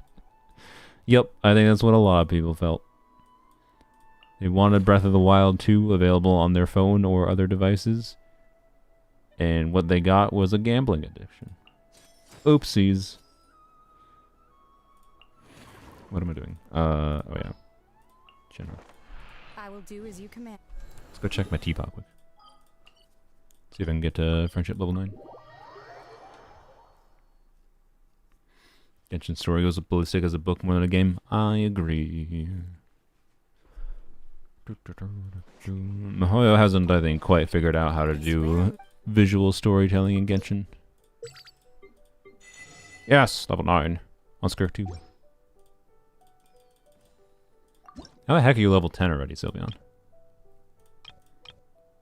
I've left Skirk for Overworld for like almost everything I've done. I don't understand. I should probably get these, but I kind of just want to get Artifact XP. Because... No, I should just get this. Because I can just get Artifact XP. We'll go do Was he right? Co-op. If you ever Oh yeah. That I forgot about that. Totally forgot. Or just a ton of resin, yeah. I hope you didn't spend money. You didn't resin refresh to get Skirk level to co-op or friendship to friendship level 10 early. Did you? Surely you didn't. Surely you didn't resin refresh to get to friendship 10. Surely you didn't. Oh god.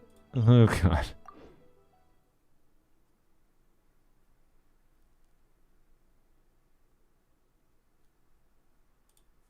We're gonna get artifacts. And then I've been streaming for 4 hours. Wow. Man, I'm too much of a yapper. I'm too used to yapping. I'm sure as I try to do more quests on live streams, I'll get better at doing quests while yapping. Doesn't mean I gotta pay attention to them. I'll get better at doing them while yapping. Do I want to pick a quest to do to end off the stream? How long does this quest last? Or should I wait for it until Dane is maybe voiced? We've done so many quests. Have we? I've done like 2 or 3 if you count the one world quest with a 3 long chain or whatever. Also, stop telling me to heal the Aranara. I don't care. Wow, I can't believe the tribes people is not here. This is my account.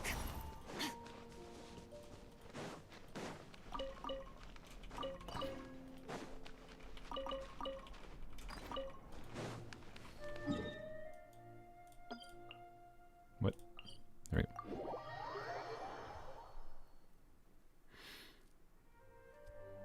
That was sarcastic. I figured. But I usually, even when I detect sarcasm, I usually try to play off of people and take it seriously because I think it's funnier when you take sarcasm seriously, which doesn't help. It doesn't help on an online communication platform. It's a bad tendency of mine. I acknowledge that. I do it in real life too, and people get confused by it because like. People like I get confused why people get confused by it when I do it to them in real life, because they tend to be really obviously sarcastic, and like I'm just like, okay, they're so obviously sarcastic that this is clearly an opportunity for me to pretend to take what they're saying seriously, and then they just get confused, and I'm just like, yes, I'm playing off of what you did. You can't expect to be sarcastic and then not expect me to do the same thing or similar things in turn with what you said. Like, we can play the game. That's just my tendency to do here too. But I should do it. I should do it not on live streams because, you know, text-based communication interaction flaws. Hey, people who unironically, yeah, no, I don't take sarcasm seriously. I mean, do I miss sarcasm in text-based form a lot? Oh yeah, obviously. But that's text-based communication problems. But I almost always do it ironically, jokingly. So, yeah. There's definitely people I've interacted with in real life that think I don't understand sarcasm at all, but the answer is I almost always understand it, and I just almost always try to play off of it. Oh well. Gonna read some lore before Node Cry. I mean, I still haven't watched. The problem of getting into like lower things for Genshin is where start? Where start? Am I gonna read some lore? Is that the place to start? Do I start with let's do a stream where I start from Tevat travel guide number, oh my god.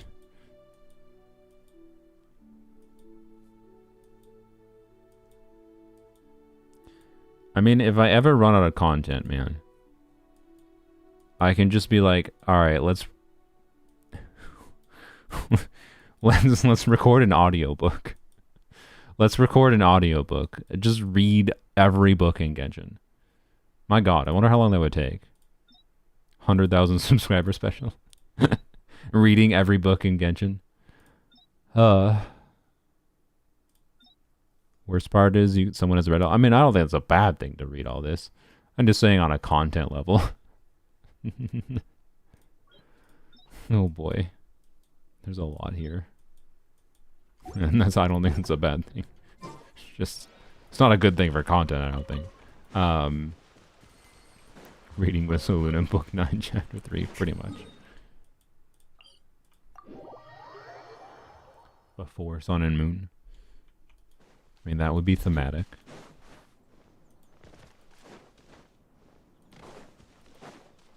Anyways. I went and got all the pages for the books. Wait, there's books in there that you need to get the pages of? Like, it's not... I know that there's books you need to collect, obviously. But, like, I don't have... There's more pages of... Oh, there is. I have to get more Hilly Churl ballads?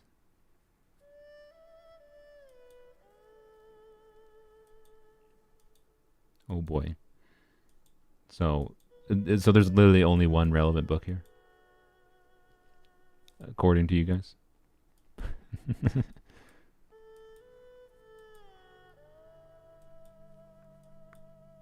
Do I have it? I'm not going to read it right now. Because I'm assuming it would take too long.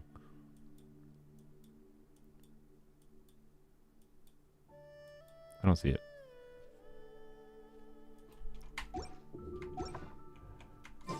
Hilly Churl ballads are bugged? Oh, really? Have they been bugged since 1.0? Why'd I do that? I need to attack them. Suffocate. Is that another 1.0 bug? That tingle?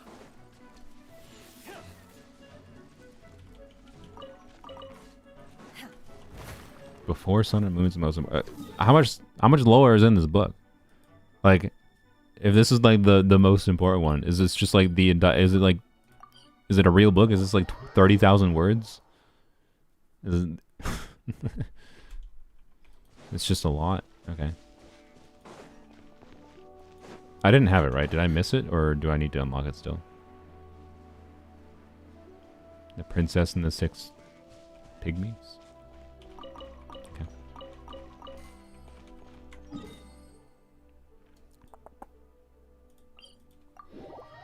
Orobashi read the book and was put on the death penalty. Is Orobashi someone in lore, or is that a YouTuber? And you're joking and that someone canceled them because they read the book. I just want to make sure. Hello. Have fun. By the way, that's the reason to play Gene in Overworld. Orobashi's the snake that ride and slash. Okay, that's good. Read a Yai novel? I have read Yai novels.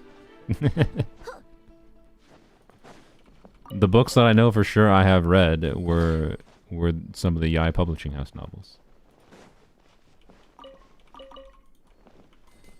I know there's some that are in my... I don't know if they also appear in the archive menu, but... Yeah, I've read this one. I've definitely read this one.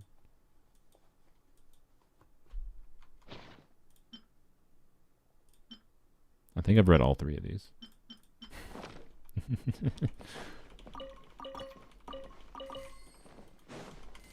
I read the important books, clearly. Any copes for 5th anniversary rewards? I mean, it's gonna be the same as always, but they're gonna have the additional standard character, unless they feel like. Because last year, you gotta remember, right? They were threatened by Wuwa. I don't think if Wuwa happened. Before Sun and Moon, Skirk artifacts and weapon have Celian, Desert artifact sets. Okay, thank you, Yold. I will. I'm just gonna copy that down. Put it in a note. Lore. Read. Paste. There we go. Thank you, Yold. Nice, condensed, simple example. Maybe we can do that tomorrow. I'm not in the mood to read up a whole bunch right now, unless you guys really want me to, I guess. I don't know. 30 pole scopium. Yeah, I mean, I'm going to guess it's going to be a 10 pull in the mail, a 10 pull in login. We're getting crazy here. and it's going to be the anniversary selector. That's my assumption, but that's not what you were asking. You were asking for cope. What kind of cope hope do I have for them improving anniversary rewards? I don't think it's that important to improve the amount of polls they give for free. Free polls are free polls. That'll be nice for like planning out things and saving and whatever. It can turn into a Dia copy. It'd be wonderful, but not like the end all be all for me. I don't care that much. Did I go over here? I don't know if I did. I definitely didn't go over here. Definitely skipped some spots. I think a realistic hope could be them doing a standard banner weapon selector. I would really appreciate that, because as far as standard banner weapons go, the obvious one for me would be where is it? Oh, it's 5 stars on the bottom. The obvious one for me would be Skyward Blade, because that would enable me to have like a 200 or actually I think if I put it in my Bennett as it has his current build is, it would be like a 330 energy recharge Bennett. Look, I just want to never press E on Bennett. It would be nice. I wouldn't mind getting dupes of Jade Spear, honestly, yeah. I'd be down with getting R5 of that eventually, but the first choice would definitely be Skyward Sword for me. Is there any other standard weapons I don't have that I'd like? I mean, I could if I chose the bow, I could get R5 of Skyward Bow, Skyward Harp, because this game has pooped 4 of these. I've gotten 1 from Weapon Banner and 3 from Standard Banner. I don't understand. It's like my experience in Zenless. I've gotten 3 Brimstones from the Standard Banner in Zenless. I've also gotten 3 Soldier 11s from Standard Banner in Zenless. Like what? But my standard pulls in Zenless are all Soldier 11. It's so weird. It's all Soldier 11 weapon, which I'm happy about. It's the one thing I care about from the Standard Banner for 5 stars. It's just funny. It's really funny that I haven't lost a thing. I have M3 Soldier 11, but I haven't lost a single 50-50 to Soldier 11. So anyways, is that the only? I think Skyward Sword is the only standard banner weapon I don't have that I care about. Yeah, I don't have Skyward Atlas, but I don't think I care enough to choose that. So that's a realistic hope I could be down with. So for lots of people, it might mean choosing Aquila Favonia for their Bennett, or Skyward Harp for or Skyward Sword for Bennett, a Jade Spear for an Arlecchino or whoever, maybe Flynn's, right? So I think if Mihoyo wants to do the community a solid, doing a standard weapon selector would be a smart thing. Like there's enough different compelling standard weapons in different cases. I think they should do that. I think they should do that. I don't think they will, because they have no competitive pressure, I think, right now too. And the only reason they might do that is because of like player stagnation. So they want to help like get players coming back to the game by then, like, oh, free crap, come all in for your free crap. So they give free things away, right? Yeah, I assume we're getting another pet, presumably. Any other cope things? How about 2 standard 5 stars rather than 1? Can I get C5 Bennett? Or C5 Bennett. Can I... Actually, honestly... wait. So, 2 standard 5 stars for free, like 2 standard characters for free, is like real cope. That's not going to happen. Why would they do that? As much as I would like to just get 2 copies of Dia, not going to happen. But I do think a realistic cope that could be a real solid for them to do is a 4-star selector for any 4-star in the game. Right? What if you could select any 4-star in the game? At 1 4-star you can see 6 is a little cope. I'm just talking 1 copy of any 4-star. I'm talking realistic cope. That's like a thing you could do. Yeah, I could get a copy of Lanyon. Save me 200 pulls. Oh, Lanyon, why are you the most expensive character? Like, unironically, the number of pulls that have gone to Lanyon, if we count... So it's 200 pulls for these. Like 100 each. I'm not kidding. And then this was on Weapon Banner. as an off rate up. 100 pulls on the weapon banner. We can kind of count that as another one. So, like, you know, I'm at 100 pulls per. If it takes me 100 pulls for each further copy, Lanyon's going to be the most expensive character on my account. Which is kind of stupid when, you know, this creature exists. Like, how? There's a possibility. I don't want that reality. Please don't. But I do like you enough that it would be funny. And I don't care. Like, I'll do it. I need, yeah. That's terrible luck. Oh yeah, no, Lanyon has evaded me. By the amount of pulls I spent, I should have a C6 Lanyon. Or like I should have gotten slightly unlucky. Like slightly unlucky for the amount of pulls I spent should be like, I don't know, C5 Lanyon or whatever, or C4 maybe. Instead, no, I got 2 copies in 200 pulls. The amount of pulls you normally would expect to take to get C6. Nonsense.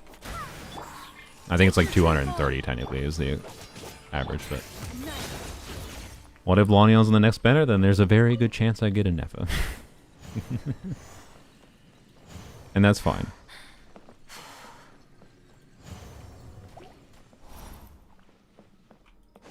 C2 St. Lolly is tempting as an alternative, to be clear. I just, as a content creator and having no ability to turn it off, I think it's kind of a non-starter. Especially because Nefa, like, I don't hate Nefa. I just am fine with skipping her, right? And I have ideas for things I could do with Nefa, so I wouldn't hate having her. I just don't need her. Don't need her. Lanyon C5? Yeah, you stole my Lanyons. How dare you? Am I done yet? I don't think wait, am I? I think I might be. No.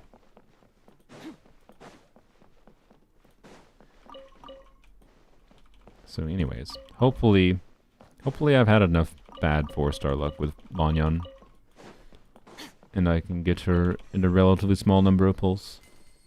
But yeah, I have, if Lanyon is on Nefa banner, I got 63 pulls plus star glitter. I don't need to save my star glitter for anything on this count. 25. Right. I got a good 100 pulls. I need 3 copies of Lanyon. That's theoretically enough. Especially without, I feel like I deserve some, like give me 1 10 pull with 2 Lanyons and 1 copy. That'd be a nice way to finish off Lanyon summons. Like, get C4, and then do a 10 pull and get C5 and C6 in 1 10 pull. As a sign of respect to the dedication I put into Lanyon. But, or it'll take 300 pulls. The real question is, if Lanyon is running with Sitlali and Nefa, and I like, you know, I'm at, what am I at? 40 pity? And I get a Nefa with like a 50-50 win.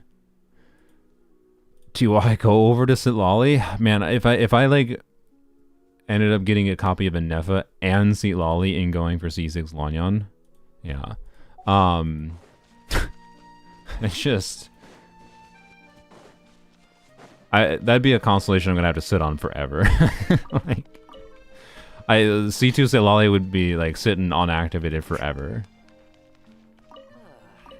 It would have to take like, there's a Stygian onslaught that I cannot clear without activating C2 Sitlali for me to be willing to activate it, I think.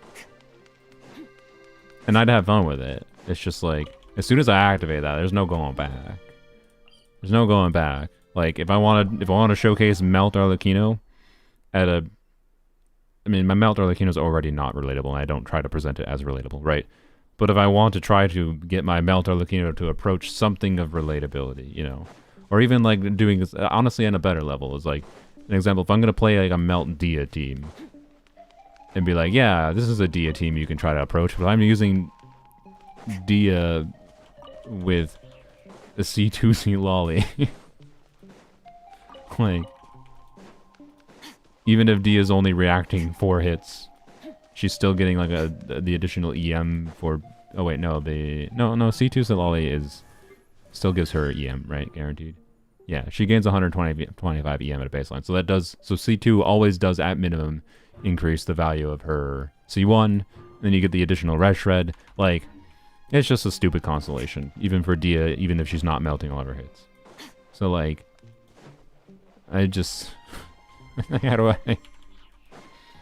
Like, there's no way I can turn that off. I can't turn off I can't turn off 20% red shred and 125 EM for, well, 125 EM for Sybil is easy to turn off, but I can't turn off 250 EM for Dia. Not when I don't normally use an EM timepiece for Dia. And 20% red shred. Like, that's just not possible. Anyways. I disagree. Aoife and Auron are quite strong, and for a free 4-star machination's not that bad. Yeah. I don't know who you're disagreeing with. I think someone else, but so yeah, you know, the final cope for anniversary, free standard banner 5-star character, free standard banner 5-star weapon, and then any 4-star, one copy of any 4-star of your choice. That's my cope. That's my cope. Who would be the most relevant character for most people to choose? For a 4-star. I mean, it's ultimately going to depend. Like, if there's a relevant Bennett constellation, C1 or C5, I think you choose Bennett. Like, on my casual account, probably choose Bennett. As boring as it is. Like, I'd like to choose Eon's on. If it was Eon's on C2, if I had Eon's on C1 in the casual account, okay. I'll consider choosing Eon's on C2 over Bennett C5. Because theoretically, Bennett can rerun and I can get C5, theoretically. Others in chat were saying Natlan 4-stars were bad. What do they smell? Wait. Who? Are you... What world do you live in? The only like bad Natlan 4-star is Dahlia. For like, if we're talking in the 4-stars released this year. But even Dahlia, like, I don't know, Dahlia was made to be actually pretty good for Skirk specifically.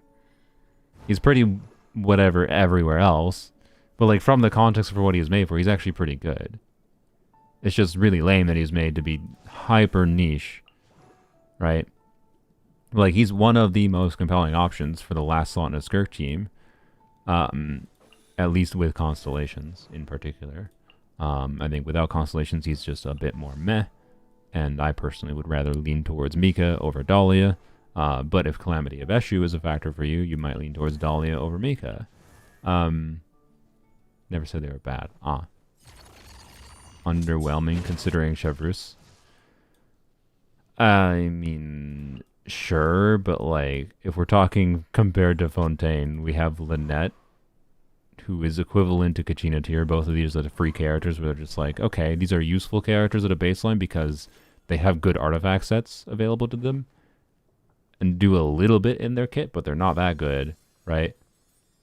They're just not that good. They're just like, they have their utility, and it's good that they gave them for free, kind of thing, right? That's what both Lynette and Kachina are at. They're not bad. They're both good as free characters. Fremine is not that good. Charlotte, without cons, is not that good. A little bit better nowadays with Skirk, but still a nightmare pain in the butt to build that based on what I saw on Zajeff's account, I can't really recommend building Charlotte without C4 very strongly with Skirk. Gaming is good, yes. And Chevrus is good. And Sethos is pretty good. Two of those are DPSs, on-field DPSs. Aoife's, I'd say, of a similar quality to... Like, both Blonyon and Aoife can be on-field DPSs. So I don't know. Aoife's intended to be an on-field DPS. Auron's really good. Eonson's really good. I don't know. Like, have they had an effect like Chevrus has had? Because Chevrus is, like, an entire archetype enabler? No. Like, I agree with your sentiment. But just because they haven't released a Chevrus tier 4-star this year doesn't mean they're... I don't know. So... Yeah, Charlotte, yes, used to be able to get 5 particles and holding her skill without it charging fully. Yup. They were very scared of Charlotte being too good. Why? because they knew that a unit that could be built for noblesse on Thrilling Tales of Dragon Slayers and have low energy needs, low-ish energy needs, would be way too strong. So they made her energy awful. And they also, back then, were scared of having compelling cryo application. And then Escoffier. So, anyways. Yeah, I don't know. Escoffier is this year's Chevreuse.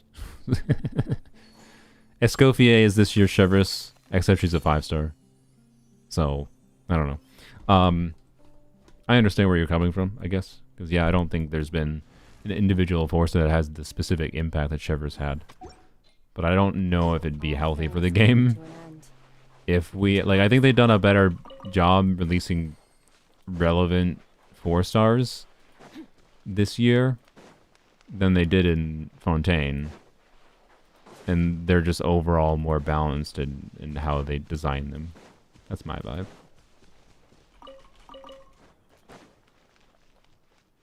Yes, Eon Son, I agree, is the closest to Chevreuse for Natlan.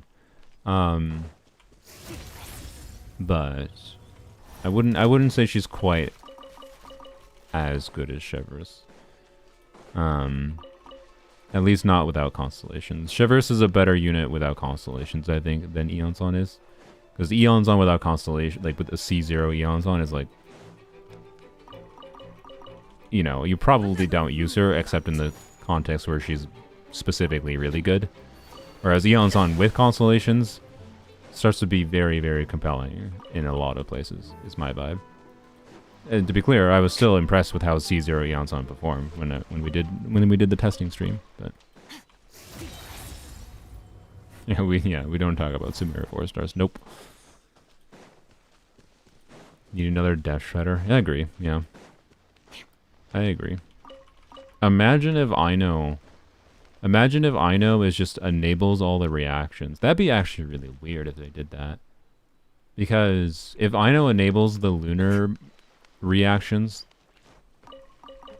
but then like has a really high energy needs, applies Hydra every 3 seconds off field, so really poopy Hydra application. Like Hydra application that doesn't enable anything other than just triggering some reactions off field, right? Like, she just does the bare minimum of keeping the things going, right? But then has a passive that's like 20% def reduction. And she needs to be built with like 250 ER.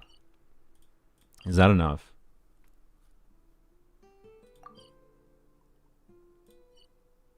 Is that enough?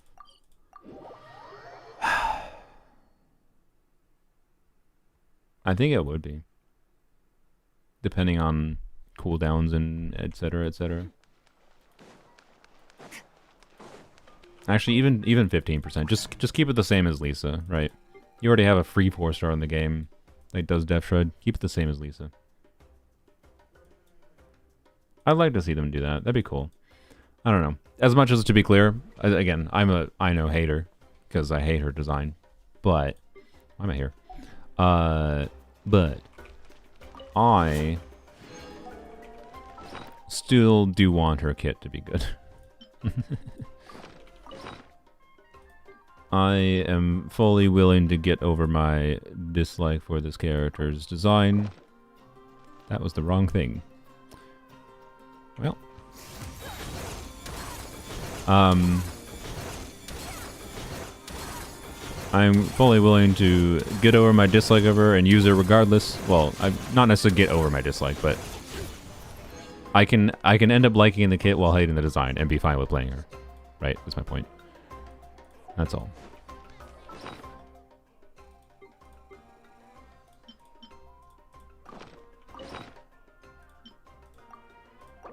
Here we go. Yep. Bro, your transmuter is expiring? What are you talking about? I just put it down. What? I just put it down. You mean this? Sorry. Yeah? Are you someone who actually defaults to always doing this? I literally mentioned before I am going to do it. I normally don't, because it does not make sense to just always do this. You so very, very overestimate the XP cost of doing this. My account is at a point, and I'm currently personally more interested in hyper investing in some of my existing things that I think it could be worth doing this. But from a generalized like account progression standpoint, it doesn't often make sense to do this. But it depends on your account. So, bro, your transmuter is expiring is a really weird assumption to make. I have skipped doing the transmuter on most of the patches since Natlan started. Like, I did it once, and then I'm going to do it one more. So I'm going to be doing it at 2 out of 8 patches. And no, I don't feel like I'm meaningfully missing out on value by having done that. Like, oh, I could have one more goblet crafted. Cool. Okay. If it wasn't going to be a 4-line goblet with an additional line of relevant value, it wouldn't have mattered. It wouldn't have mattered. So, anyways. Those tribal quests, I mean, that is one of the... Those are the main quests I have not done, I think, in Natlan. And one thing I could have done today, but I didn't think about those. Yep. Yes, and from a min-max perspective at this point, yeah. Like, the elixirs are still at their best, in my opinion, for completing builds. Wherein, like, I can use them to stop spending resin in a domain. That's, I think, where elixirs are at their best. We're like, oh, you got 3 good enough artifacts for whatever your standard is for where you want to stop for your build investment, but you just need that one. You just need that timepiece, goblet, circlet to finish off the build. That's, I think, where elixirs are at their best. From how I'm building my characters right now and how I'm enjoying the game the most right now, is definitely more a perspective of min-maxing the builds on specific characters from my general farming experience. Which means I kind of don't really need them at all.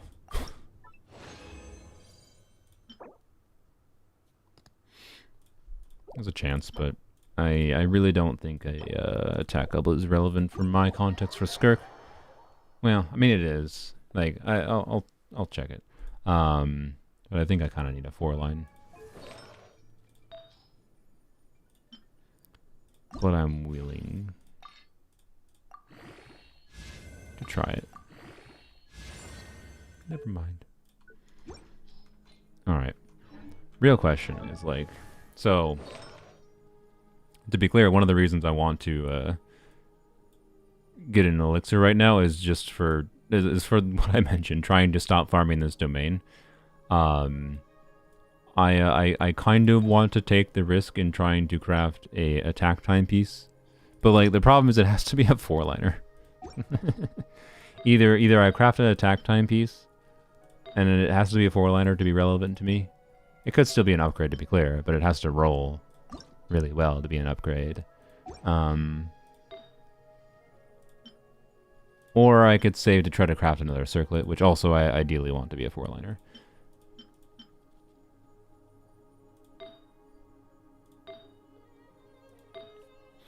So I don't know. I should probably just hold off on doing it. But I do want it right now, because I don't want to spend my entire existence in this domain. Like I'm not gonna farm this domain past next patch, right? That's my current thinking. I most likely will probably want some of the new artifacts. And while I might come back to this domain, you know, there is an end point for me. I forgot I had that. Also, I don't really want to throw away the level 8. I don't even want to throw away the level 6 pieces. You ideally only want to throw away level 4 pieces.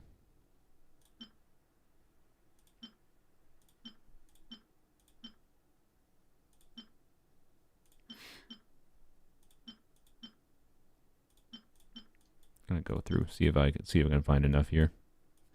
So like with elixir, you made a 40 CV attack stands, 15 crit. Nice.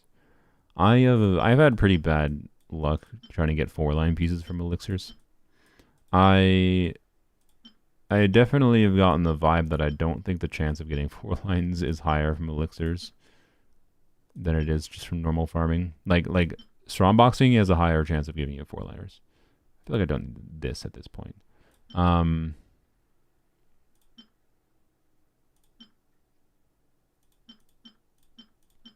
That I might. I don't know. Yeah, I don't think I need this at this point. I think the fact that I haven't leveled it now, meh. I don't know. This one's in a weird spot where, like, if I want to min-max Chaska, theoretically this could be minorly better than my existing piece. I have a piece that has 26 crit damage on it, I think. I don't think it has EM. So let's check. Wait, it's not here, because this is, yeah. Okay. We'll come back to it. I feel like this I don't need. Mineral ER on a 3-liner. Do you trade artifact XP for element crystals? Probably. If I could trade artifact XP for elemental crystals, I probably would. Yeah. Yeah. These are weird. Because I'm still tempted to go to get better burning pieces eventually. This... my Hydro Goblets are a goblet category that they're like, okay. I have like okay options. This being a 3-line probably means this isn't relevant, and most Hydra units they release seem like they're going to be HP scalers.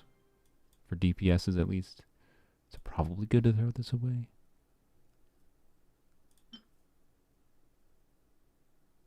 I have really compelling Hydro Goblets that have like more ER too.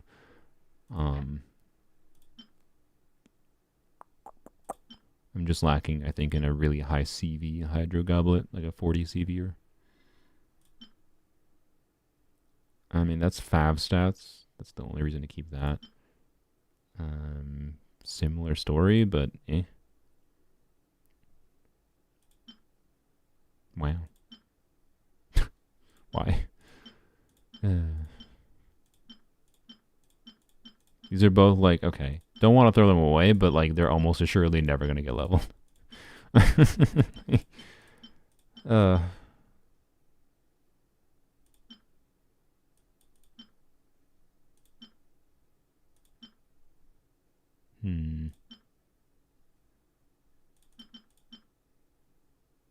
Fizz bonus, crit rate, ER, attack percent.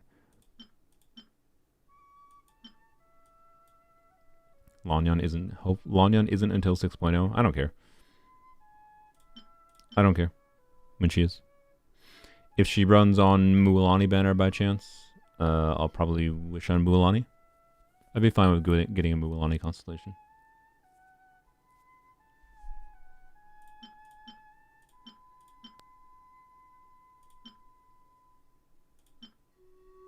I feel like I already had a def percent. Okay, so let's go check my Obsidian Sands and my MH Sands to see if this is needed. I feel like I already have a good def percent piece here. I think this is not needed. That is a maybe. No, I don't think it is. I have a really, really, really good physical goblet for an off piece with ER. The only reason this would be relevant is if I want to level up Femine. But I don't think it's relevant enough. I have good enough other pieces in Golden Troop that I can do the off-piece goblet, I know. I think I'll pull Flynn's on main. Depends what his kit is like.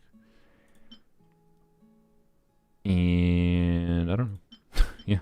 Depends if there's a 4-star running with him that I care about. Well, it's probably going to be Ino, I guess, now that I think about it. Again, biased against Ino, but depends on her kit. Is there a chance that her constellations are relevant? Oh, yeah. It'd be what Hoyo do. Okay, this I feel like is... Never mind. HP percent on ER main stat on this set. Yeah, I actually think that might be relevant. Never mind. That's a weird piece. Why have I never leveled that up? Probably because I don't have another corresponding piece. That could be a really good piece for Yai. If I had a corresponding piece.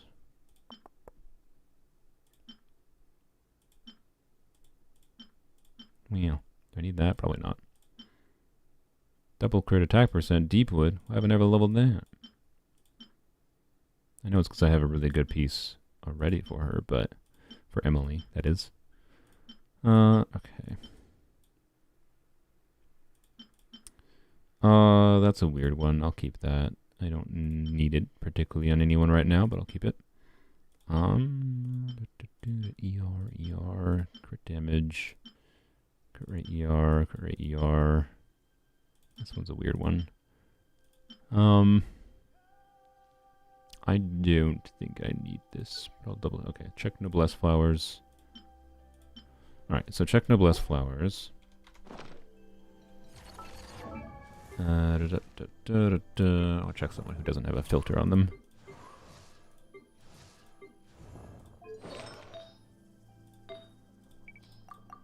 Okay, Noblesse Flowers, just double check. Okay, crit damage, that was crit damage attack EM.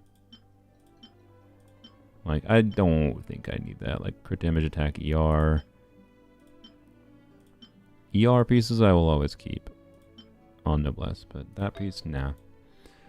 If he had an interesting lunar superconductor, I mean, yeah, if he does more than just his, like, lunar, like, I think the safe expectation is he's gonna be a main DPS that does lunar charge type damage, presumably.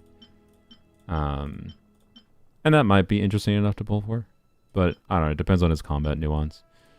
Lunar charge at a baseline is just a visual gimmick to me as far as how the reaction is balanced. So like, it depends what his kit does, what his teams actually look like. If they're interesting teams, if the gameplay looks kind of interesting. For def percent. Yeah, I already have this piece. Like, is there any reason for me to care about that other def percent piece? Like, if I really need this def percent piece to be better in the future, I can reroll it. Do I care about this def percent piece as a 3-liner? I don't think I do. I know it might hurt for people to see a freaking double crit piece thrown away, but I think it makes sense. What was the other piece? There was like a Obsidian Codex piece, I think, right? Yeah, it was this one. 6.2 crit damage and 23 EM. Compared to, yeah, this with 25 crit damage.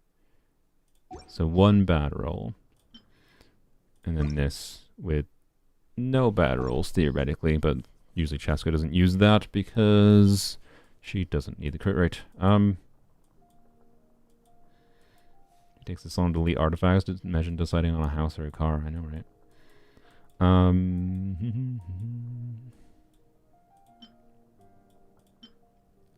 So, I don't think I need this.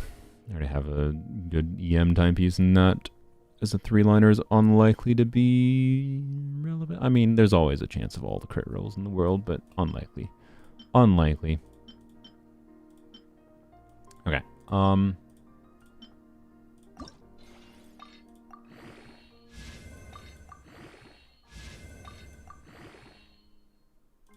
Please. All right. To be clear, I should maybe consider leveling that more, because this is my current piece, and while it is very good, it's kind of low rolls. So this is a, what is that, like a 37 crit value, but it's not really possible for that piece, this piece to really be better on roll value. It just could be better on, like, it could be equivalent on crit value, essentially, still technically with high rolls, but eh.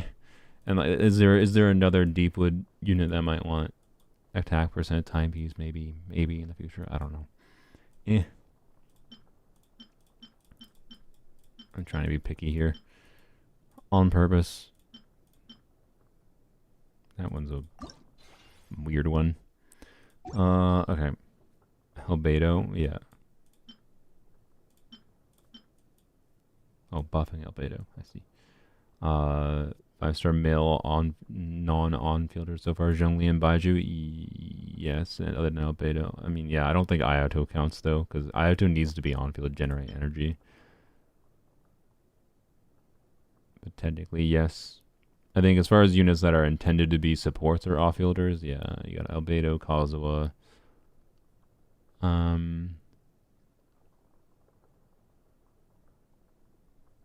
Anyone else? Definitely not many. But anyways, I don't expect with Inefa being the lunar charge support that the Electro main DPS being released in, or Electro male dude being released in 6.0 is, like, assuming he's also lunar reactions, right? But we'll see. We'll see. I doubt they're doing 2 supports in a row, that's all. 2 supports of the same element. Or not supports. 2 off-fielders. Off-fielders is the correct word. Okay, was there a circlet too that I was looking at? I don't remember if there was. Level 4 circlet.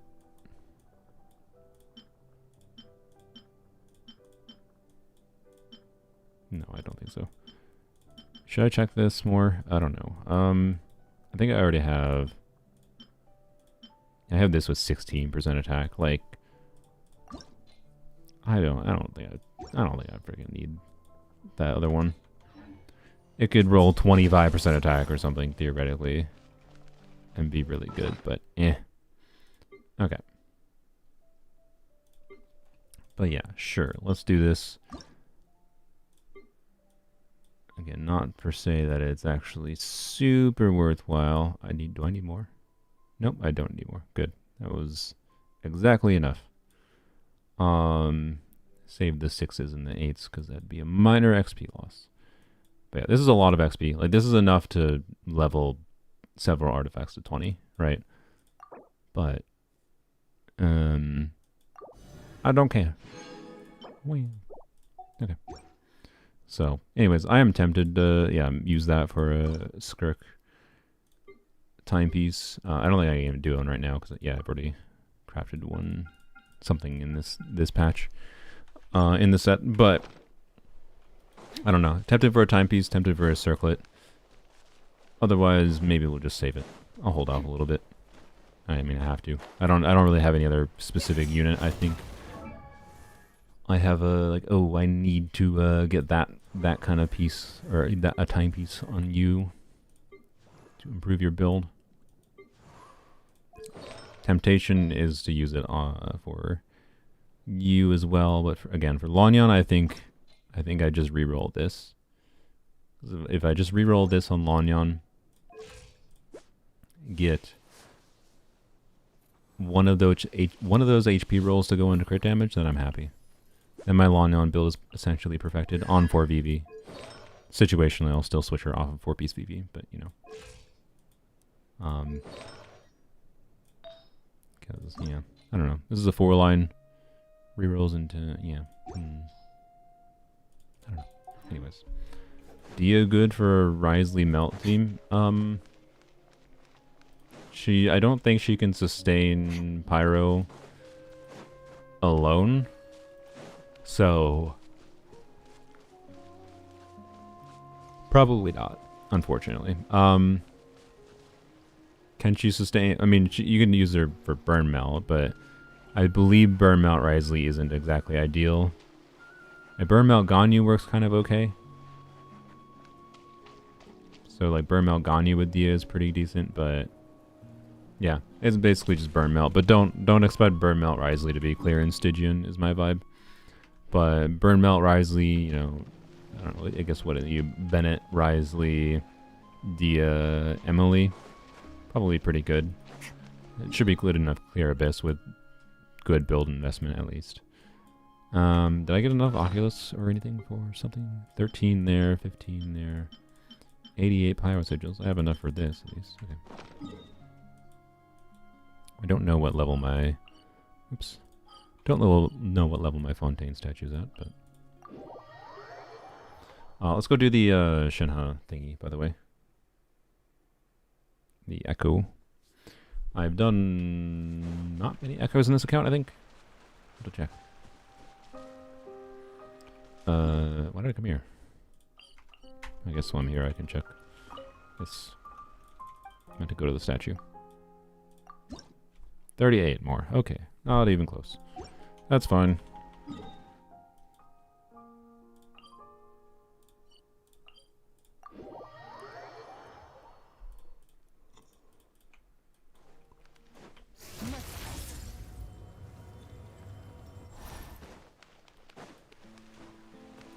Shenhe's echo makes you lose brain cells when you question how it's put together. No, I didn't think it was a very good test of using Shenhe. But it was not hard when I did it on the other account.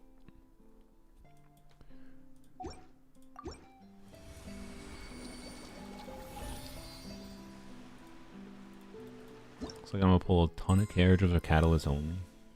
Allow my Alice Nahida, yeah. Potentially Columbina. Is there information that Columbine is a catalyst? The only information I saw was that she might be polearm.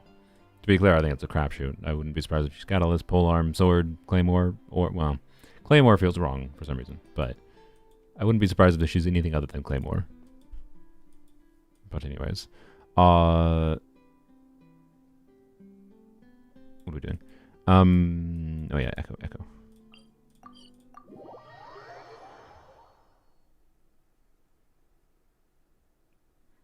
She's Hydra, that's all I'm believing. Yeah. I'll believe in the Hydra thing too.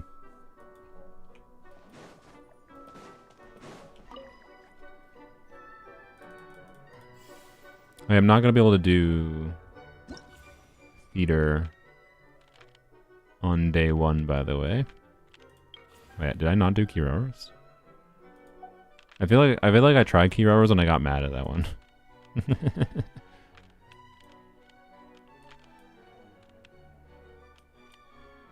Yeah, Jean's is one, like, it annoys me.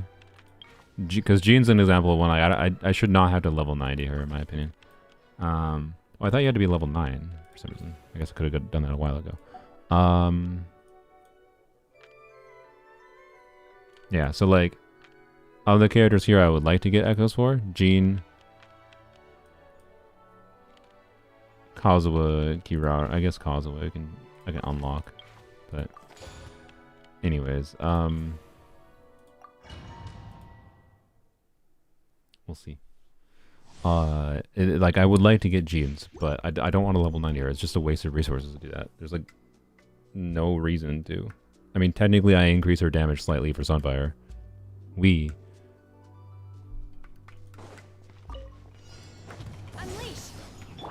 My apologies. Swift and merciful.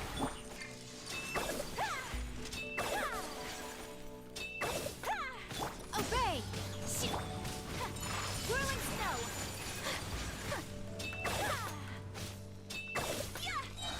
Embrace the ice. I think I'm pressing 4. Cryo incarnate. Manifest. I think that burst was not buffed, by the way.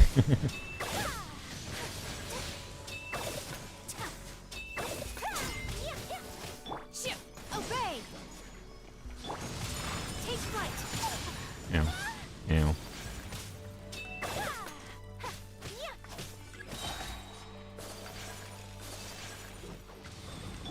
From whence you came. Yeah. Do your master's bidding. Sakura swirl.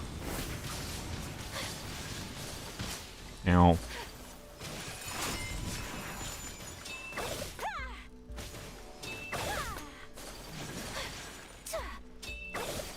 Did not forget to do you. Causal illness, technically? I can try it. By ordinance divine.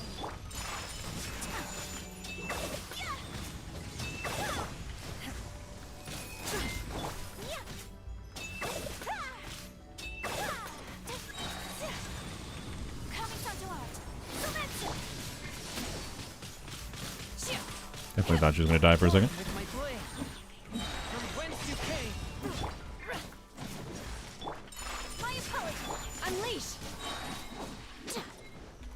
Cryo incarnate. You will regret Ow. this. Oh boy, I failed. Good job. God dang it. Oops.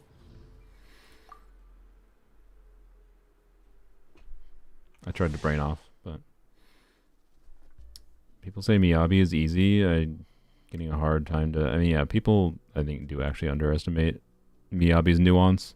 Like, people are like, oh, Miyabi is easy. She also has the hardest team to play in the game. So, like, to be clear, what you are probably missing on Miyabi might be like, do you understand?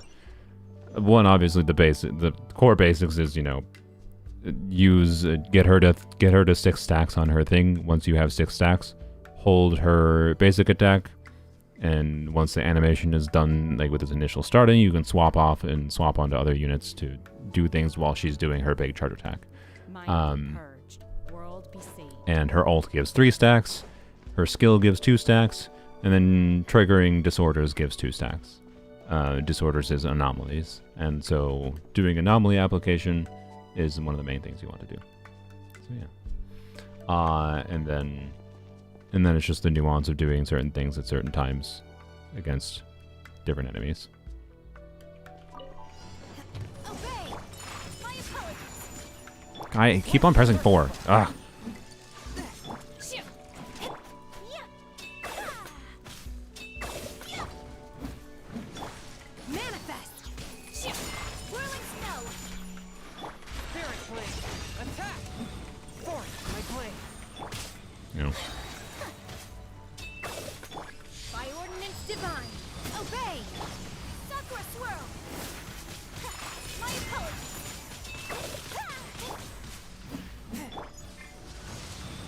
Shit. Unleash. From whence you came. Swift and merciful. Whirling snow. Cryo incarnate. Okay. Manifest. Embrace the This. Take flight.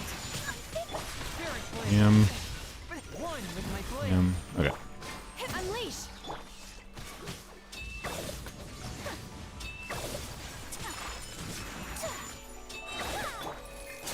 By ordinance divine.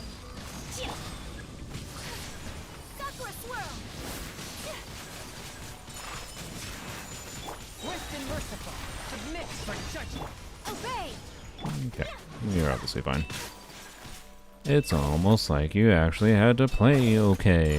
Whirling snow. Crazy. In your dreams. Now, stop it. Manifest. Trying to get the kill. Spirit blade. Attack. What? Okay. There we go. Got her echo. Nice. Some looks goofy. You're saying that her echo looks goofy? Able to do Dia so easily. Shenhan and Raiden were so hard. Yeah, Raiden's was definitely probably the most difficult one I've done. Oh, I choose the yeah, okay. Yeah, I don't know why they configure the trial that way, but I don't know. I think from a level of testing your ability to use Shenhe, it makes sense. Like, it's mostly just making sure you swap back to Shenhe every 10 seconds. And then do your cryo abilities after that. And yeah, I don't know. The Kirara one is hard. Yeah, from what I recall, the Kirara one made me mad because it would require changing her build. So my question is, what was the build? Got to build her an EM. Okay, I can do that. It's just Gilded Dreams on key good. Surely.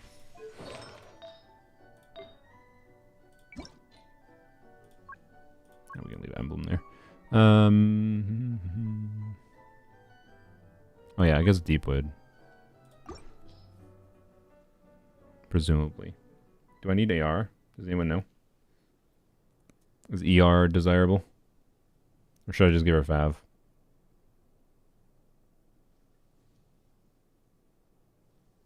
I've done now that the echoes because level 90 is expensive. Yep.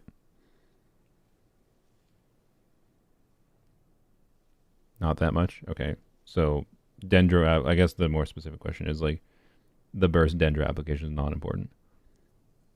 Okay.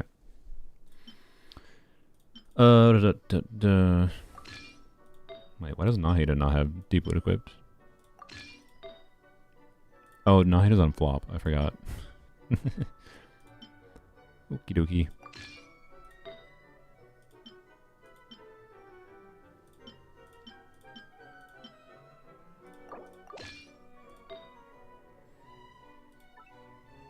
I could maybe do some HP for more key of caution to suit min-maxing, but don't care.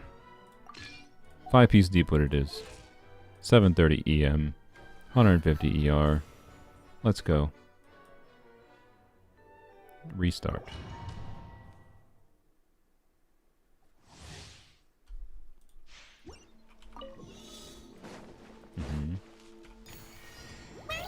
Meow. I forgot how slow she was to climb up things. What?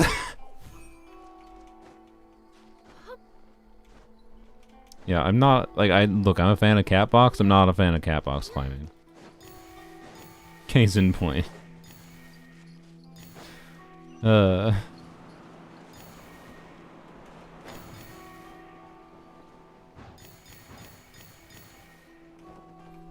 might have to here, though. No, I don't think I had to, actually. She was OP for climbing back in the day? No. Everyone was excited about her climbing ability, and I didn't really like it as anything other than the side-to-side climbing is so very, very, very rarely relevant. Like, it just almost never mattered. Obviously, they make it matter here. Wow. Like, it's fun. I get it. It's fun. But I just dislike how slow it is. It's way too slow. I certainly wouldn't call her OP for climbing, except for very specific situations. That was my vibe on her, at least. I felt plenty of desire to use Kirara for silly shenanigans, but almost no desire to use her for climbing, personally. Although that's speaking as someone who had Kazuha available.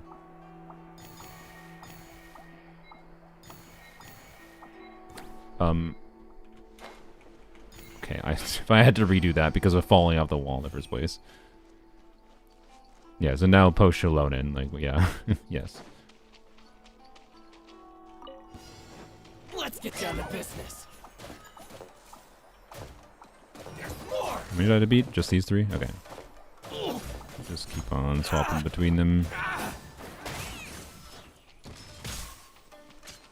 Stay over here, sirs. Good.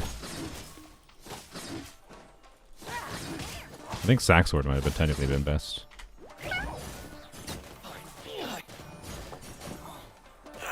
But it doesn't matter. Echo Cat. Was it called Cat Upon the Eaves? Nice.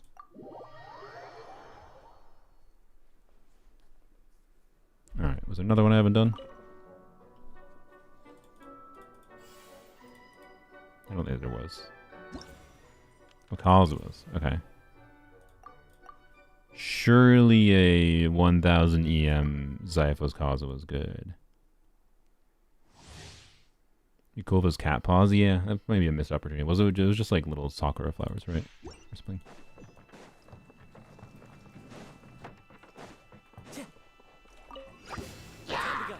Okay. Yeah, I'll try not to use C1 Kazuha.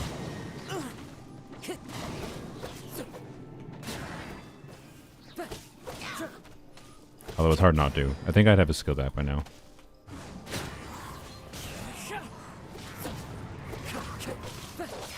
Die, please. Okay. Oh yeah, I can just burst. Oh yeah, yeah, duh. Just burst and then skill.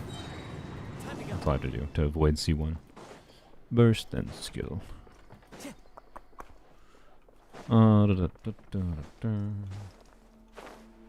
Last part is tricky because of infusion priority. Okay, cool. Interesting. Okay. So...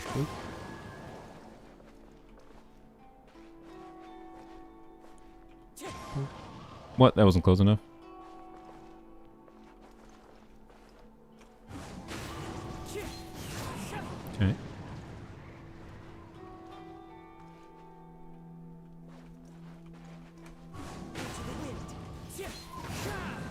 Oh, I didn't get far enough. Oh, really?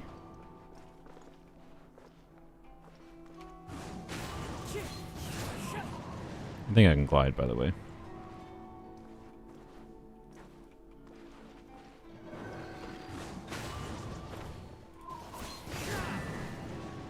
Oh, you... Come on. Whatever. Alright.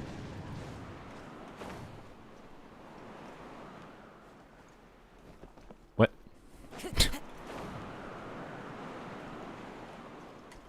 I forgot. I forgot. It's been a while since I used him. Time to go. Oh yeah, I probably could have just stood on the torch, you're right. So we got 4 torches here. Okay. So is this, yeah.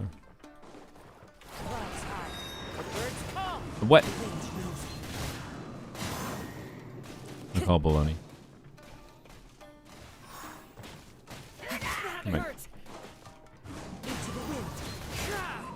Shoot. Okay. I get bungled immediately. Time to go. One with wind and cloud.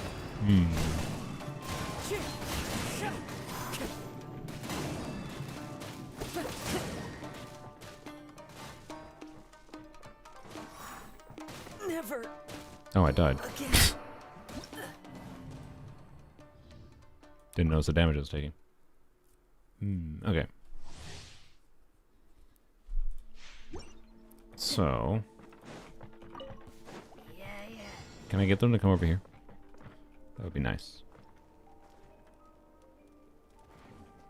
Please. Why is that one slime? Bruh. Bruh. Hello? Dipwit.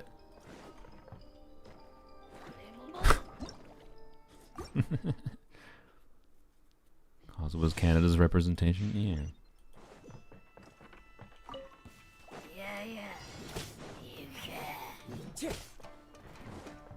Okay. I want you to be over here. Clouds high. The birds come. The wind knows it. Come back in. God dang it.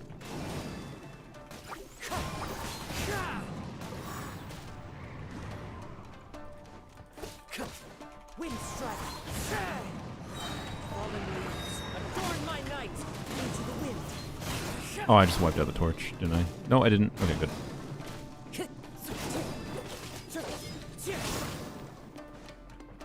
I did. Ah, frick. Bruh, my ear. Clouds high. The birds come. Oh, I use C1, whatever. There's supposed to be 2 of these? Wait, trigger the mechanism using electro plunging attacks. Oh, am I supposed to hit Time to this? go.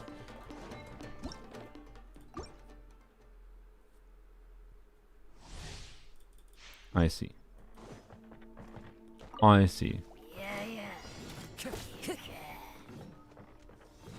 Just hit me. Hit me!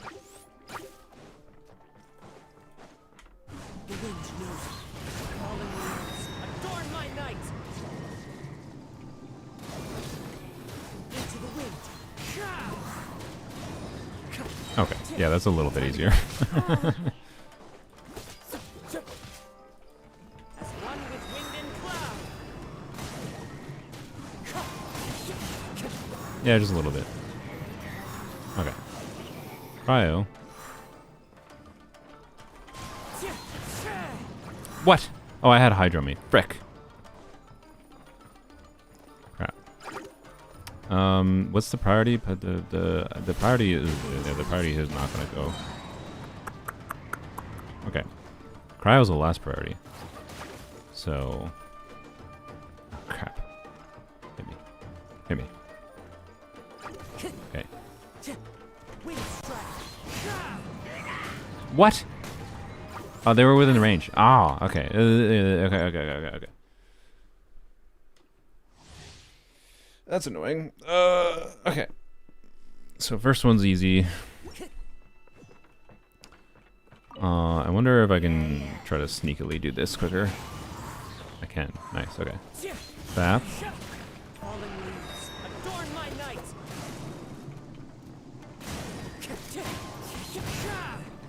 I chose to wait a little bit because I figured I'd have the skill back by then, but probably a little soon. I don't know. Okay.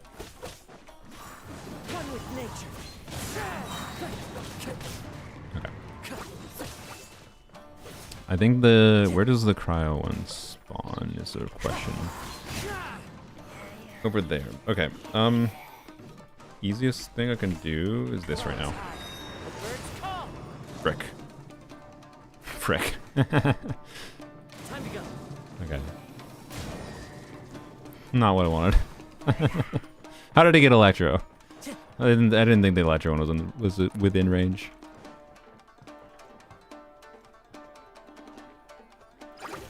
Okay.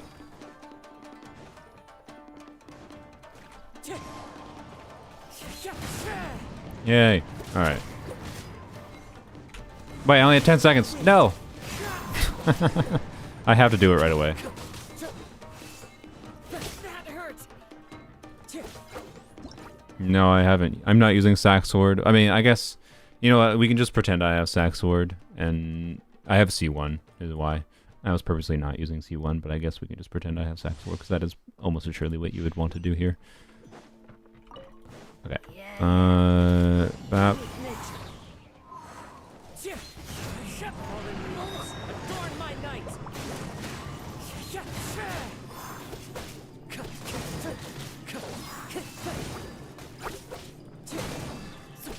Into the wind. Okay. I want to get you over here. Okay. Ah, frick, I knew it. Yep. Ah, the freaking butt. No, get away. Okay. You missed. Okay. Can you? Wind strike. Ah, frick. I was hoping to grab the purple one, not the. Yeah. I'm taking way too long. Fine. Ah, frick. No. Nope. Nope. Cooked. Normal attack, kill the Electro Slime first? Maybe. I think what I'm going to try is a charge attack on the Electro Slime to get it to, like, get knocked back. I can test that while we're in this phase. A charge attack on the Electro Slime, though. Right. Because if I can knock... Yeah, see, a charge attack knocks it quite far away. If I can knock him away, I think we might be fine to just burst, and then we're chilling. One with nature.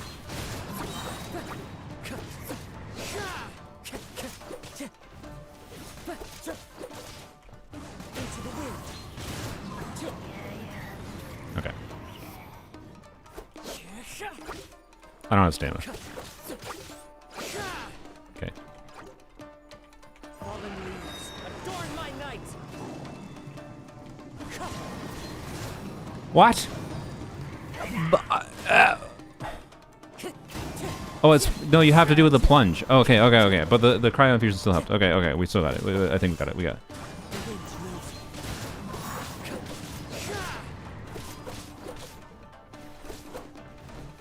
I forgot that you needed a plunge. I thought you just needed cryo on it. Crap. Alright. Oh, no. No, don't make me redo it. No. Oh, barely. Okay. Got it. That was probably the best one so far. As far as, like, using the mechanics of the character. You know, the constellations did help me. It probably would not have cleared there without redoing without the constellations, but that's fine. Let's go. We got it. We got an echo for him. Yep. Do shadows. And where's the cats? Cat. There we go. Yeah, hers is very simple. It's not bad though. Alright. Yeah, that was a fun one. That's the kind of thing like that makes me think they could actually do, you know, a tower equivalent in Genshin. With like points and whatever, but it's only with specific characters, so like it's not it's so weird. Anyways. How much questing has been done? Oh, a lot. We did all the questing. I mean, it was productive. All right, let's end with a quest though. Let's end with a quest though. What quest though? Not a full quest, I think. Not a full like big boy quest. One of these ones.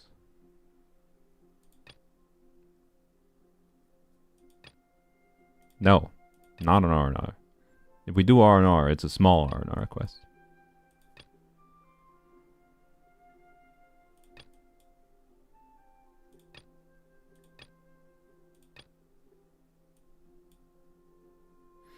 Character trials turns into an endgame sort. Yeah, that's kind of what I was describing. It could be it's like it's more of a puzzle than anything, really. But I feel like there's a lot of potential for that when in an expanded form with puzzles. So it'd probably be a puzzle-y endgame that uses Genshin's mechanics to solve puzzles rather than, you know, combat endgame realistically. The Book of Esoteric Revelations. Okay. It's a 50 Primo Gem quest. Sure, this is not a long one, surely, right?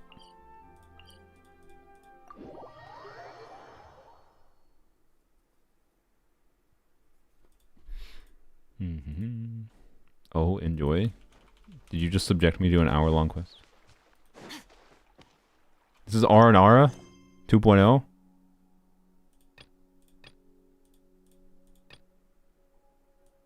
No joke? Okay.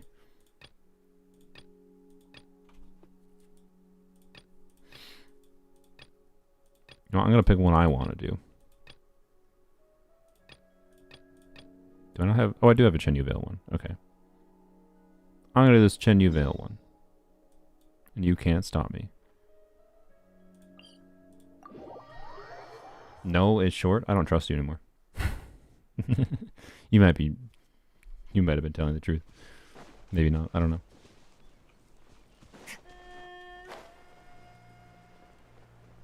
But I've chosen to do Chen Yu Vale because I want to. And we will get a little distracted along the way because I have not finished exploration in this area. Most of the exploration I've done in this area has been on my other account.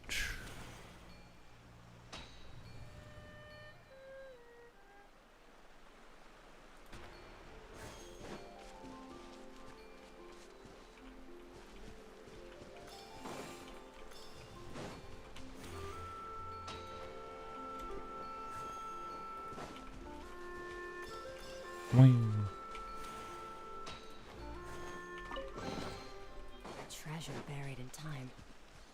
Yeah, Chen Yu Vale's great. You never did Chen Yu Vale. How dare you? Well, that's annoying. Okay.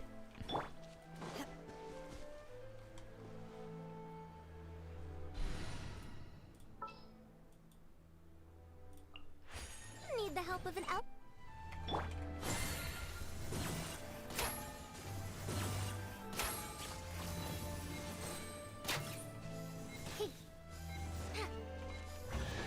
I thought I missed something. Okay. A historical artifact.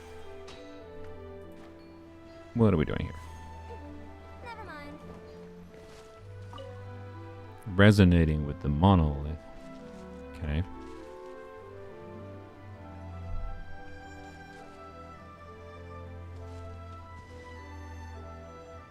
Okay. Eliciting quests are very interwoven. You have to complete one in order to do the other. Okay.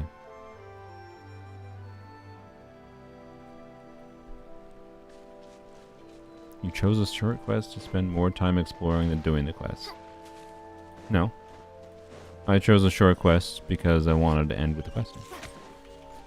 And the way I think questing is at its best is if you let yourself get a little distracted doing exploration while doing a quest. Like it'd be a bit silly to not do some exploration while I'm here when there's two things nearby. No? Anyways, I need something to light up these. Do I need hydro? I guess I need hydro.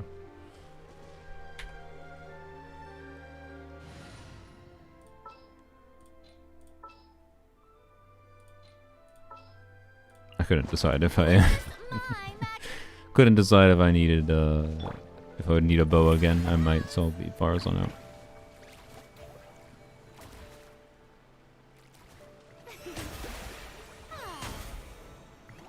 Brina was the wrong choice, apparently. Maybe?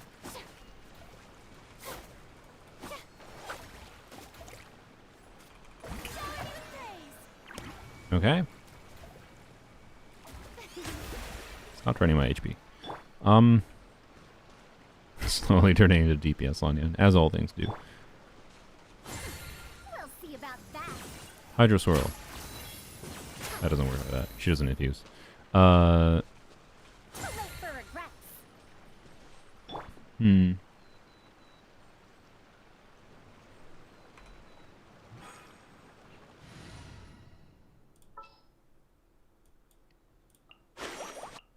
We'll need a strategy.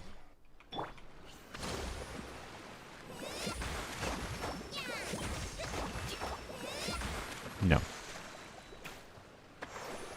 Okay. What the heck is it supposed to be? I don't know.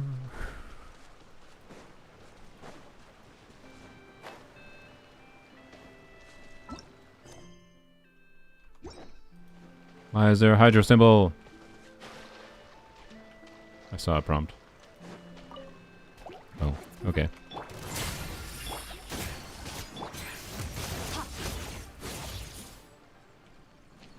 Is that all it was? Just interact with the things? It's going around.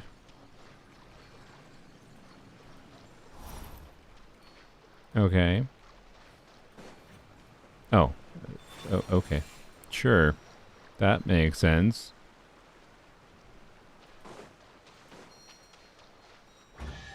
Okay. Why is there a hydro symbol?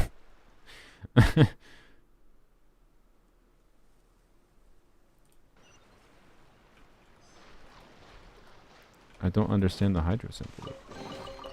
A treasure buried in time. Next.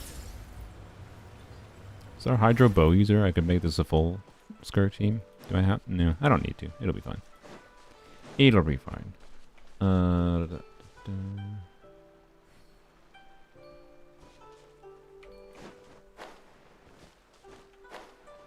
Oh yeah, Yelan. Duh. Actually, Yelan would be kind of nice for running around. But I don't have that much more to do here. It'll be fine. Hello.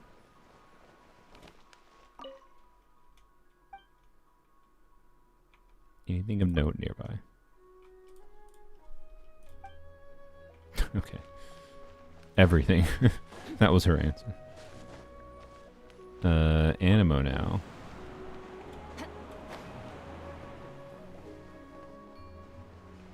Okay. Oh yeah, Sijuin. Sorry, I forgot about her.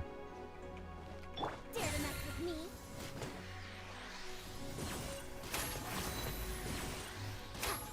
What? We'll see about that. What? Okay.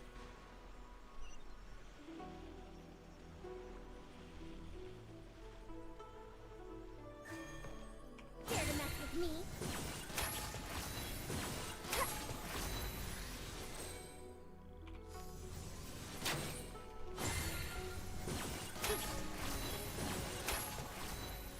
Wow.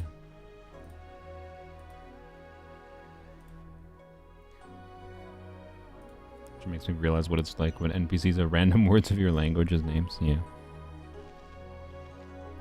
There's a chest down here. Okay.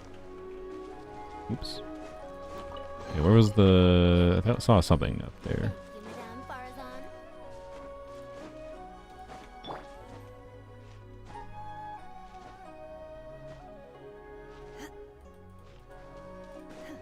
Oh, I forgot to yap about this earlier. I should have yapped about it at the beginning.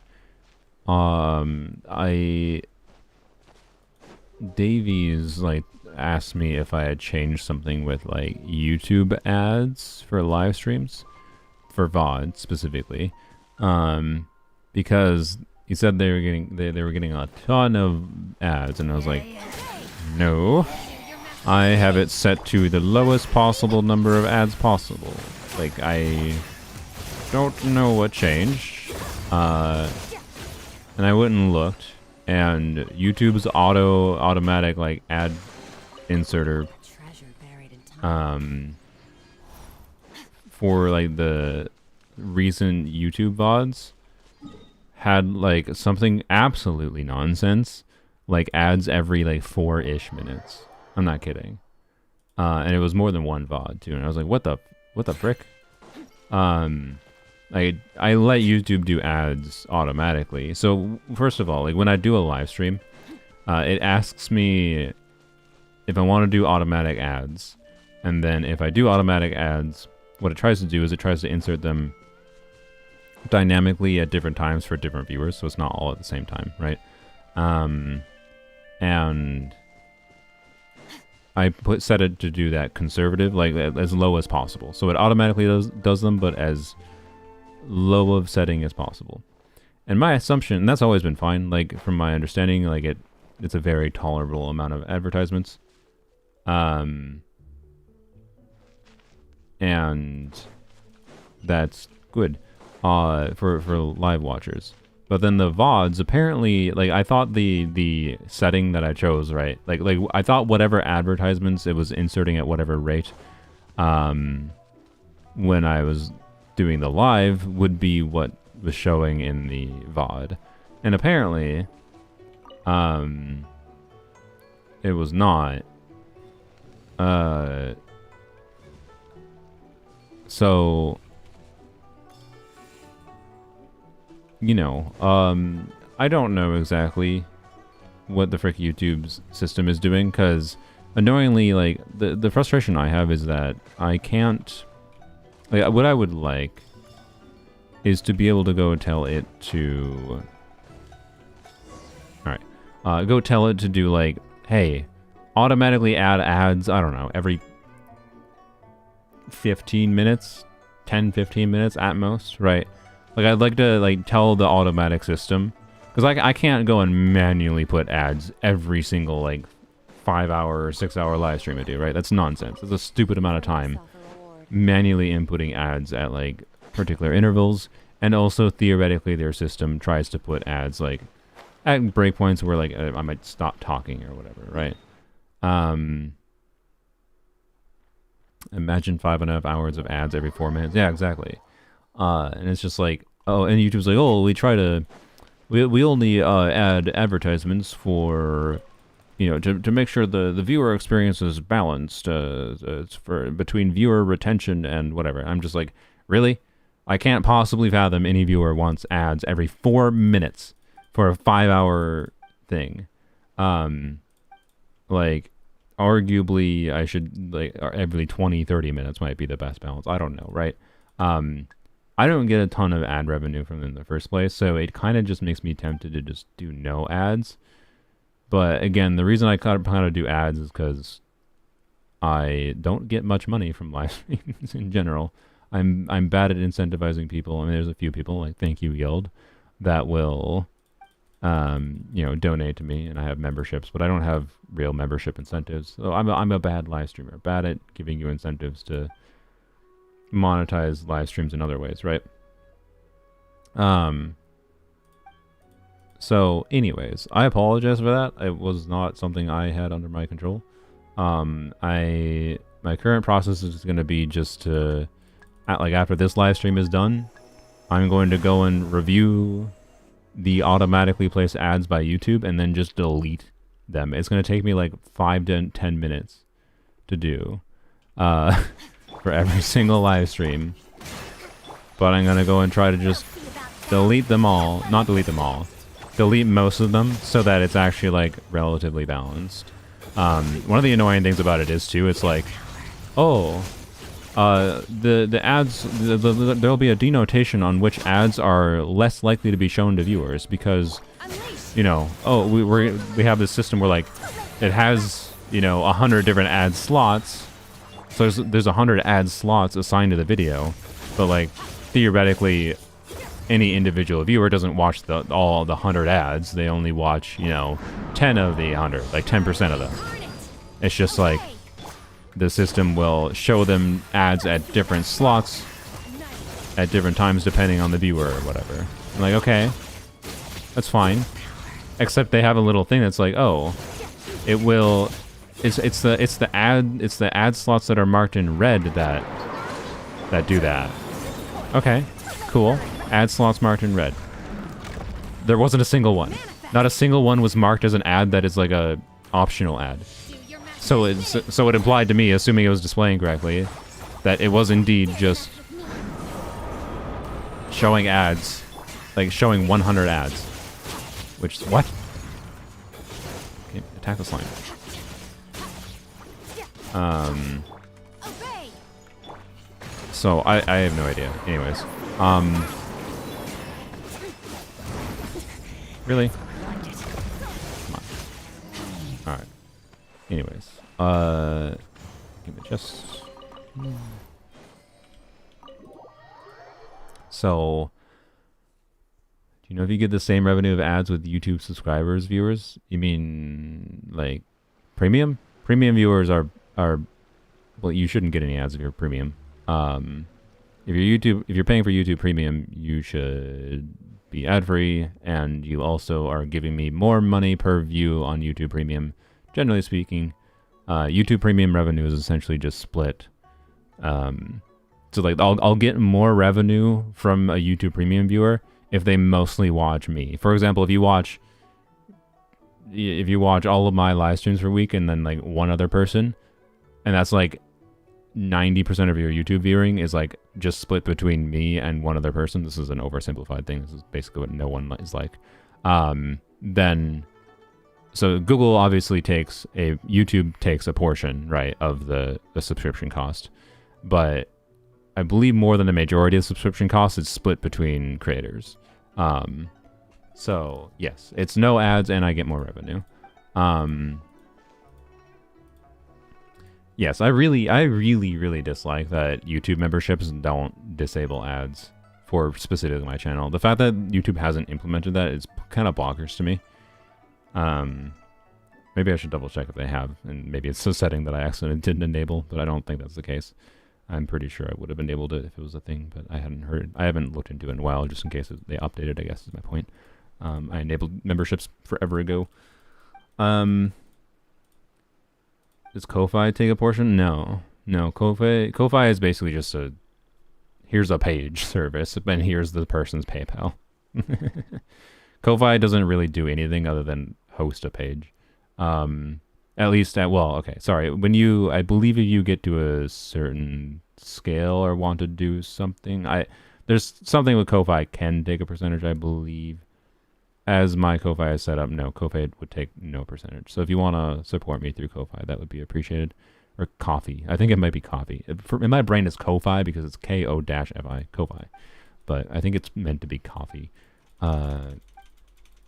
So, anyways, yeah, it doesn't take a portion. So yeah, if you want to use ad blockers, I have no judgment if you want to use ad blockers, although it would be appreciated if you're using ad blockers. If you have the financial means, I don't want you to feel pressured to. If I'm just saying, if you feel like you get value from my content, it would be appreciated if you threw me $1 or whatever. But you don't have to. Don't feel pressured, because other people throwing me $1 hopefully can pay for your view. That's the whole idea.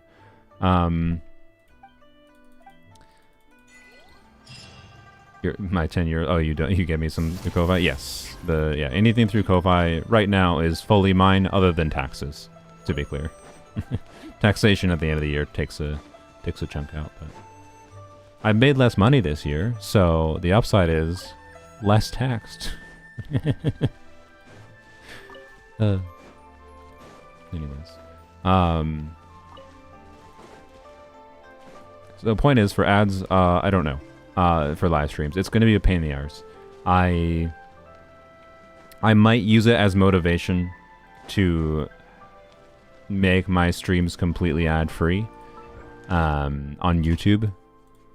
Like just disable monetization on them completely in favor of external structures. So, you know, having something set up where it's like, yeah, you can donate and get a reward. So some kind of donation, like, reward, not just donating for donating. Well, I mean, thank you, Glorp. Thank you, Glorp Tagliner, for donating. I appreciate the $2. But that's kind of what I'm working on. Like, if I go look at, I don't know, YouTube changed something on their end for the automatic ad thing, right? For the VODs. And I can't really, like, the automatic automatic ads for VODs is just like, it's one button. It doesn't give me any settings. It's just like, would you like to automatically add ads to this? And to be clear, if I enable the automatic ads on live, it puts the ads automatically in the VOD. It's just a different frequency than it is when it's live for some reason, and that's what's pissing me off.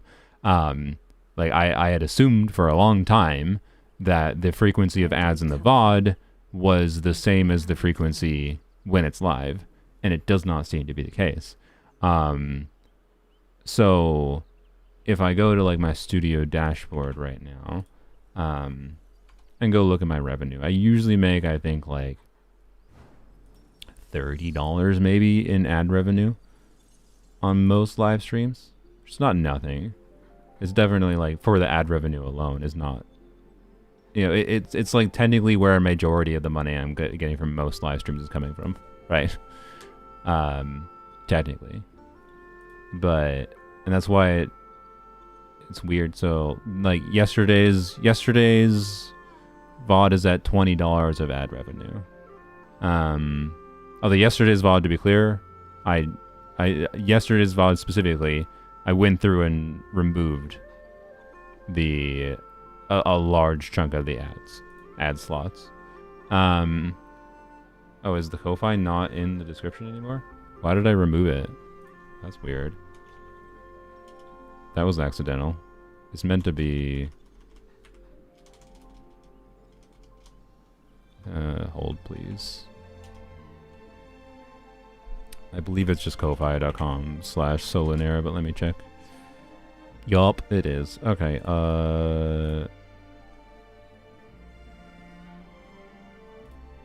but there we go. And my intention was to keep that in most video descriptions. Let me update it for this one. So, well, most live stream descriptions. If you want to donate directly to me,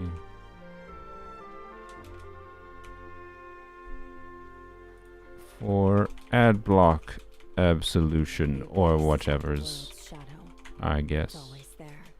There we go. Updated the description too. And hopefully that'll be in future live stream descriptions. I don't know when I deleted it by accident. It's probably just I edited the live stream for some whatever live stream and just accidentally deleted it. Oopsies. Anywho's, so like looking at a different VOD though. So for example, let's look at, so right now the VOD for yesterday is getting a bit more views on the VOD, and it has, I think, 6,700 with $20 of ad revenue. Let's go look at how fun is the new Spiral Abyss. So this one is one I haven't removed the stupidly aggressive amount of ads. Like here, let me see if I can show you. I think this will work. Nope, that's the wrong window.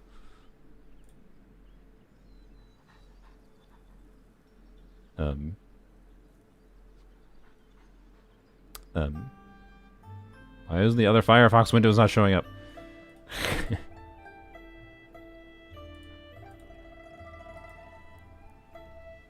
What? There we go. Okay.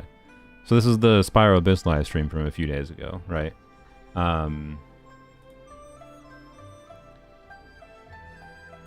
So you can see, like, it's putting ads every 3 minutes. Like, what the frick? And I think technically I'm not supposed to show you. I think YouTube policy is I'm not supposed to show you, by the way, the ad revenue. So I'm not going to, just in case YouTube's gets unhappy with me. I doubt it would be a problem because they'd have to find out. But I will go and read to you out loud what the monetization is. $28.69. So $30, and it's got about the same amount of views. So we're talking if I cut the ads by like in 3, I might lose $10 is kind of what it seems like. Yeah, it's tragic when I sleep to these. Yeah, I don't like that.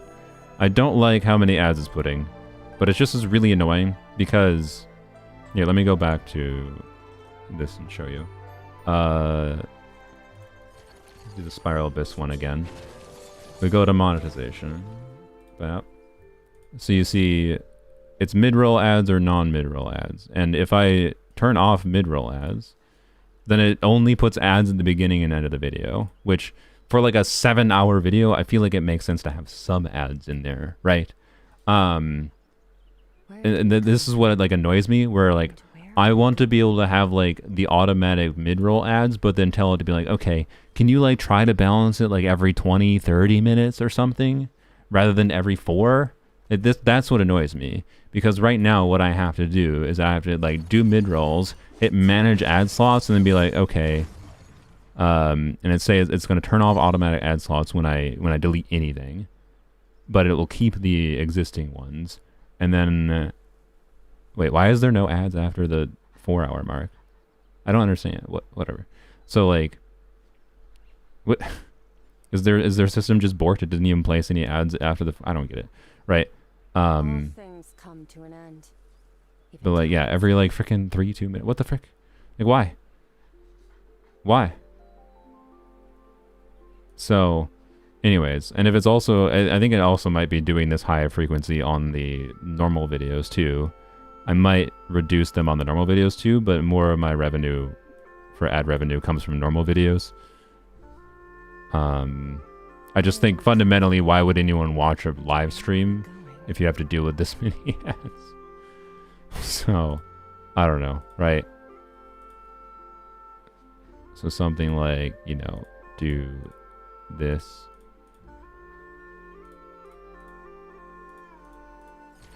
And I think this might be my best approach, just like delete every like 3rd ad slot or something. Or delete 3 out of 4 ad slots, kind of. I don't know, it's so tedious though to have to do this.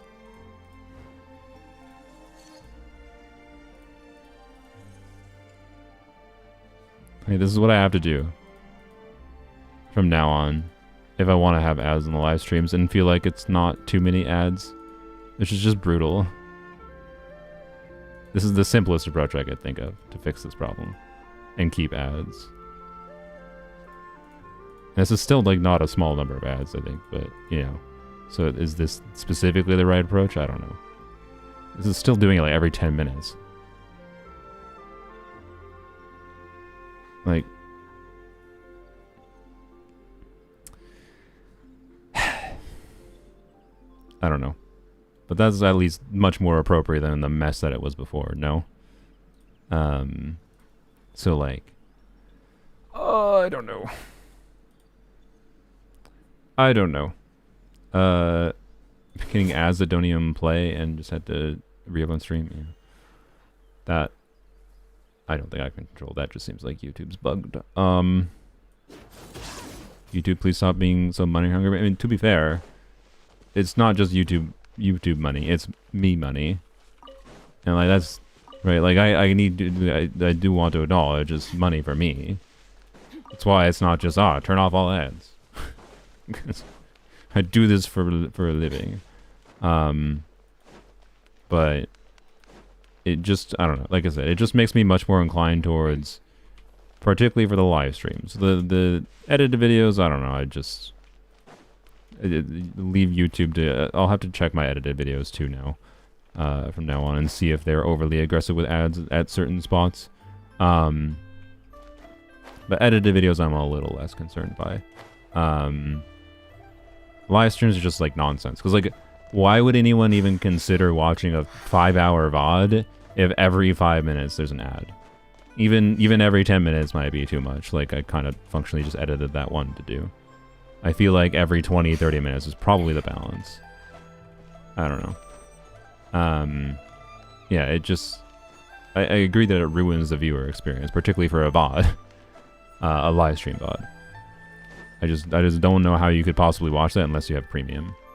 And that's what is annoying to me.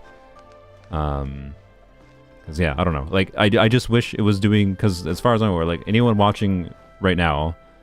Because you're watching live, because I'm still live. The ads you should be getting are at the lowest rate possible, because it lets me select a rate of automatic ads for live. But it doesn't let me select any rate for the mid-rolls. So how often are you getting ads right now?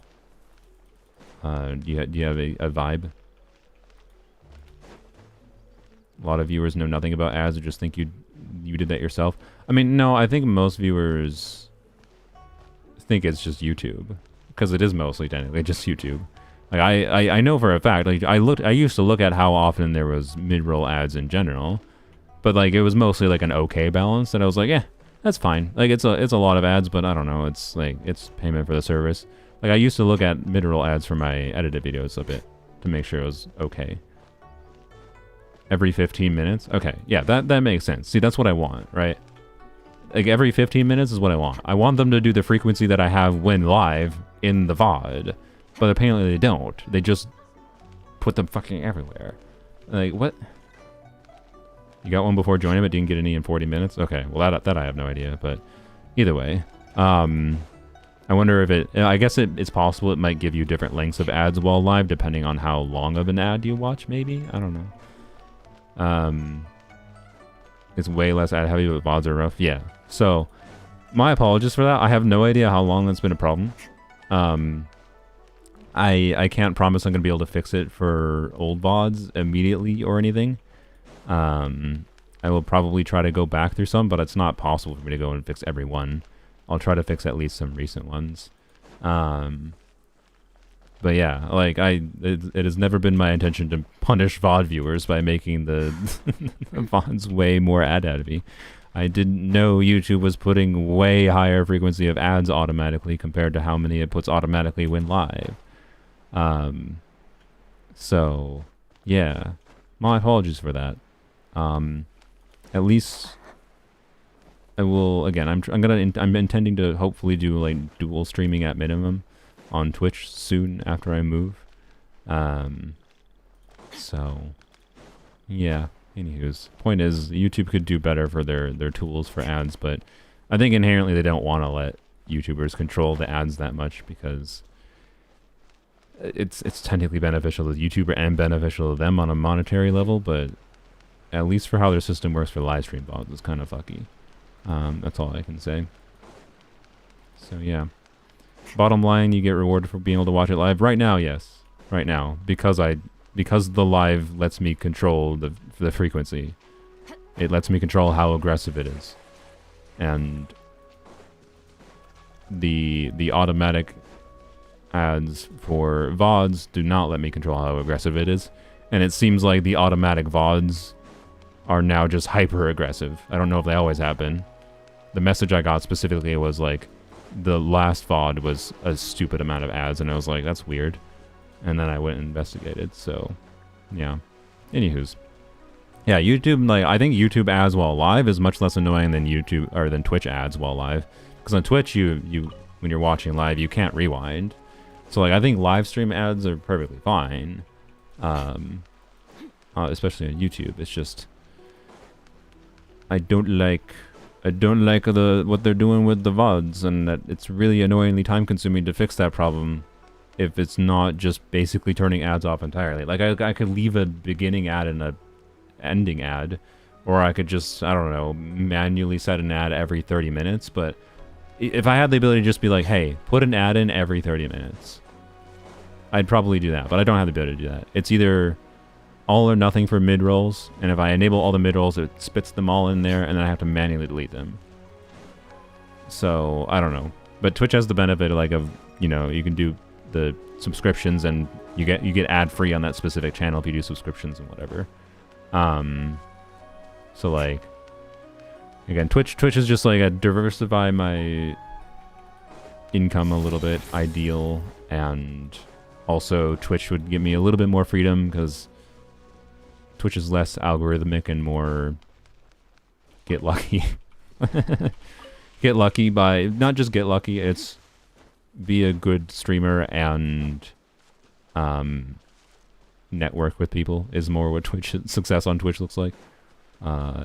With my existing success on YouTube, and maybe with a bit of smart networking with existing Twitch streamers, I can hopefully be successful on Twitch is kind of the idea. And it's something I want to work forward to, so I have more freedom also to play other video games and maybe make my content, like, on some level, I don't want my content to be about me, to be clear. Like, that's my personal preference. But monetarily, for the freedom to do things, it's better for my own enjoyment of my work to make my content more about me, even if I don't want my content to be about me, if that makes sense. So I don't know. I want to try to find a different balance. Not to say like, I hate Genshin. I want to quit Genshin. No, like I don't intend to quit Genshin or anything, but I would like to be able to not just rely on one video game, right? So yeah. Anyways, that's my yap. Hopefully some of the VOD watchers watch to the end. I might have to have this yap again during the beginning of a live stream. I intended to actually, when I started my live stream, I had in my head, I was like, hey, remind yourself to talk about the ads thing. And I totally forgot. Got distracted yapping for 5 hours straight. You can easily Mario Kart on Twitch. Yeah. Like, I'll still lose viewers by not doing what, like, viewers came for or whatever, right? But the revenue stream isn't as significantly affected, essentially, by trying new things. Like, Twitch is much more free to experiment, is what I would probably describe it as. It has its own problems. I don't love Twitch by any means. But yeah, we could do Mario Kart. Could do lots of things. Uma Musume. The first Twitch stream I'll do probably on my new internet will either be Zenless or Uma Musume, depending on what I'm in the mood for. Maybe both. I guess it can be both. There's no reason I can't just do both. So yeah. Anywho's, Phantom Breaker Battlegrounds Ultimate for a day. I'll scream and joy loud enough for you to hear. I've never heard of that, but I'll look it up. That's what I'll give you. So anyways, I think that's the stream. So I'm going to go end this stream, and then I'm going to go look at the ad slots, and then go and try to manually remove 100 ad slots. But yeah, probably we'll stream tomorrow. What about, I don't know, maybe I'll do a unit review stream. I intended to do unit review stream. I was tempted to do unit review stream today, but did not, because I wanted to do some exploration and, well, mostly quests, but I also feel like I did more I defaulted today to what I do naturally, which is exploration, and that's probably not going to change as I do quests. If quests take me somewhere where there's some exploration to do, I'm going to do the exploration. But anyways, 26.4 encounter points is, I think, enough to get me to next patch, and the next patch has exploration, so I don't actually think I have to do anything more at this point. I think I got enough. That's all I was low by. I was low by 26. So, yeah. If I had done a little bit more story content or random side quests in Natlan through the year, it would have been enough new content. It's just surprising to me, I guess, how on the line it was that just doing the exploration enough wasn't enough. That's all. Unit reviews bringing the money? Yeah, I should do more. The fact that I can make as much money from unit review streams as I do and I don't do them more is kind of silly. They're just mentally draining, and I also feel like in many ways they're not super helpful. I mean, I don't know. I have the ability to make them helpful. I think I do a good job at that, but like at the same time, I think you understand what I mean, where it just sometimes they just feel like it's just people showing off artifacts and Here you go. ah. Thank you, Ah. Mr. Tarzan. Anywho's 7 Farina ER rants per stream. Yeah. Well, but yeah, I'll do hopefully one soon. TM. Thanks for watching. Have a wonderful day. Probably will stream tomorrow, unless I feel like I need more time to edit things. Bye.